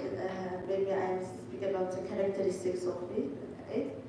Modern American literature. In modernism, the writers mostly look into the inner life of the person, their how to say, their feelings, their emotions, their thoughts are in the first place. So which traditions of modern American literature reflect in Faulkner's works and which do not reflect? For example, non-linear timelines. We have both non-linear timelines. For example, oral narrative techniques, also non-linear timelines. For example, in the book, The Sound of the Fairy, it is non-linear, but as I laid name, it is linear, non-linear, and the multiple perspective also. Modernists mostly write short stories. The novel is like short stories.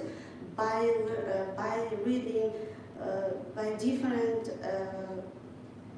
characters, we can understand the story differently. Thank you. Questions, please? No questions? Then I will ask myself. Okay. I have two questions as well. So first of all, when does the modernism appear? After World War II, yes. When does modernism appear? The first question. And the second, what characteristics of modernism does the novel include or depict? Thank you very much for your question. Modernism appeared in late 19th century, in the early 20th century. It was a rejection of realism. If the realist describes the real life, modernists pay attention to the inner life of the person. Inner life in their stream of consciousness was in the first place, and fragmentation, non-linear timelines, and psychological complexity. It was in the first place in modernism literature. Okay, thank you. Thank you, Adabiyot. You may take your seat, and speech time will be given to your reviewers.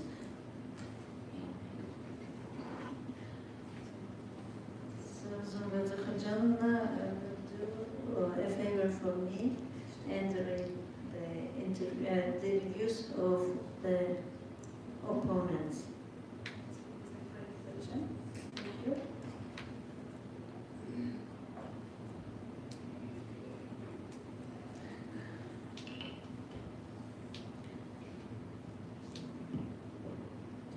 Magistrant Fayzullaeva Azizay Batullayevaning Reflection of Modernism Characteristics in the Works of William Faulkner mavzusidagi magistrlik dissertatsiyasiga berilgan ichki taqriz. Magistrant Fayzullaeva Azizay Batullayevaning tomonidan tayyorlangan ushbu magistrlik dissertatsiyasi 20-asr adabiyotidagi eng murakkab va chuqur yo'nalishlardan biri bo'lgan modernizm oqimi doirasida yozuvchi William Faulkner ijodini chuqur va tizimli o'rganishga qaratilgan. Dissertatsiya zamonaviy adabiyotshunoslik doirasida dolzarb bo'lgan muammoni ko'tarib chiqqan bo'lib, adabiy estetik, madaniy, falsafiy va psixologik tahlil elementlari bilan boyitilgan. Birinchi bobda modernizm harakatining adabiyotdagi shakllanishi, uning nazariy asoslari, adabiy o'qimning asosiy xususiyatlari, shuningdek 20-asr Amerika adabiyotidagi tarixiy, iqtisodiy va madaniy kontekst tahlil etilgan. Ushbu bobda modernizmga oid zamonaviy adabiy nazariy manbalarga tayangan holda harakatning ilmiy tavsifi berilgan. Ikkinchi bobda William Faulkner ijodida vaqt, xotira va ong kabi tushunchalarning badiiy talqini yoritilgan. Ayniqsa The Sound and the Fury va As I Lay Dying asarida ko'p qavatli vaqt strukturalari, ichki monolog va o'qimlar yordamida berilgan psixologik chuqurlik tahlili alohida ahamiyatga ega. Faulknerning postmodern adabiyotda ko'rsatgan bevosita va bilvosita ta'siri ham baholangan. Uchinchi bobda Faulkner asaridagi non-verbal elementlar, imo-ishora, sukunat, ramzlar, makon va voqelikning joylashuvi orqali berilgan ma'naviy va psixologik holatlar tahlil qilingan. Bu jihatlar orqali muallif yozuvchining nafaqat estetik uslubini, balki jamiyat va individ o'rtasidagi murakkab aloqalarni ham ochib bergan. Shuningdek, bob ichida obrazlar aro munosabatlar orqali modernistik yondashuvning ifodasi berilgan. Ilmiy va amaliy ahamiyati jihatidan dissertatsiya, adabiy estetik kurslar, zamonaviy adabiyot tahlili, modernizm va postmodernizmga oid fan modullarida qo'llanishi mumkin. Shu bilan birga, bu ish magistrlar va yosh tadqiqotchilar uchun metodik yo'l-yo'riq sifatida ham xizmat qiladi. Tavsiyaviy xarakterga ega bo'lgan kamchiliklar quyidagilardan iborat. Birinchidan, ayrim fikrlar va iboralar akademik uslubda yanada aniq va qisqaroq ifoda etilishi mumkin edi. Ikkinchidan, grafik yoki diagrammalar qo'shilganida murakkab g'oyalarni vizual tarzda tasavvur qilish osonlashar edi.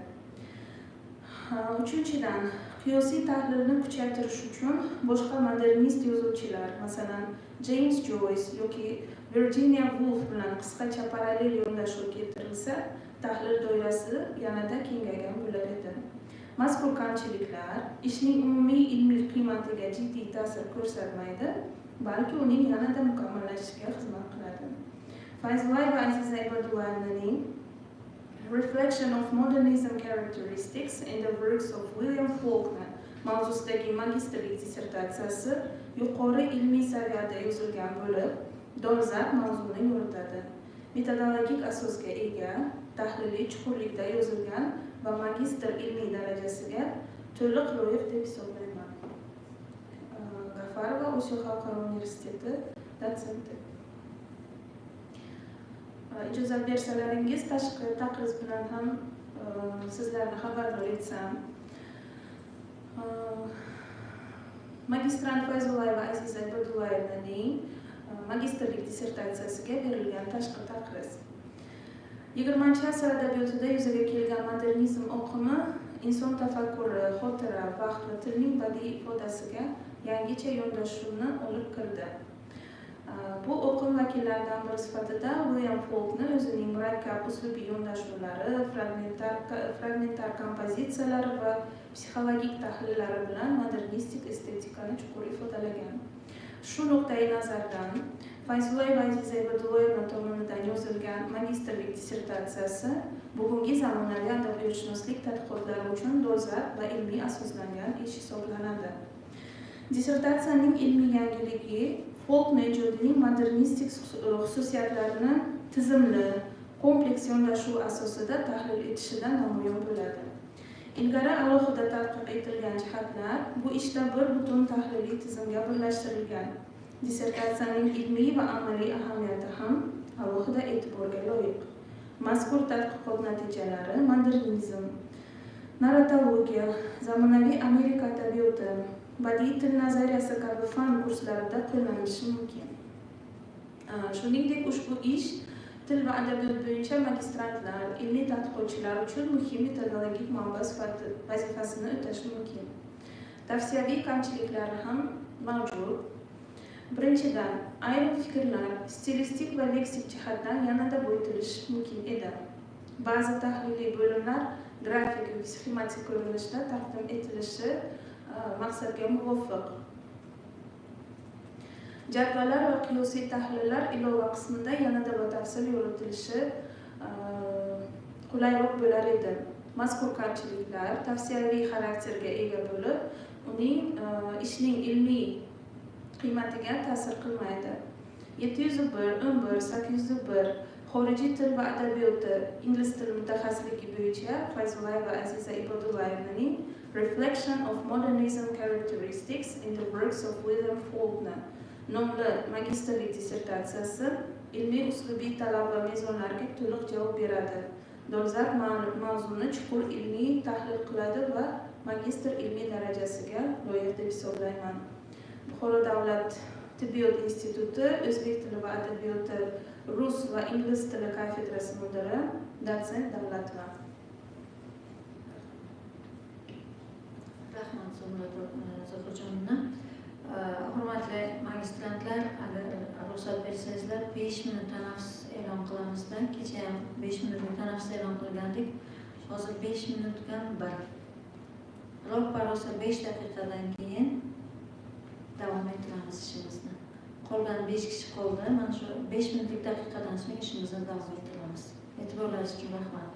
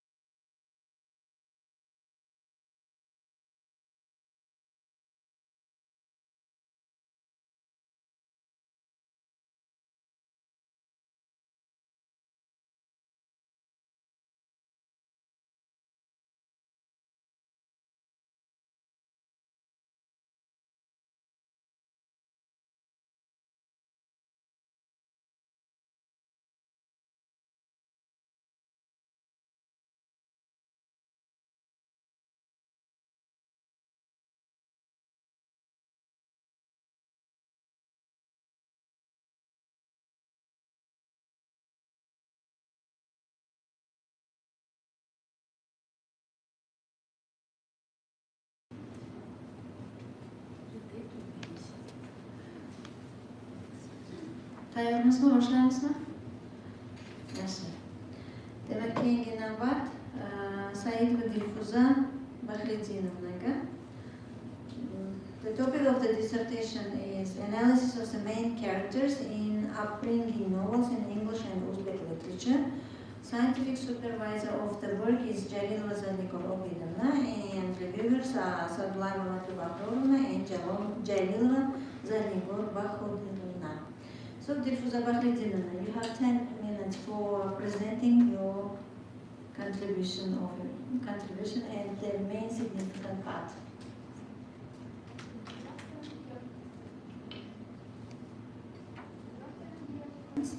I'm honored to illustrate my dissertation work with you. So, the topic of my dissertation work is analysis of the main characters in upbringing novels in English and Uzbek literature. So, my scientific supervisor is Jalilova Zarnigor-Obidovna, and to the topic of my, we selected 2 upbringing novels to analyze this dissertation work. They are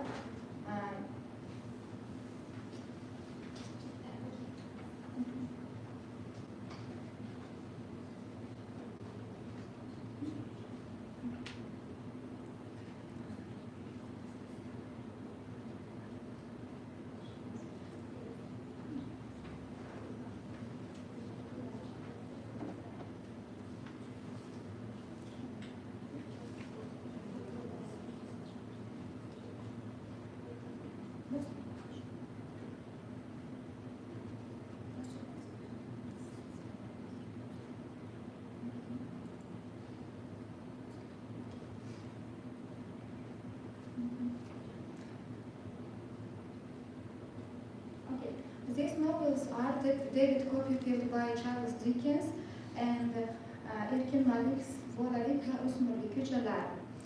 So these 2 novels are the object of my dissertation work, and we chose these novels because they have similar genres and similar main roles and characters in these novels.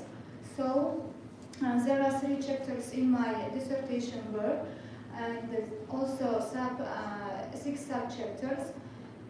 The object of the research work is, I said, David Copperfield by Charles Dickens and The Streets of Childhood and Adolescence by Erkin Malik, and the subject of the research work is analyzing the main characters in 2 upbringing novels, David Copperfield by Charles Dickens and The Streets of Childhood and Adolescence by Erkin Malik. The study focuses on the portrayal of the protagonist's development within the context of the upbringing novels genre, examining how each character matures, evolves from childhood and to their adulthood. So, the aim of the research work based on a comparative study of the main characters in David Copperfield by Charles Dickens, Streets of Childhood and Adolescence by Erkin Malik, in the context of upbringing genre, to identify the similarities and differences of the protagonist's development. They also offer more paid attention, personal growth, and examine how each portrays the journey from childhood to maturity.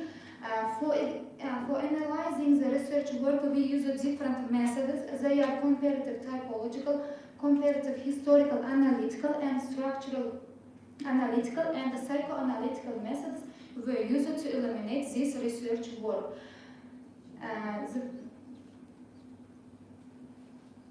The scientific novelty of the research work. This comparative study is conducted between English novel David Copperfield by Charles Dickens and Uzbek novel Bolalik and Osmanlı Köçeler by Erkin Malik within the framework of the upbringing novels, focusing on the upbringing and personal development of the protagonists. A systematic comparison of literary devices, character trajectories, and narrative techniques used in both novels is carried out, contributing to the broader field of comparative literature and highlighting both universal and culturally specific aspects of upbringing narratives. Literature review on the theme of the research work. From foreign countries, scholars and Uzbek scholars were worked by this topic. They are Franz Kafka, Jane Austen, and Lev Tolstoy have also made significant contributions to the Bildungsroman genre. For example, Tolstoy's Resurrection deeply explores moral growth and spiritual awakening. In Uzbek literature, Erkin Malik's Streets of Childhood and Adolescence stands out a unique example of the Bildungsroman genre. Scholars such as Egamberdiyev and Ismailova have investigated how national culture and moral values are expressed in this work. And also Egamberdiyev emphasizes the role of cultural national culture. Can you move to the main part? Okay. Because we can read. You are reading. Please just don't read. Speak, okay? Okay. Speak the main parts, only the analysis part. Main part chapter, yes, first chapter. Chapter 3. Chapter 3. So your own contribution. Chapter 3 is image of main characters of Uzbek upbringing novels. And the first chapter, subchapter, the interpretation of images that illuminates an education and upbringing novels. The first, in the Uzbek novel, family is a moral guide, and in the novel, the hero is deeply influenced by family members, especially elders, their friends, and also Mahalla was in the first role of this novel. And the second is street and the neighborhood life as a social school. The everyday life in the Mahalla provides real life expressions. Friends, neighbors, and even local conflicts help shape the hero's understanding of social norms and human behavior. When I read the novel of the Streets of Childhood and Adolescence, I focused on that the main hero of Malik, his father died in his childhood, and he had many difficulties and challenges from the childhood to the adulthood, and these categories, and it was showed by these categories. For example, cultural symbols and national identity. The novel uses strong imagery of Uzbek culture, such as traditional celebrations, clothing, and proverbs, which plays a key role in forming the hero's identity and values. By identifying and by finding the way, main hero tried to catch up the modern life, and also he tried to gain the difficulties and challenges to solve the problems which he had faced during this period. And the next is the reflection of national values and educational traditions and Uzbek upbringing novels. Respect for elders, family loyalty. Uzbek educational novels often highlight these traditions. And for example, in Gafur, I also gave some examples from other authors' books. For example, Gafur Gulom's Shumbola, like this young protagonist, Khoravoy, gradually learns to value the guidance of the elders, particularly if he was facing some consequences during this period in his childhood. And Odel Yakubov's works such as Ulubek Hazinasi, the respect for mentors and historical figures also mirrors the veneration of elders via characters deeply and scholars and family images. So in conclusion, thank you. Thank you. We have your conclusion here in your dissertation, and we can look through your conclusion if you need. So the questions, please. If you have any questions, you may ask. Feel free to ask questions. Okay, I have a question. Actually, I couldn't understand anything from your speech because this was only reading from the presentation. Don't read so long sentences if it doesn't give any sense, you know? Okay, the question is that you're discussing two language like literatures. Whenever you talked about David Copperfield by Charles Dickens, you told about gender roles. How is gender role important in upbringing novels? If it's so, could you see this kind of like gender roles, which is important in upbringing novels? Because whenever you discuss that, like the image of main character in Uzbek upbringing novels, we talk more about national values and traditions, and no idea about gender roles. About gender roles?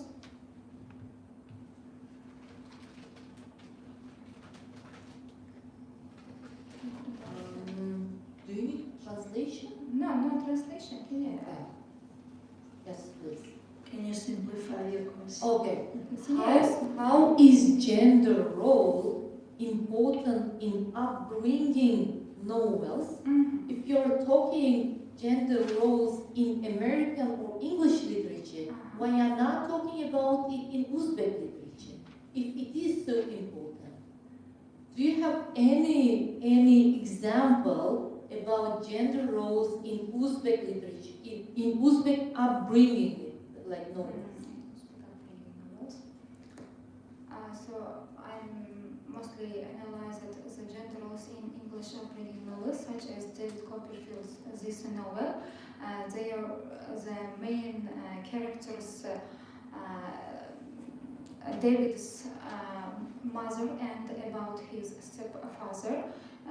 I focused on them because when he was young, his stepfather and his mother obeyed his stepfather, and because the period of this time was that the main character and main gender role is more has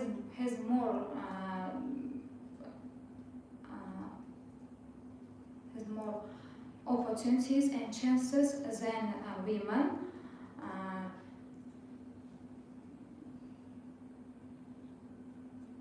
Uzbek.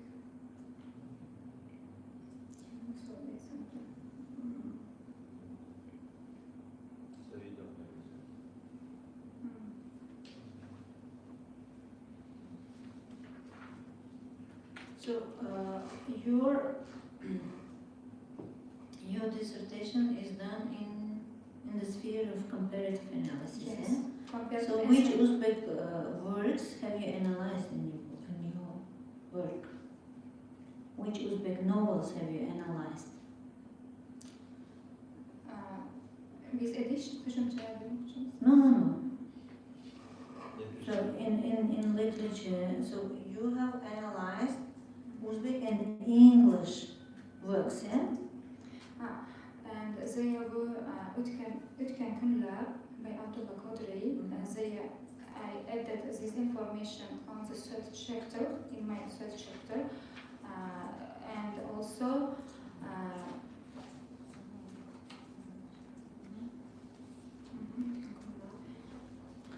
from foreign countries novels, Jane Eyre. Also, they were upbringing novels from foreign countries. Diffuser. Let's listen. So, in the novelty of your research work, you show that the study provides a detailed analysis of the educational and moral formation of the protagonists in Charles Dickens, David Copperfield, and Elkin Malik's Street of Childhood and Adolescence, highlighting both universal and culturally specific aspects of personal development. You have this one. So this is the scientific novelty, and according to the novelty of the research work, you should explain. So what is similar or what is universal according to your explanation here? What is universal between these two authors' works, and what is culturally specific here? Is the question clear? Yes. So you should explain what is universal and what is specific in the creative activity of these two writers whom you are analyzing, whose works you are analyzing.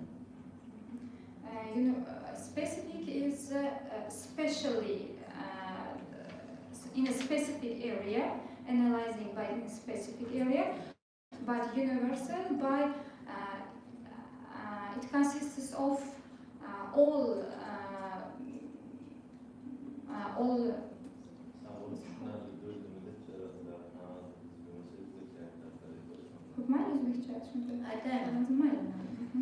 Ho'p, tadqiqotingizni yangiligida aytyapsiz. O'sha David Copperfield bilan nimaning Erkin Malikning bolalik va yoshlik ko'chalari asarini chalg'ishtirma tadqiq qilganman. U yerdagi ikkita yozuvchi ijodidagi universal va madaniy o'ziga xosligini tahlil qilib berganman deb beryapsiz yangiligingizda. Ana shuni bizga ochib bera olasizmi misol bilan? Bu birinchi savolim, bundan keyin yana bitta savolim bor. Similarities and differences, yes? Yes, similarities. Yes, agar ma'lum bir chartlaringiz bo'lsa, ya'ni jadvallaringiz bo'lsa, o'shani ko'rsating bo'ldi bizga. Aytishingizni hojati yo'q. Yes, I have charts.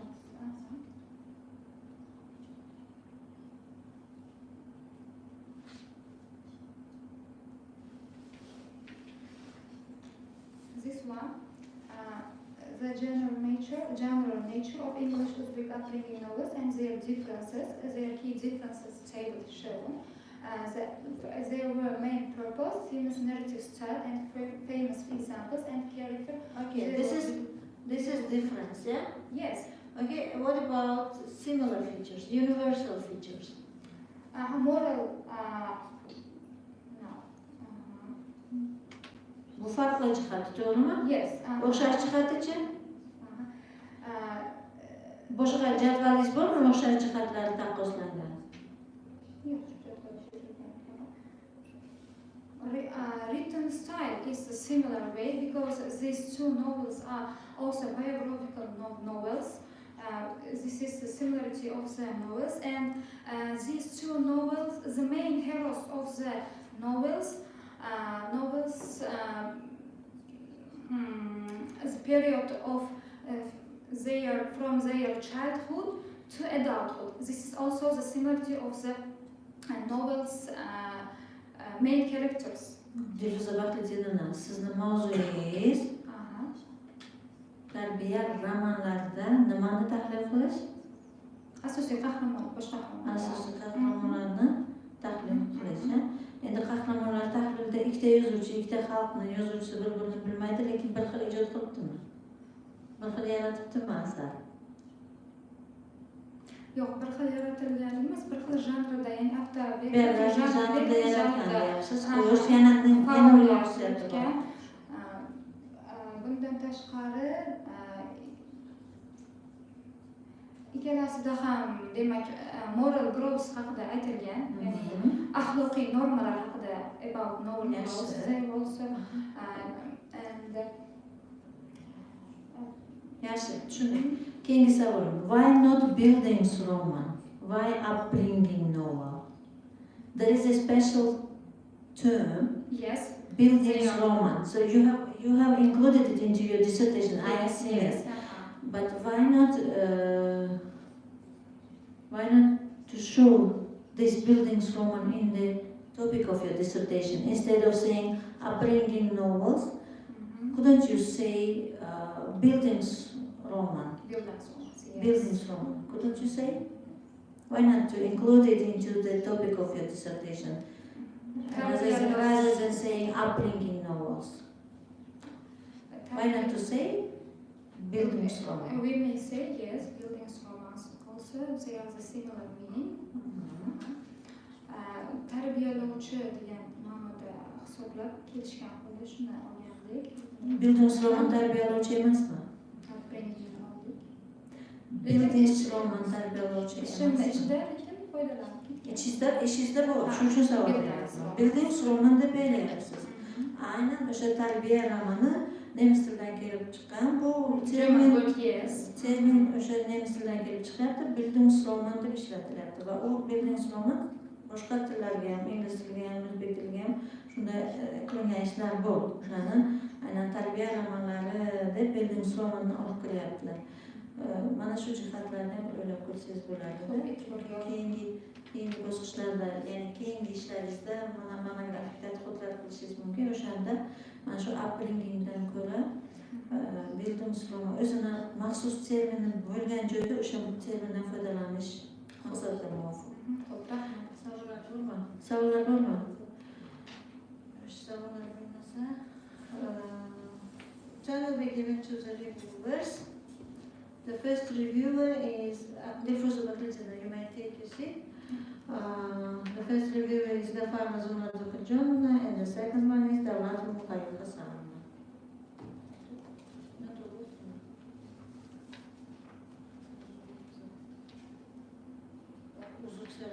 Uzr so'rayman. Satulay Hurmatli Bahrorovna va Jalilova Zarnigor Bahodirovna aytaman. Uzr so'rayman, boshqasini bilmayman.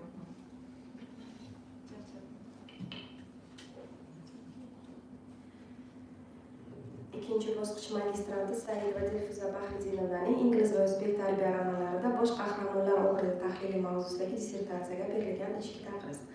Mazkur dissertatsiya ingliz va o'zbek adabiyotidagi tarbiyaviy romanlar, ya'ni bildungsroman janrining o'ziga xos jihatlarini tahlil qilishga bag'ishlangan bo'lib, ayniqsa adabiy matnlardagi og'zaki bo'lmagan non-verbal kommunikatsiya vositalarining rolini o'rganishga ilmiy yangilikka ega.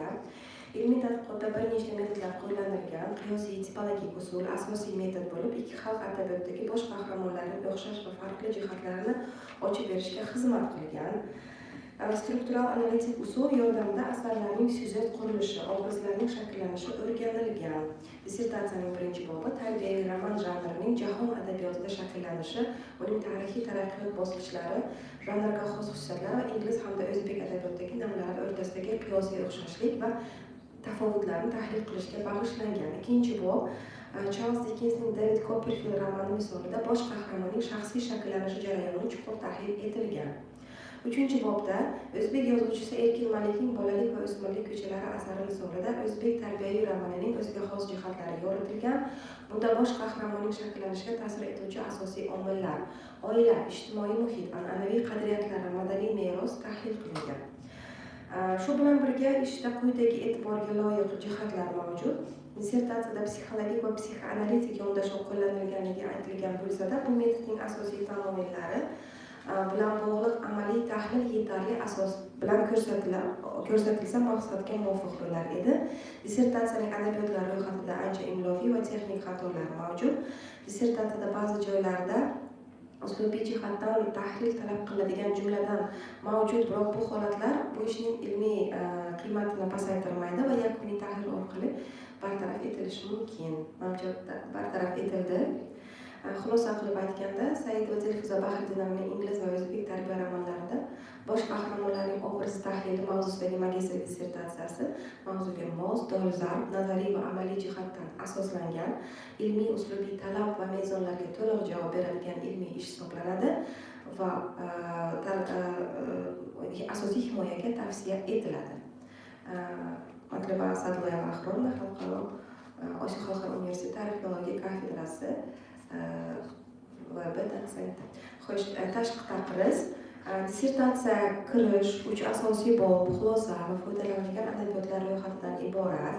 Birinchi bobda tarbiyaviy roman janrining jahon adabiyotida shakllanishi, uning tarixiy taraqqiyot bosqichlari, ayniqsa ikki madaniyat doirasida estetik va axloqiy mezonlarning o'zaro uyg'unlashuvi muallif tomonidan aniq misollardan asoslanib berilgan. Ikkinchi bobda Charles Dickensning David Copperfield asarida gender aspektlar, ijtimoiy stereotiplar, oilaviy muhit, psixologik muammolar tahlil qilinib, zamonaviy gender adabiyotshunoslik nazariyalari kontekstida baholangan. Uchinchi bobda Erkin Malikning Bolalik va o'smirlik ko'chalari asari misolida demak, tarbiyaviy romandagi bosh qahramonning shaxsiy taraqqiyotiga ta'sir etuvchi omillar yoritilgan. Mazkur ilmiy ishning ilmiy yangiligi shundaki, unda ingliz va o'zbek tarbiya romanlari qahramonlarining shakllanish bosqichlari qiyosiy asosda chuqur tahlil qilinib, har ikki adabiyotda tarbiya jarayonining estetik va psixologik komponentlari yoritilgan. Shu bilan birga quyidagi jihatlar e'tiborga olinsa loyiq bo'lar edi. Talaba mustaqil fikr yuritish, ilmiy nazariy asosda xulosa chiqarish, manbalar bilan ishlash va zamonaviy ilmiy yondashuvlarni qo'llashda yetarli salohiyatga ekanini ko'zga tashlanadi. Dissertatsiyada ba'zi joylarda imlo va uslubiy jihatdan tahlil talab qilinadigan jumlalar mavjud, biroq bu holatlar ishning ilmiy qiymatini pasaytirmaydi. Xulosa qilib aytganda, Saidova Dilfuza Bahridinovaning ingliz va o'zbek tarbiya romanlarida bosh qahramonlar obrazi tahlili mavzusidagi magistrlik dissertatsiyasi mavzuga mos, nazariy va amaliy jihatdan asoslangan bo'lib, asosiy himoyaga tavsiya etaman. Buxoro davlat universiteti xorijiy tillar fakulteti ingliz tilshunosligi kafedrasi dotsenti Jalilova Zarnigor Bahadirova. Rahmat. Rahmat, Matli Bahrovna. Keyingi navbat.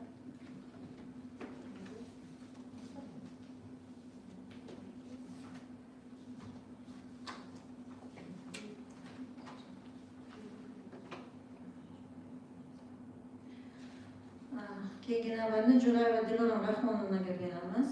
The dissertation topic is application of narrative strategy in English and Uzbek national tales. Scientific supervisor is Gafarova Zumra Zokhiljonovna. And reviewers are Sadullayeva Matlyuba Akhlorovna and Kurbanova Nodularo Zakovna. So, time management. Follow time management, 10 minutes for the presentation of your thesis.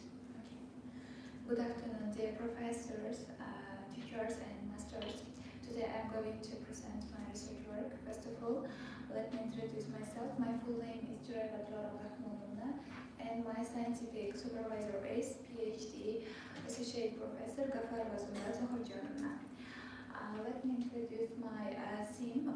My theme of the research work is application of narrative strategy in English and Uzbek national tales. There are 3 chapters. There are main 3 chapters, conclusion and the list of used literature. The aim of the research work to analyze narrative strategies in English and Uzbek fairy tales, identify narrative elements and methods specific to each culture, study the methods specific to each culture, study the structure of the story and the development of characters. For the objects of the research work include English folk tales, Cinderella, Jack and the Beanstalk, and the Old Witch, and Uzbek folk tales, Zumrad va Qimmat, Timur, Uch Og'ayni Botirlar. These are the objects of the research work, and the literature.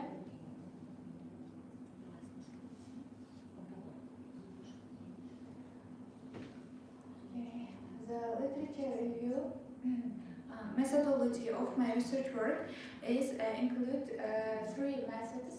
They are literary analysis, historical methods, typological method. The literary analysis studying the storytelling techniques in English and Uzbek folk tales. Historical analysis include move to the main part, the subject. Okay. In the second part, I tried to analyze the Jack and the Old Witch according to some stylistic devices. Speak closer to the microphone, please.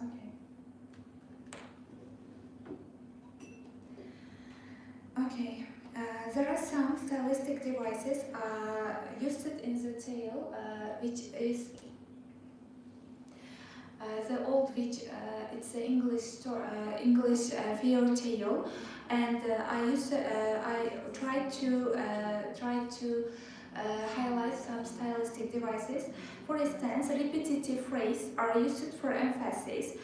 For instance, in this story, the witch cackled, "You will never escape me, you will never escape me.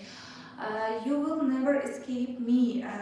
This word, these sentences repeated three times. So it is, I think, repetitive phrases. And there are also some other stylistic devices. One of them is anaphora.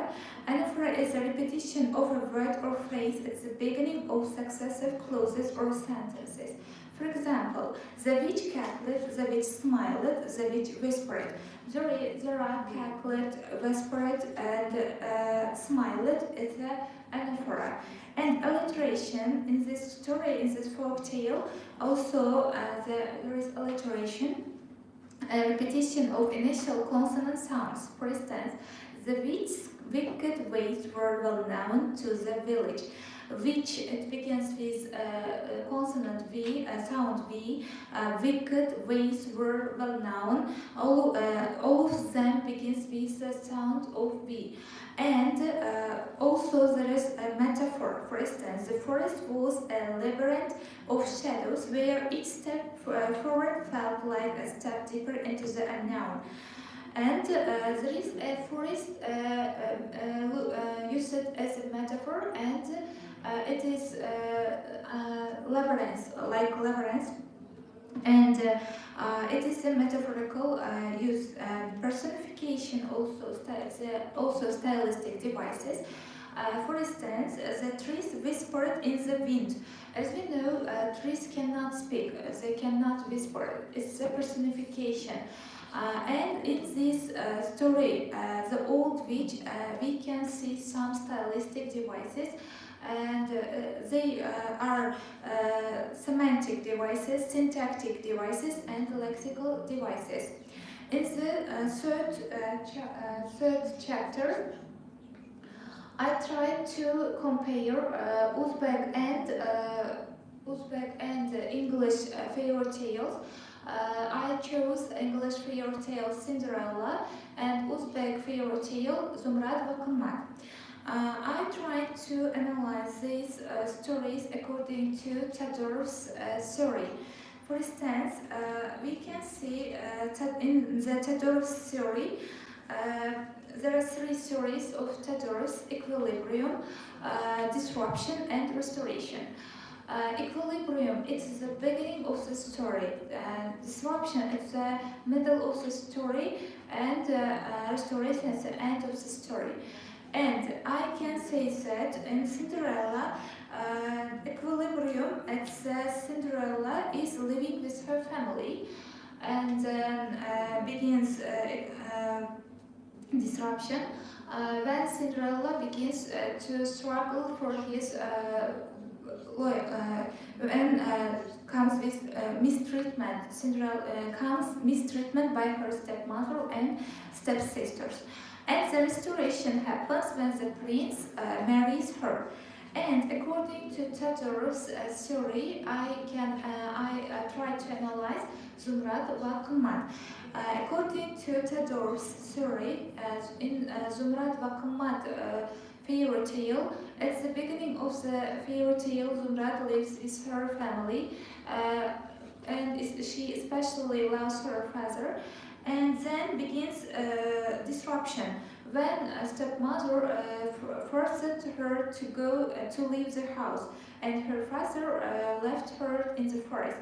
At the end of the story, we can see the restoration. That Zumrad comes back home with magic horse and wealth. It's according to Tador's theory. I tried to analyze. And according to Vladimir Probst's functions and archetypal characters, I tried to highlight, I chose archetypal characters. Okay, and according to Probst's archetypal characters, in Cinderella there are four main characters. They are hero. Cinderella is the protagonist, and protagonist who is passive and good. Villain, it's stepmother and stepsisters, they are antagonists. And Donor, the fairy godmother, is the magical figure who provides Cinderella with the means of some items, clothes, for the ball. And Helper, the animals, mice and birds help Cinderella, acting as helpers that assist in the completion of her tasks. As we know, mice and birds help the goal for achieving her dreams. And according to Probst's archetypal characters, I tried to analyze Zumrad and Kumat. In this Uzbek fairy tale, we can see the hero. We can say the hero Zumrad. She is a protagonist, and the villain. Zumrad's stepmother is the villain, and she doesn't like Zumrad and forces her to leave the house. And Donor, in this fairy tale, Donor is the old woman who gave Zumrad her place from her house and some magic horse and some bells. And Helper, I can say that magic horse in Zumrad and Kumat. Can you conclude about narrative strategies? Conclusion? Yes, because it's already 10 minutes. Okay, thank you for suggestion. Children's literature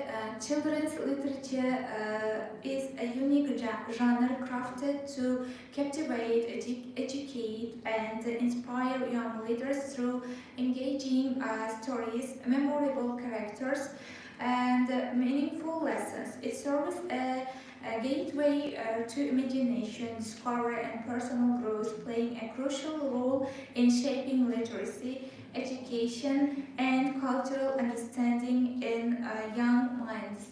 And I can say that for conclusion, I can say that there are some differences and similarities between Uzbek and English fairy tales. For instance, in English fairy tales, English fairy tales often emphasize individualism and linear storytelling. For instance, what is individualism and linear storytelling?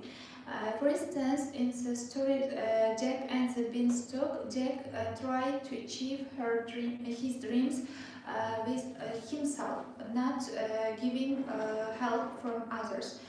And what is linear? Linear also main part of storytelling that Cinderella, for instance, in this storytelling, the place can change at the end of the story. For instance, Cinderella at the beginning of the fairy tale lives with her family. At the end, thank you. So you should speak mostly about your scientific novelty and about your contribution.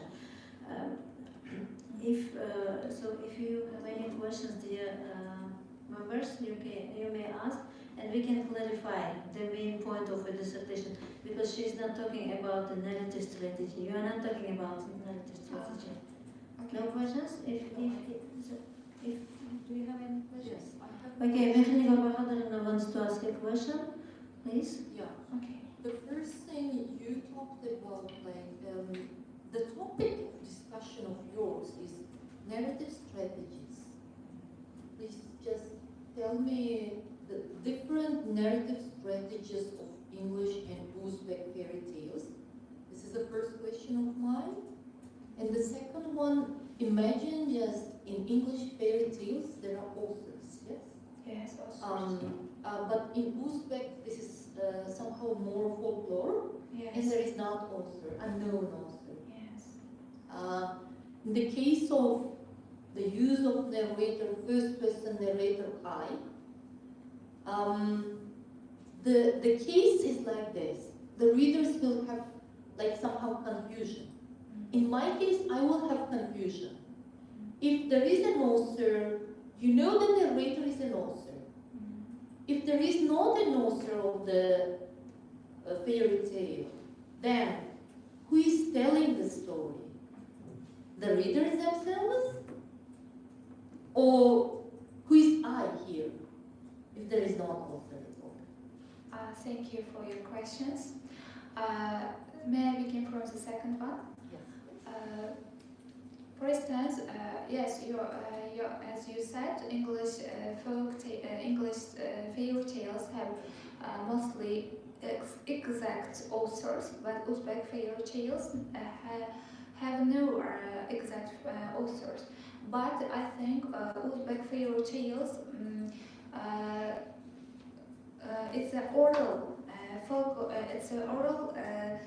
part of folklore genre, and from generation to generation, the fairies come from ancestors to our generations.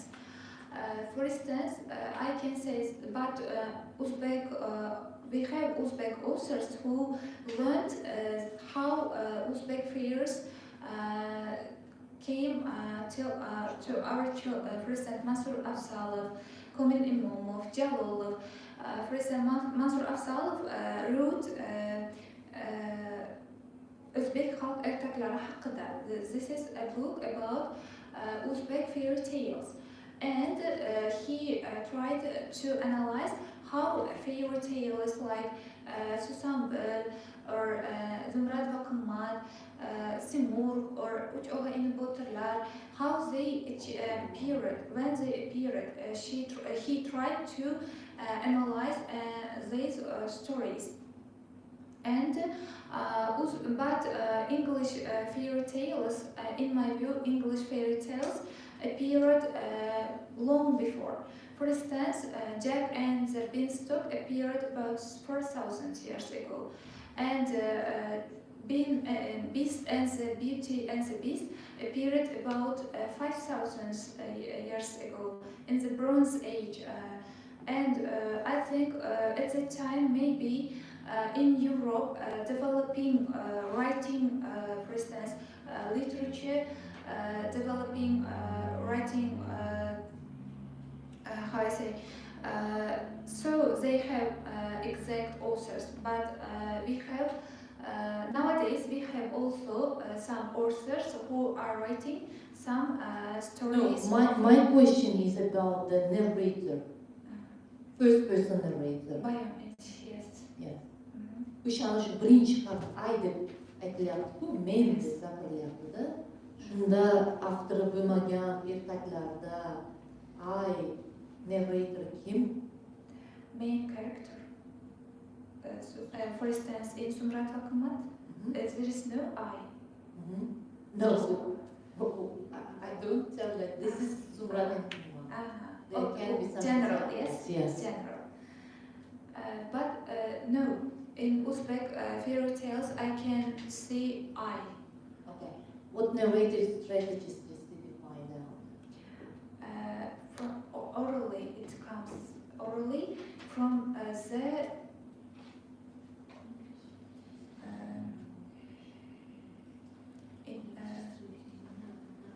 how I say, it begins.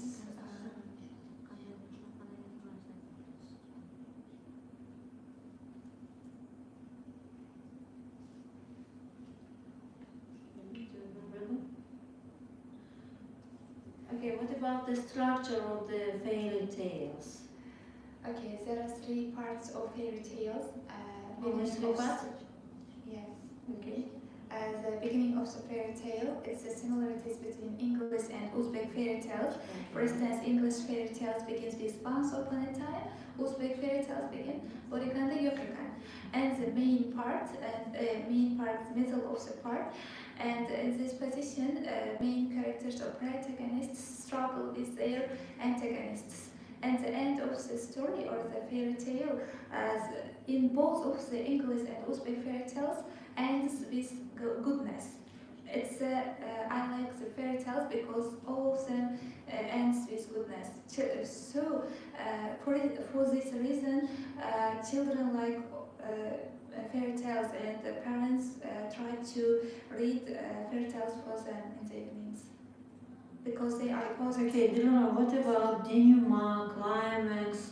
Don't we observe denouement or climax in the process of Yes. events development in the fairy tales? Yes, I have. The structure of the old witch fairy tale, typically for fairy tales, introduction, for instance, introduction. The story begins. You mean not three part? Three. There are more than yes, three. I'm sorry. Yes. Not only three. You can have 3 parts in your teaching process in the classroom while teaching your students in within 45 minutes. 3 steps: beginning, main part, and conclusion part. Okay, I see. But I'm sorry. But in fairy tales we can have more than 3. Okay, what are they? Introduction, inciting incident, rising action, climax, falling action, and climax. Climax. Climax. Yes. So no. Introduction, rising action. climax iki marta takrorladingiz. Introduction, inciting incident, rising action, climax, falling action, and resolution. Yechim. Yes. Yechim. Okay, thank you. Restoration, resolution. Yes. Or denouement. Yes. Denouement. Thank you. So, if you don't have any questions, so Dilana, you may take your seat. Thank you. Now, turn will be given to the reviewers. Thank you. Please.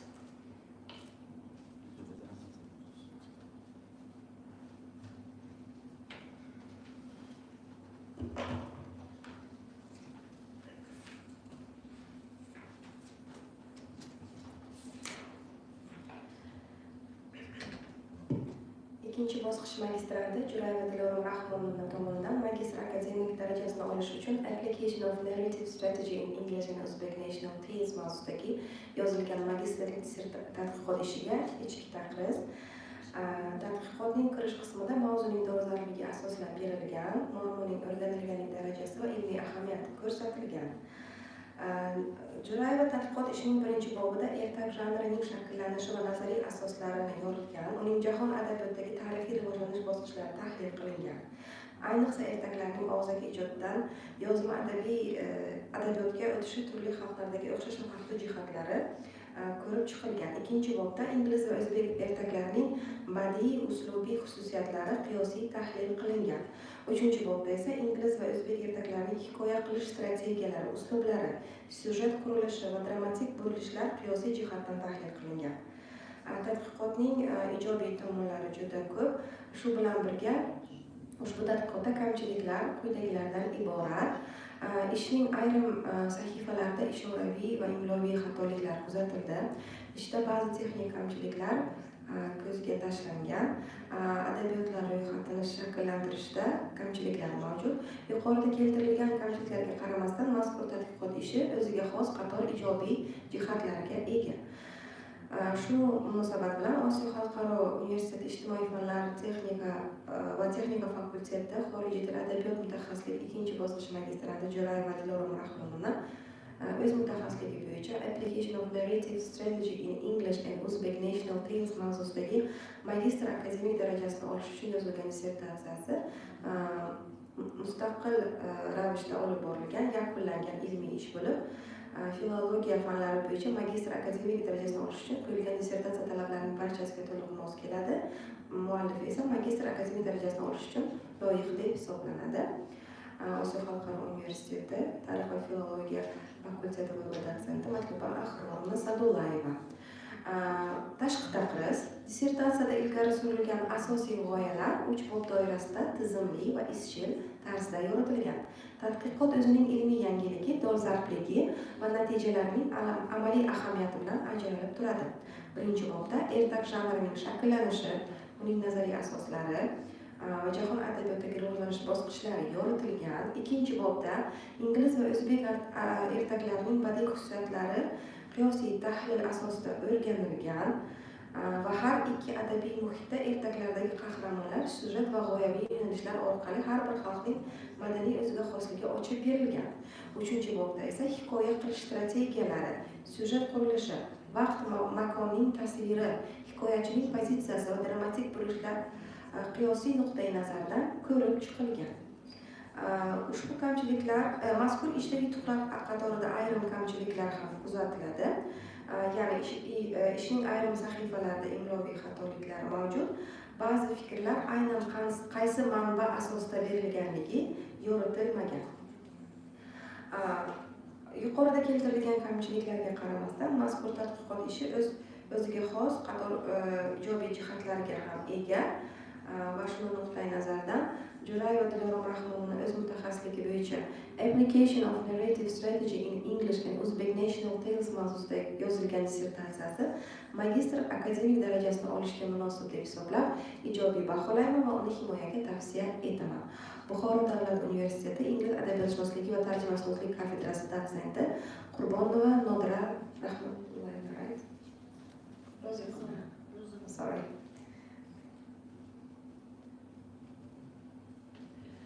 Rahmat, Matluba Xulqni. Endi keyingi navbatda Xorijiy Kamola Amonovnaga beramiz. The topic of the dissertation is analysis of the dichotomy of good and bad in English and Uzbek linguistic culture. Scientific supervisor is Dafar Zumrazovna and reviewers are Mavluda Ibrahimovna Ladova and Shahlo Kahramonovna Shahrukova. So 10 minutes. Okay. So first of all, good afternoon, dear teachers and my master students. My postmates, I'm Xorijiy Kamola Amonovna, as a second year student of the Asia International University, and my scientific supervisor is Associate Professor PhD Gafara Zumrazovna. And my dissertation theme is analysis of the dichotomy of good and bad in English and Uzbek lingua culture. And my dissertation work consists of introductions, 3 chapters, and conclusion, and also list of literature. Each chapter consists of 2 parts and conclusion. Kamola, move to the main part, please. Okay.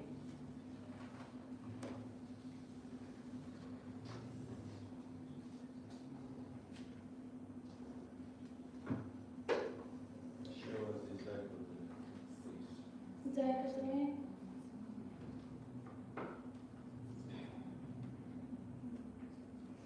Chapter 1, the notion of dichotomy in cognitive linguistics is... Okay.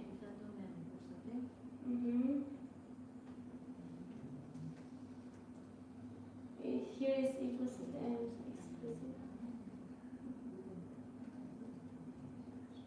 Here is. The study and analysis of the good and bad dichotomy in words English and Uzbek. I use the comparative analysis. Here is given some lexical connotations, cultural significance, and religious influence, expressions, idioms, role in society, semantic fields. In English, good associated with virtue, kindness, and success. And Uzbek language yaxshi refers to kindness and virtue, well-being. In English language, bad linked to evil, failure, and moral corruption. And Uzbek language, yomon denotes harmless, evil, and moral degradation. And the next point is emphasizes on individual responsibility and personal success. It is in English, social behaviors are shaped by these moral categories, and Uzbek language emphasizes on communal values, family, integrity, and social harmony. And religious influence also. Christianity influence concepts of good and bad. In Uzbek language, Islamic teachings shape moral values and yaxshi aligns with Islamic principles, while yomon is contrary to those principles. And also English language expressions and idioms. Good deeds lead to reward, while bad deeds lead to punishment. Good, evil, central to many moral narratives. And the Uzbek language, yaxshi odam good person and yomon odam bad person, proverbs such as yaxshi ish qilgan kishiga yaxshi ko'rinsang, yomon ish qilgan kishiga yomon ko'rinasan. And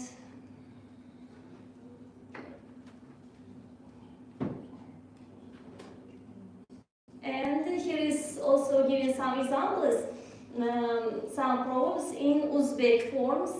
Yaxshilik har kishining ishidir, yomonlikka yaxshilik mard kishining ishidir. It means goodness for goodness, and the second part of this, goodness for evil. And each person kindly doing something, a good return for good and for common ways, and everyone respected these persons, and with general notions that people should reciprocate positive actions. And next example is yaxshilik yog'och boshida, yomonlik oyoq ostida. It means in this part of proverb, good is metaphorical associated with the head of the tree. Yomonlik oyoq ostida, this part of the proverb associate bad with the food of the tree. The food of the tree is earthly and possible more base or even detrimental. And here is given also Uzbek proverb. Daryoga yaxshilik qilsang, ajrini biyobondan topasan. And next proverb also, yaxshilik ko'zga ko'rinmas, yomonlik ko'mib qo'yilmas. And it translated into English, goodness is invisible, but evil is not buried. The proverb implies that good deeds often go unnoticed, unrecognized in the immediate moment. It emphasizes that goodness is subtle, may not always be visible to public eye or be rewarded immediately. Next page is given. Here is given some personal interactions. For example, good mood and bad mood. It is feeling happiness, whereas bad mood, it could prefer feeling sadness and frustration. For example, she is a good mood today, and for bad mood, for example, he is a bad mood today. And in pragmatic implications, prefers implicated meanings that are not implicitly started by interest based on the context. And here is given some examples also. That was a good effort, and that was a bad attempt.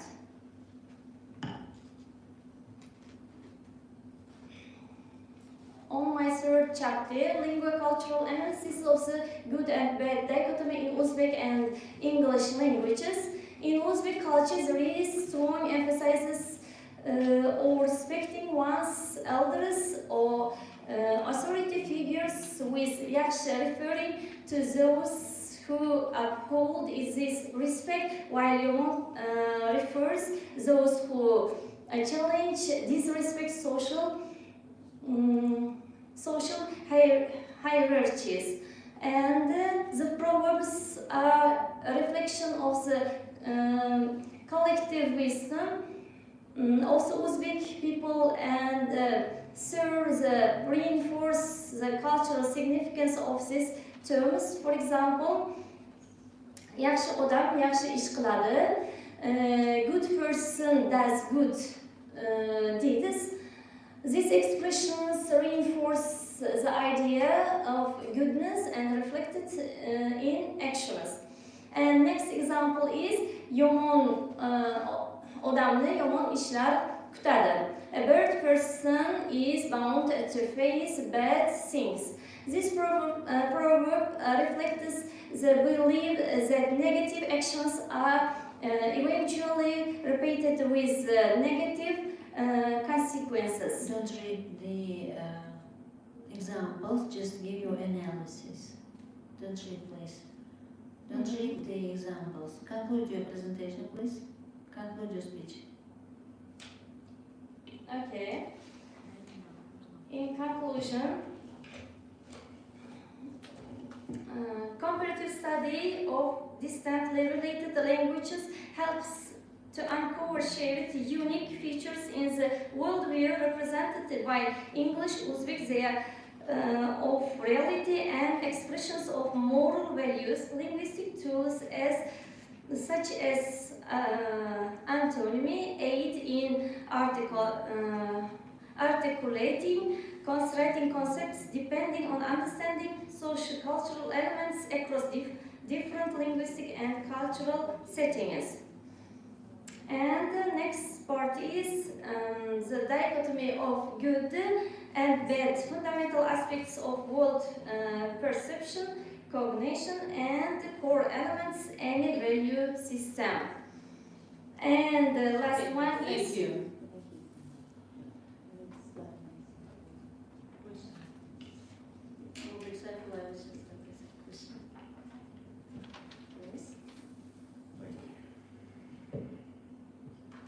I just want to clarify the term meaning dichotomy. What do you mean by saying dichotomy? The true meaning. Dichotomy came from Greek word. It means divided into. It means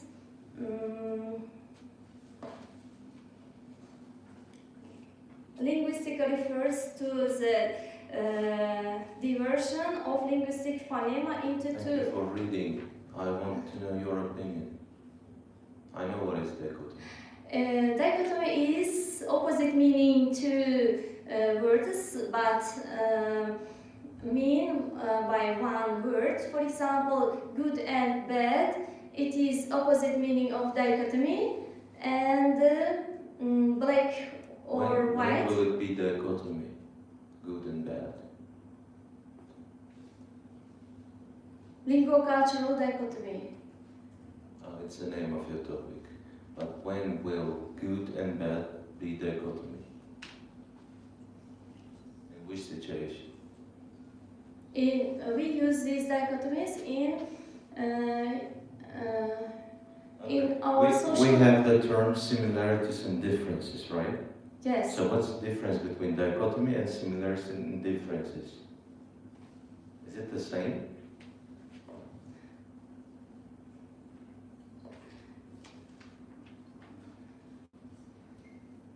It is somehow same.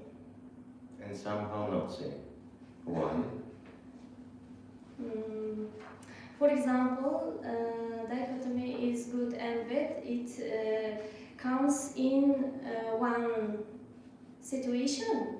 For example, good person, bad person, and it Good is... person and bad person are the same person, or it is two different people? That's the point.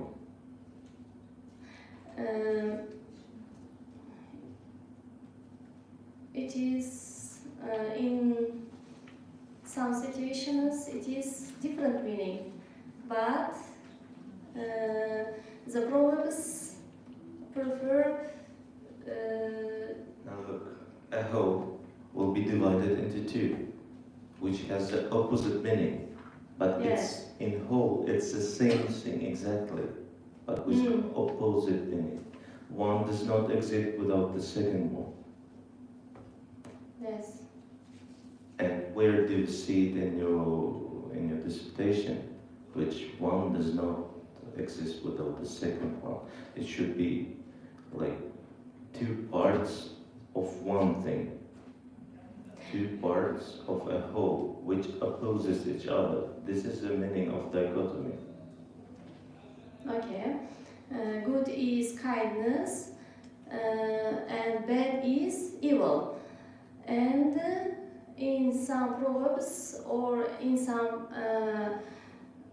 idiomatic expressions, we use together. Demak, shunaqa idiomatic expression bor. Demak, bir narsani ham yovuzligi, ham yaxshiligini ko'rsatadigan. Shundaymi? Yes. Bir misol ayting, ana shu savol. Yaxshilikka yaxshilik har kishining ishidir, yomonlikka yaxshilik mard kishining ishidir. It is Uzbek proverbs that use it with English and Uzbek dichotomy. And here is also idiomatic expressions. Good as gold. For example, she is as good as gold and a bad apple. He is a bad apple, always getting into trouble. And phrases also good mood and bad mood. She is a good mood today. It impresses their someone's mood.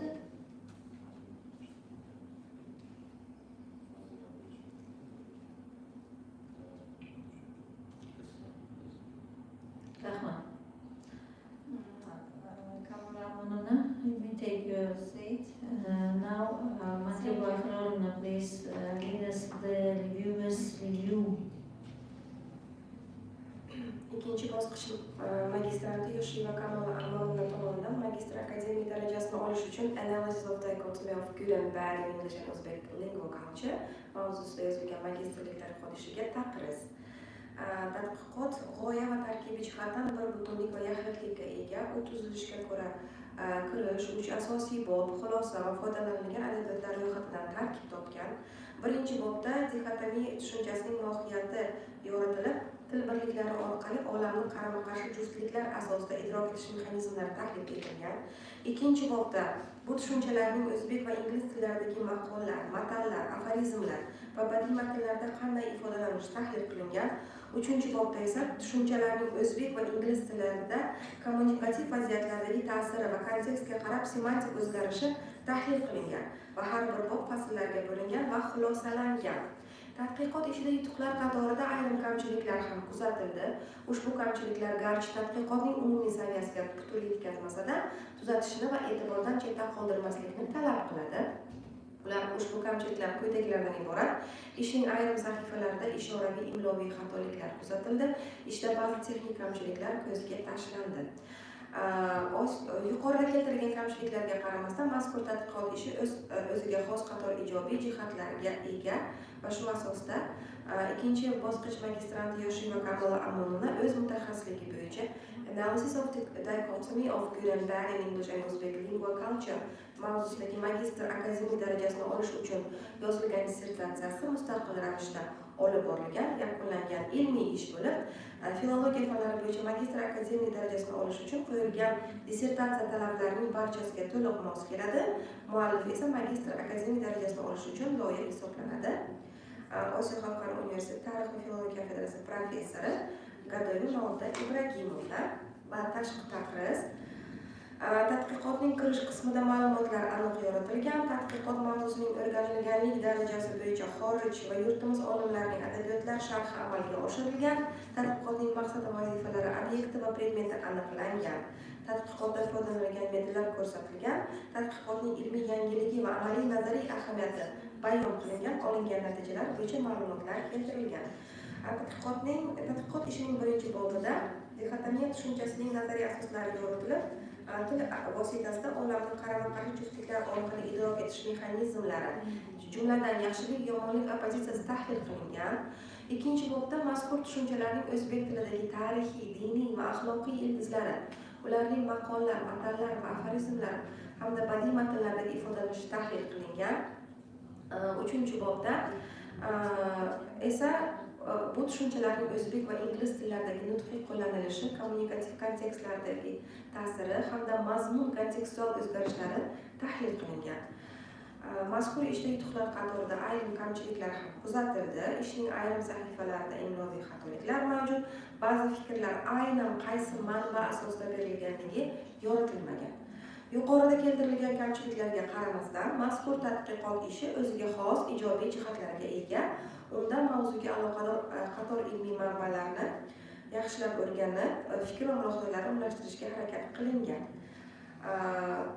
Shu asosida ikkinchi bosqich magistranti Xorijiy va Kamola Amonovna o'z mutaxassisligi bo'yicha Analysis of Dichotomy of Good and Bad in English and Uzbek Lingua Culture mavzusida yozilgan dissertatsiyasi magistr akademik darajasini olishga munosib deb hisoblab, ijobiy baholayman va uni himoyaga tavsiya etaman. Buxoro davlat texnika universiteti o'zbek va xorijiy tillar kafedrasi dotsenti, filologiya fanlari doktori Sharopova Shahlo Qahramon. I'm sorry, I don't remember. Rahmat.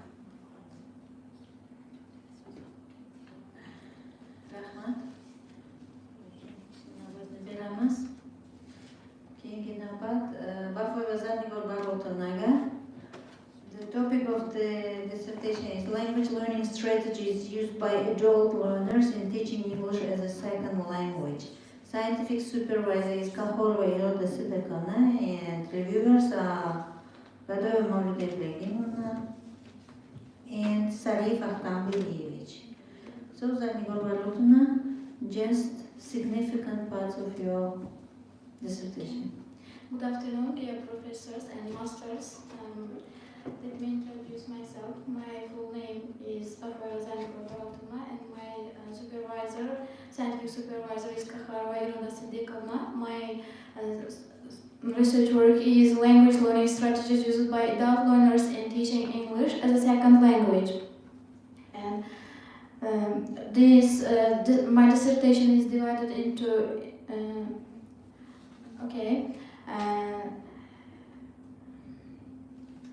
the main part of my research work is about surveys,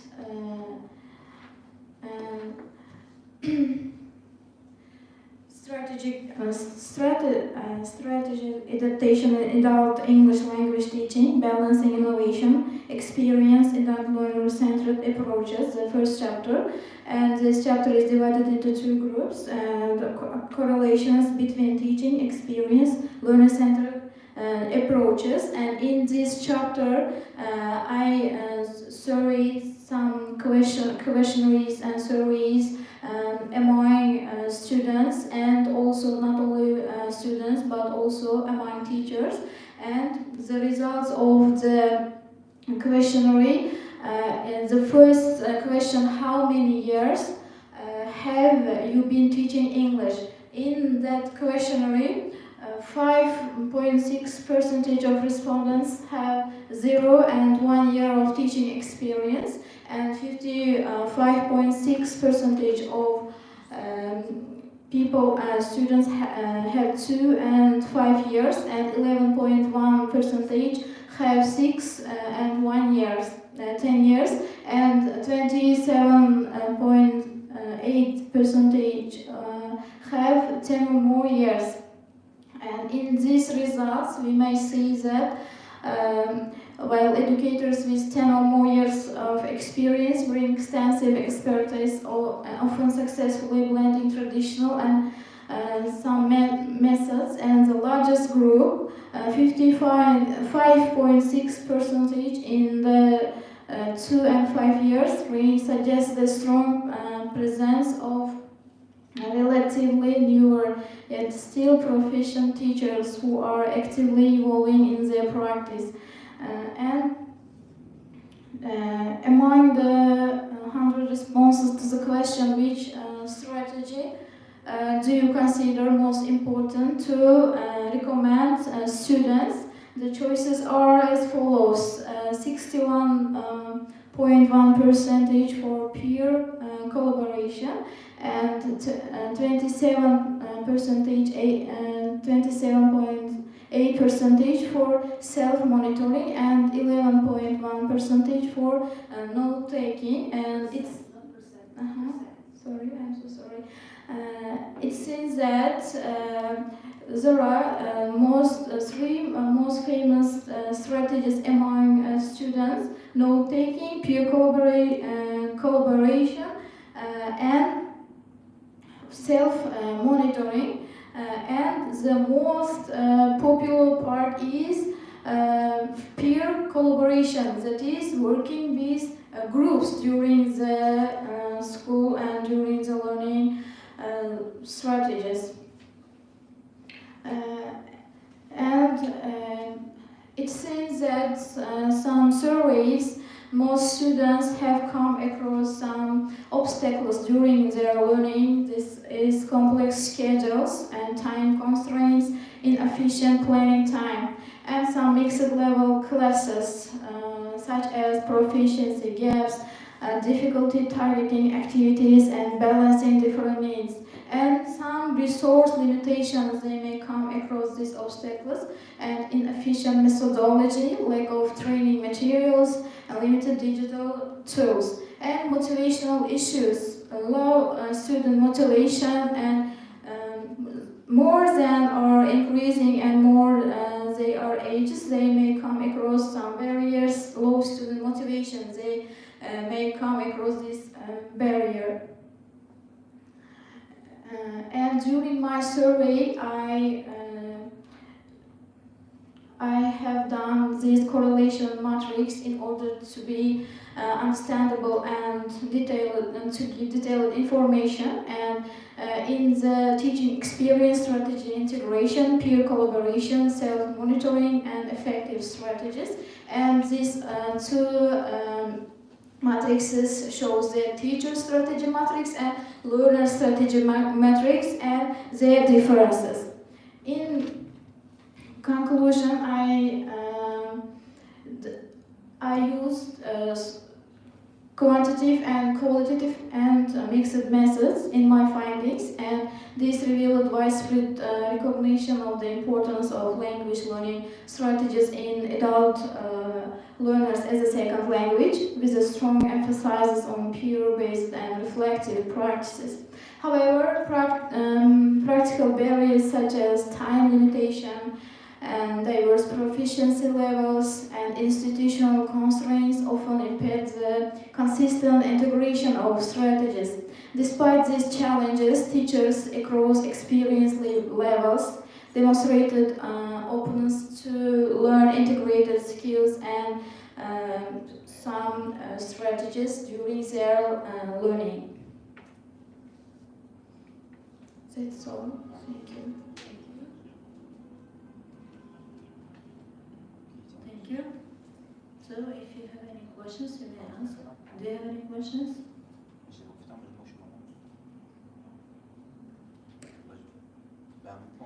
Okay, if you don't have any questions, I will ask my question. So I have a question. So what can you tell us about the correlation of teaching experience, learning strategies, and perceived success?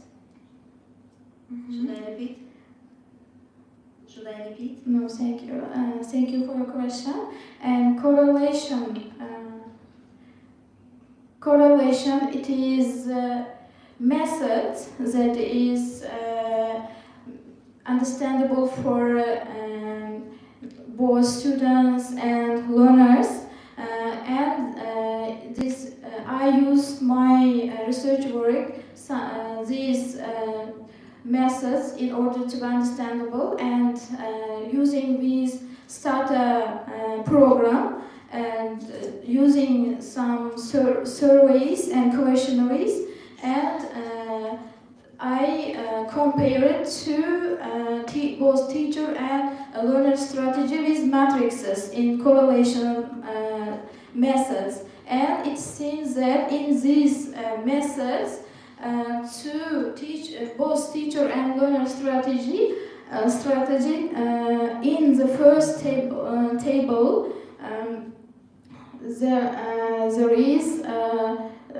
there are red backgrounds. This is minuses, and learners may come across some imitation and adaptation during their learning strategies during the classes, and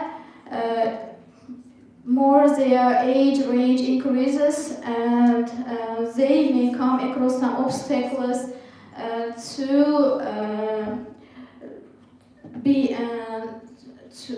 some obstacles in motivation, and they may have instinct motivation and external motivation, and when their age increases, they may come across this challenge.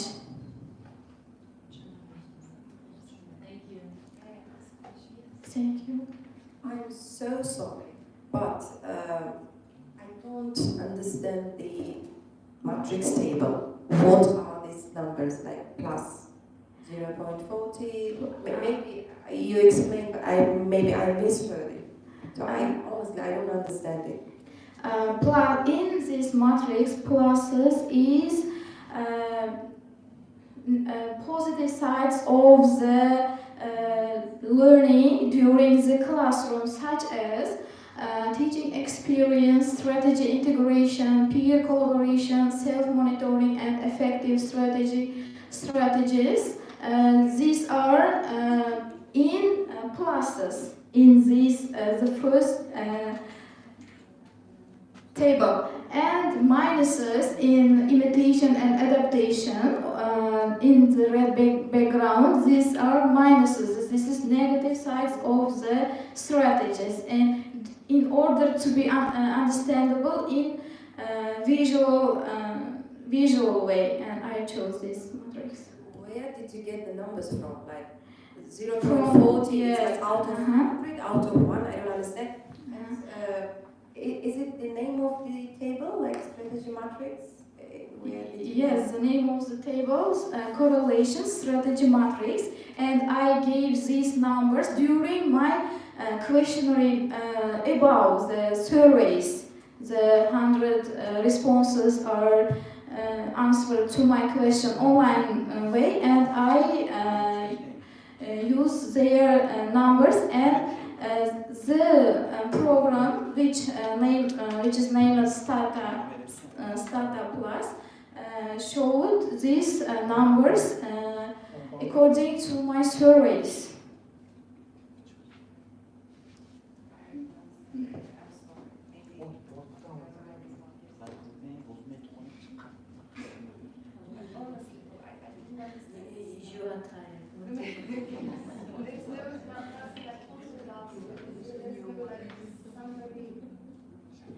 Summary, I'm so sorry, summary is in my research work.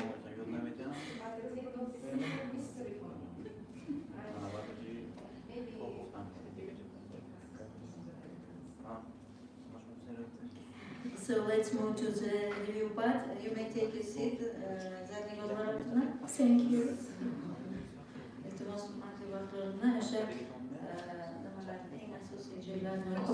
Chunki yana bitta tadqiqotchini nimamiz bor, hali magistrantimiz.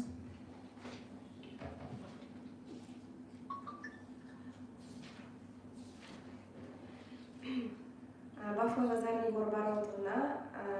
language learning strategies used by adult learners and in teaching English as a second language mavzusida yozilgan magistrlik tadqiqot ishiga taqriz tadqiqot sahifalari muallifning puxta bilim va tayyorgarlik bilan kirishganligidan dalolat beradi. Muallif tomonidan tadqiq tadqiqotni yozish jarayonida o'zgacha bo'lgan tadqiqotlarning katta qismini ko'rib chiqqan va bunga keyingi fikrlari izchilligini tadqiqot yo'nalishini belgilab olishga yordam bergan. Va Foy va tadqiqot ishining birinchi bobida ishning mustahkam nazariy asosini yaratgan, ikkinchi bob til o'rganuvchilarga o'quvchilar tomonidan qo'llanilgan aniq strategiyalar haqida amaliy tushunchalar berilgan, uchinchi bob topilmalarni tahlil qilish va muhokama qilishga e'tibor qaratilgan bo'lib, ushbu sohada empirik dalillar taqdim etilgan va ESL o'qituvchilarining ta'limida TOS integratsiyasini kuchaytirish bo'yicha tavsiyalar berilgan. Hamda ba'zi bir kamchiliklar ko'rsatilgan. Ular ishning ayrim sahifalarida ishoraviy imloviy xatoliklar kuzatiladi. Ishda ba'zi texnik kamchiliklar ko'zga tashlanadi. Yuqorida keltirilgan kamchiliklarga qaramasdan ikkinchi bosqich magistrantda Bafoy va Zarnigor Baratovna o'z mutaxassisligi bo'yicha language learning strategies used by adult learners in teaching English as a second language mavzusidagi magistr akademiyasini olish uchun yozilgan dissertatsiyasi mustaqil ravishda olib borilgan va akademik magistr darajasini olish uchun loyiq deb hisoblayman. Osiyo xalqaro universiteti tarix va filologiya kafedrasi professori Gadoyev Mavluda Ibragimovna. Tashqi taqriz tadqiqot bir butunlik va yaxlitlikka ega, u tuzilishga ko'ra kirish 3 asosiy bob, xulosa va foydalanilgan adablar ro'yxatdan tarkib topgan. Tadqiqotchi ishda so'rovnoma va anketa tahlili kabi metodlardan foydalanib tadqiqot yuritgan. Birinchi bob aytildi, mazkur ishda yutuqlar qatorida ayrim kamchiliklar ham kuzatiladi. Ushbu kamchiliklar ishning ayrim sahifalarida imloviy xatoliklar va ba'zi fikrlar aynan qaysi manbadan berilganligi yoritilmagan. Yuqorida keltirilgan kamchiliklarga qaramasdan mazkur tadqiqot ishi o'ziga xos qator ijobiy jihatlarga ega hamda Zarnigor Baratovna Bafoyevaning language learning strategies used by adult learners in teaching English as a second language mavzusida yozilgan dissertatsiyasi magistr akademik darajasini olishga munosib deb hisoblab ijobiy baholayman va uni himoyaga tavsiya etaman. Buxoro tabiiy resurslarni boshqarish instituti ijtimoiy gumanitar fanlar, xorijiy tillar va jismoniy madaniyat kafedrasi dotsenti Sariyev Adham Borisovich. Rahmat Matlubaxo'rona. Endi keyingi navbatni bugunning so'nggi magistrantiga beramiz. Ostanova Hilova Rasulovna. The topic of the dissertation is the depiction of humanist ideas in the works of Charles Dickens. Scientific supervisor is Barotova Bashira Barotovna and reviewers are Gafar Zohirjonovna and Jumara Nuzma Jurabayevna. So, you may start, please. Thank you. Good afternoon, everyone. My name is Hilova Rasulovna, and my associate professor is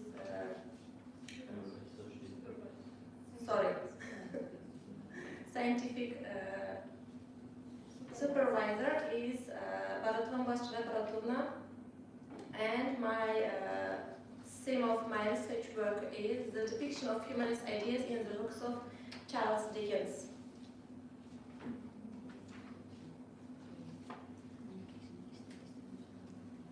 And I want to move a third chapter.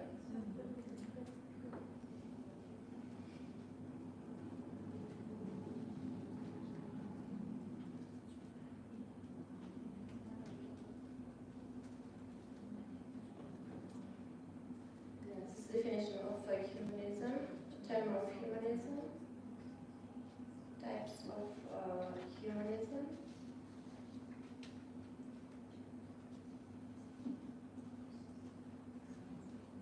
Dickens is the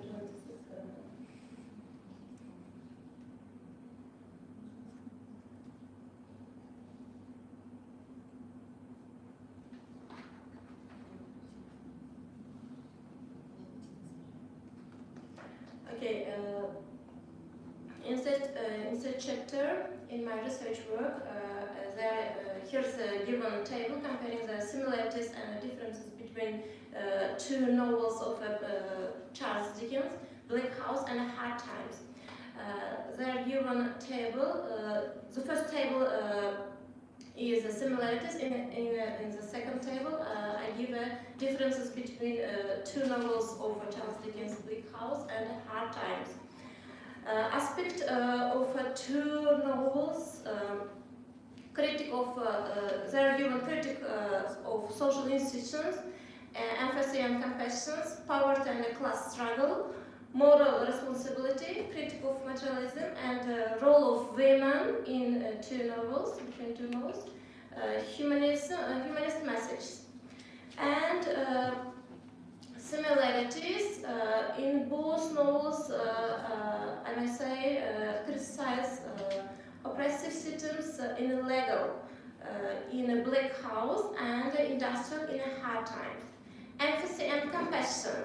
In both novels, emphasize the need for empathy and compassion in society, and poverty and class struggle. In both novels, you can explore the struggles of poor and working class. In moral responsibility, I must say, in both novels, emphasize the importance of moral responsibility, and especially in social justice. Critique and materialism.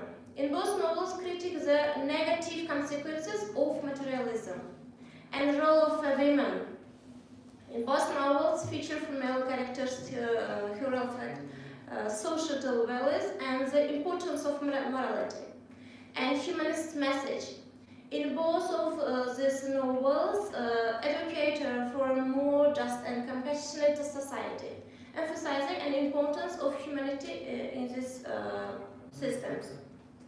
Then there are given differences between two novels of Charles Dickens, Bleak House and Hard Times.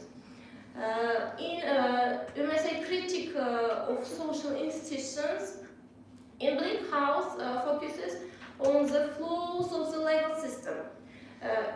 They are given, for instance, for Court of the Chancery, while in a Hard Time, critics dehumanizing effects of industrial capitalism and with utilizing utilitarian education and empathy and compassion. I would say in Bleak House, comparison is portrayed through personal charity. For example, for instance, I must say with Easter Summerson.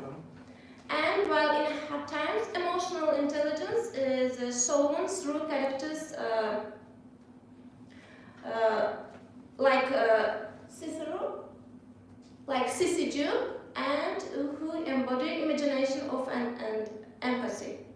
Poverty and a class struggle. I say in Bleak House highlights the indifferences of the upper classes to poverty, especially through characters like Joe, whereas in Hard Times focuses on the exploration of nature and industrial labor.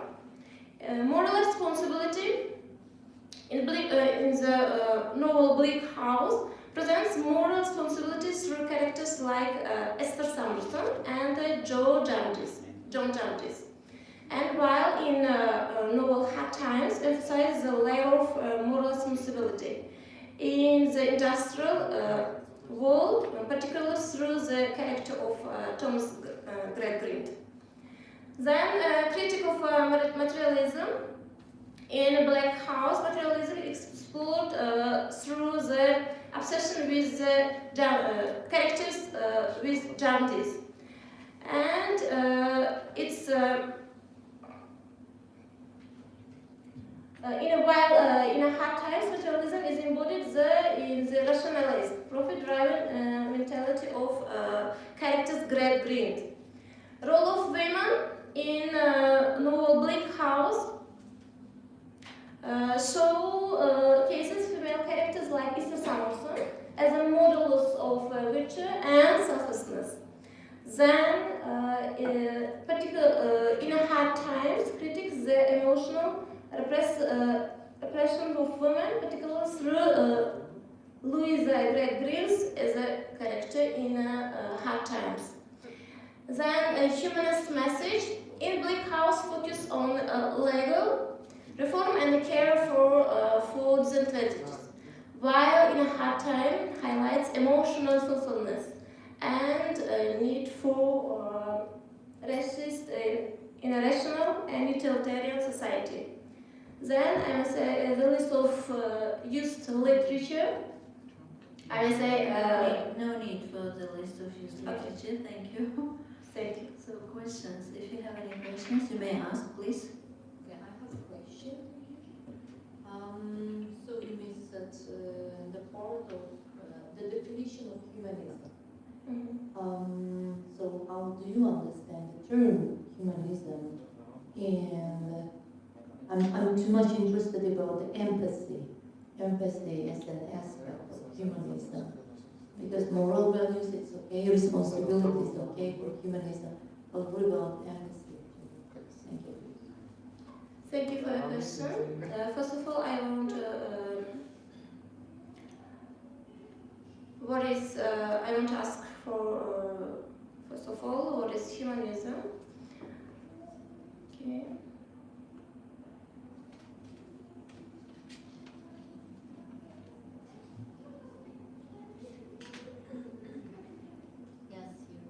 Okay. The term humanism originates from the Latin word humanitas, used in ancient Rome by Cicero, then others to denote values to associated with. Just tell me, what is humanism? Okay, humanism is the life when the society, the people, his life's way of life in humanistic place.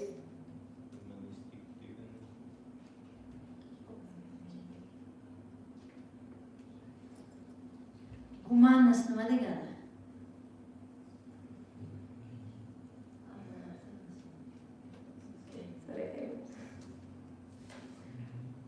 Humanism deyapsiz, mana shu humanist deymiz biz. Nima degani shu? İnson qadr-qimmatining qadrlanishi, o'sha davrdagi inson qadr-qimmatlarining qadrlanishi. Insonning qadrlanishi. Rahmat. Okay, no more questions? So, thank you. You may take your seat, and turn will be given to the reviewers. Thank you. Thank you.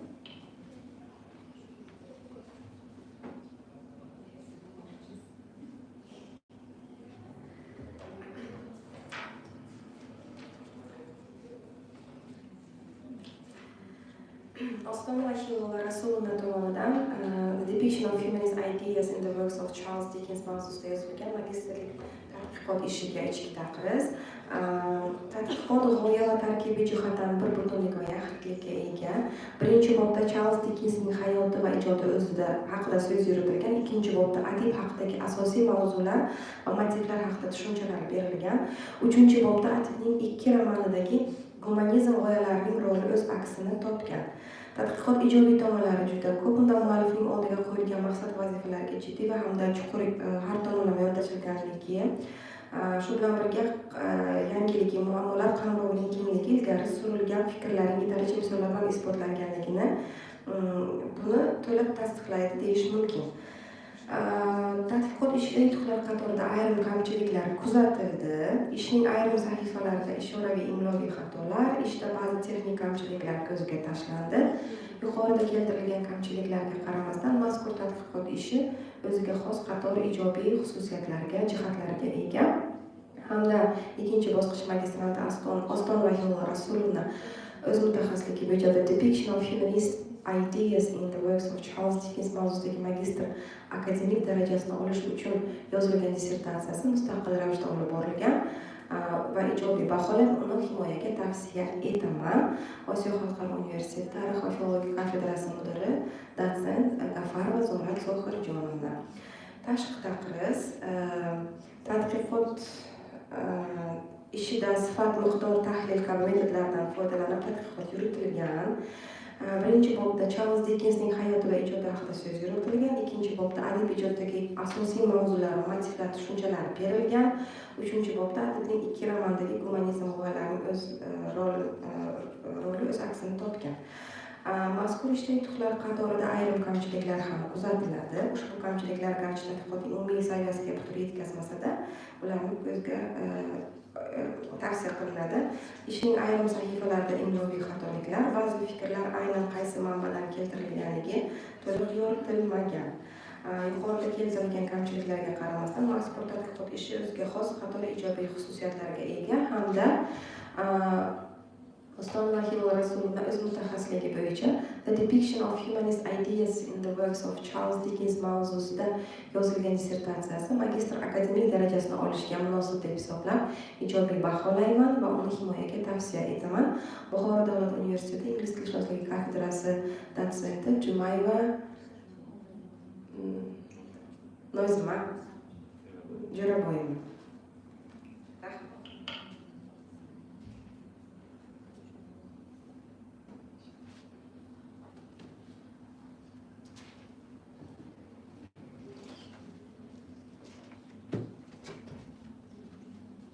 Rahmat Bahrovna. Endi hurmatli magistrantlar 5 minut tashqariga chiqib o'tirasizlar. Komissiya a'zolari kelishib oladi baholanisini va 5 minutdan keyin baholanisini e'lon qilamiz.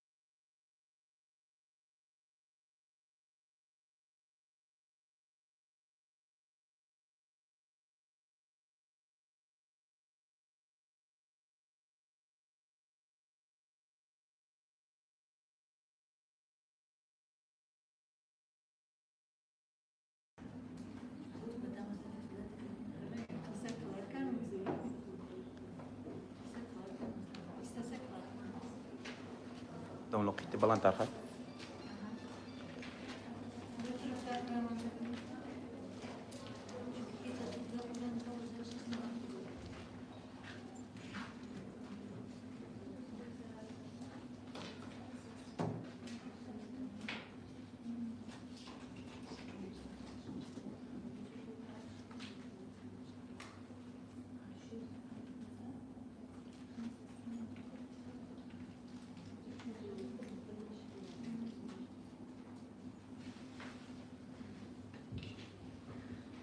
Xo'sh, hurmatli bitiruvchi magistrantlarda endi sizlarni magistrlar deyishim uchun sizlar diplomni qo'lga kiritgan bo'lishlaringiz kerakda.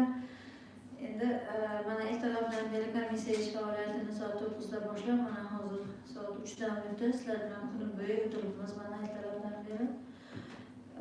Komissiya a'zolari sizlarni qilgan har bir taqdimotlaringizni, har bir savolga bergan javoblaringizni inobatga olib, yana hozir muannis dedim, yana savol ham berdim oxirgi chiqqan talabgorlarga. Nima degani muannis deb, ana shu muannisni bizning komissiyamiz o'sha muannisni eng oliy cho'qqisiga chiqarib qo'ygan komissiyalardan sizlarni 3ga javob bersangizlar 4ga, 4ga javob bersangizlar 5ga, 2ga javob bersangizlar 3ga tortishga harakat qildik. Endi 2 yil mana shu universitetda o'qidingizlar, yakunlayapsizlar. Diplom olish, akademik daraja olish vaqtiga yetib keldingizlar. Ana shu faoliyatlaringizni inobatga olgan holda, bu yerdagi savol-javoblar hammasini inobatga olgan holda komissiya sizlarni quyidagicha baholadi. Ibrohimova Bahora Sharof qizi 78 ball. Sadullayeva Zarnigor Alisher qizi 92 ball. Narzuloyeva Maftuna Nusratullo qizi 89 ball. Jumayeva Dilnavoz To'lqin qizi 88 ball.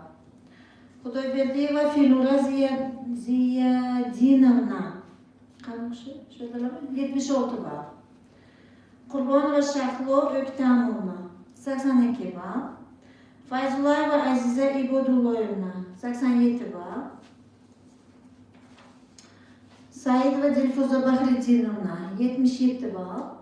Jurayeva Dilorom Rahmonovna 87 ball. Yoshiyeva Kamula Amonovna 79 ball. Bafoyeva Zarnigor Barotovna 85 ball. Ostanova Hilola Rasulovna 82 ball.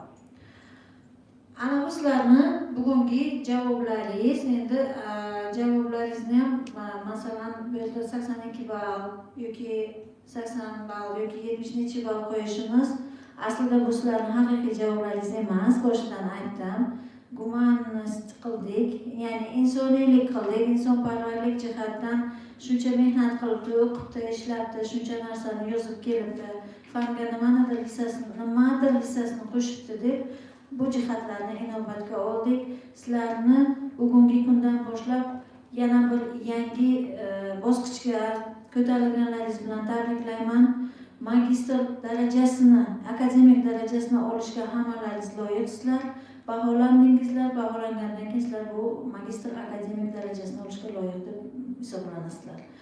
Omad tilayman. Agar kimda e'tirozlar bo'lsa, bahosidan norozilar bo'lsa, hozir komissiya ish faoliyatini tugatmasdan aytishlaringiz mumkin. Fikr mulohazalaringiz bo'lsa, bildirishlaringiz mumkin.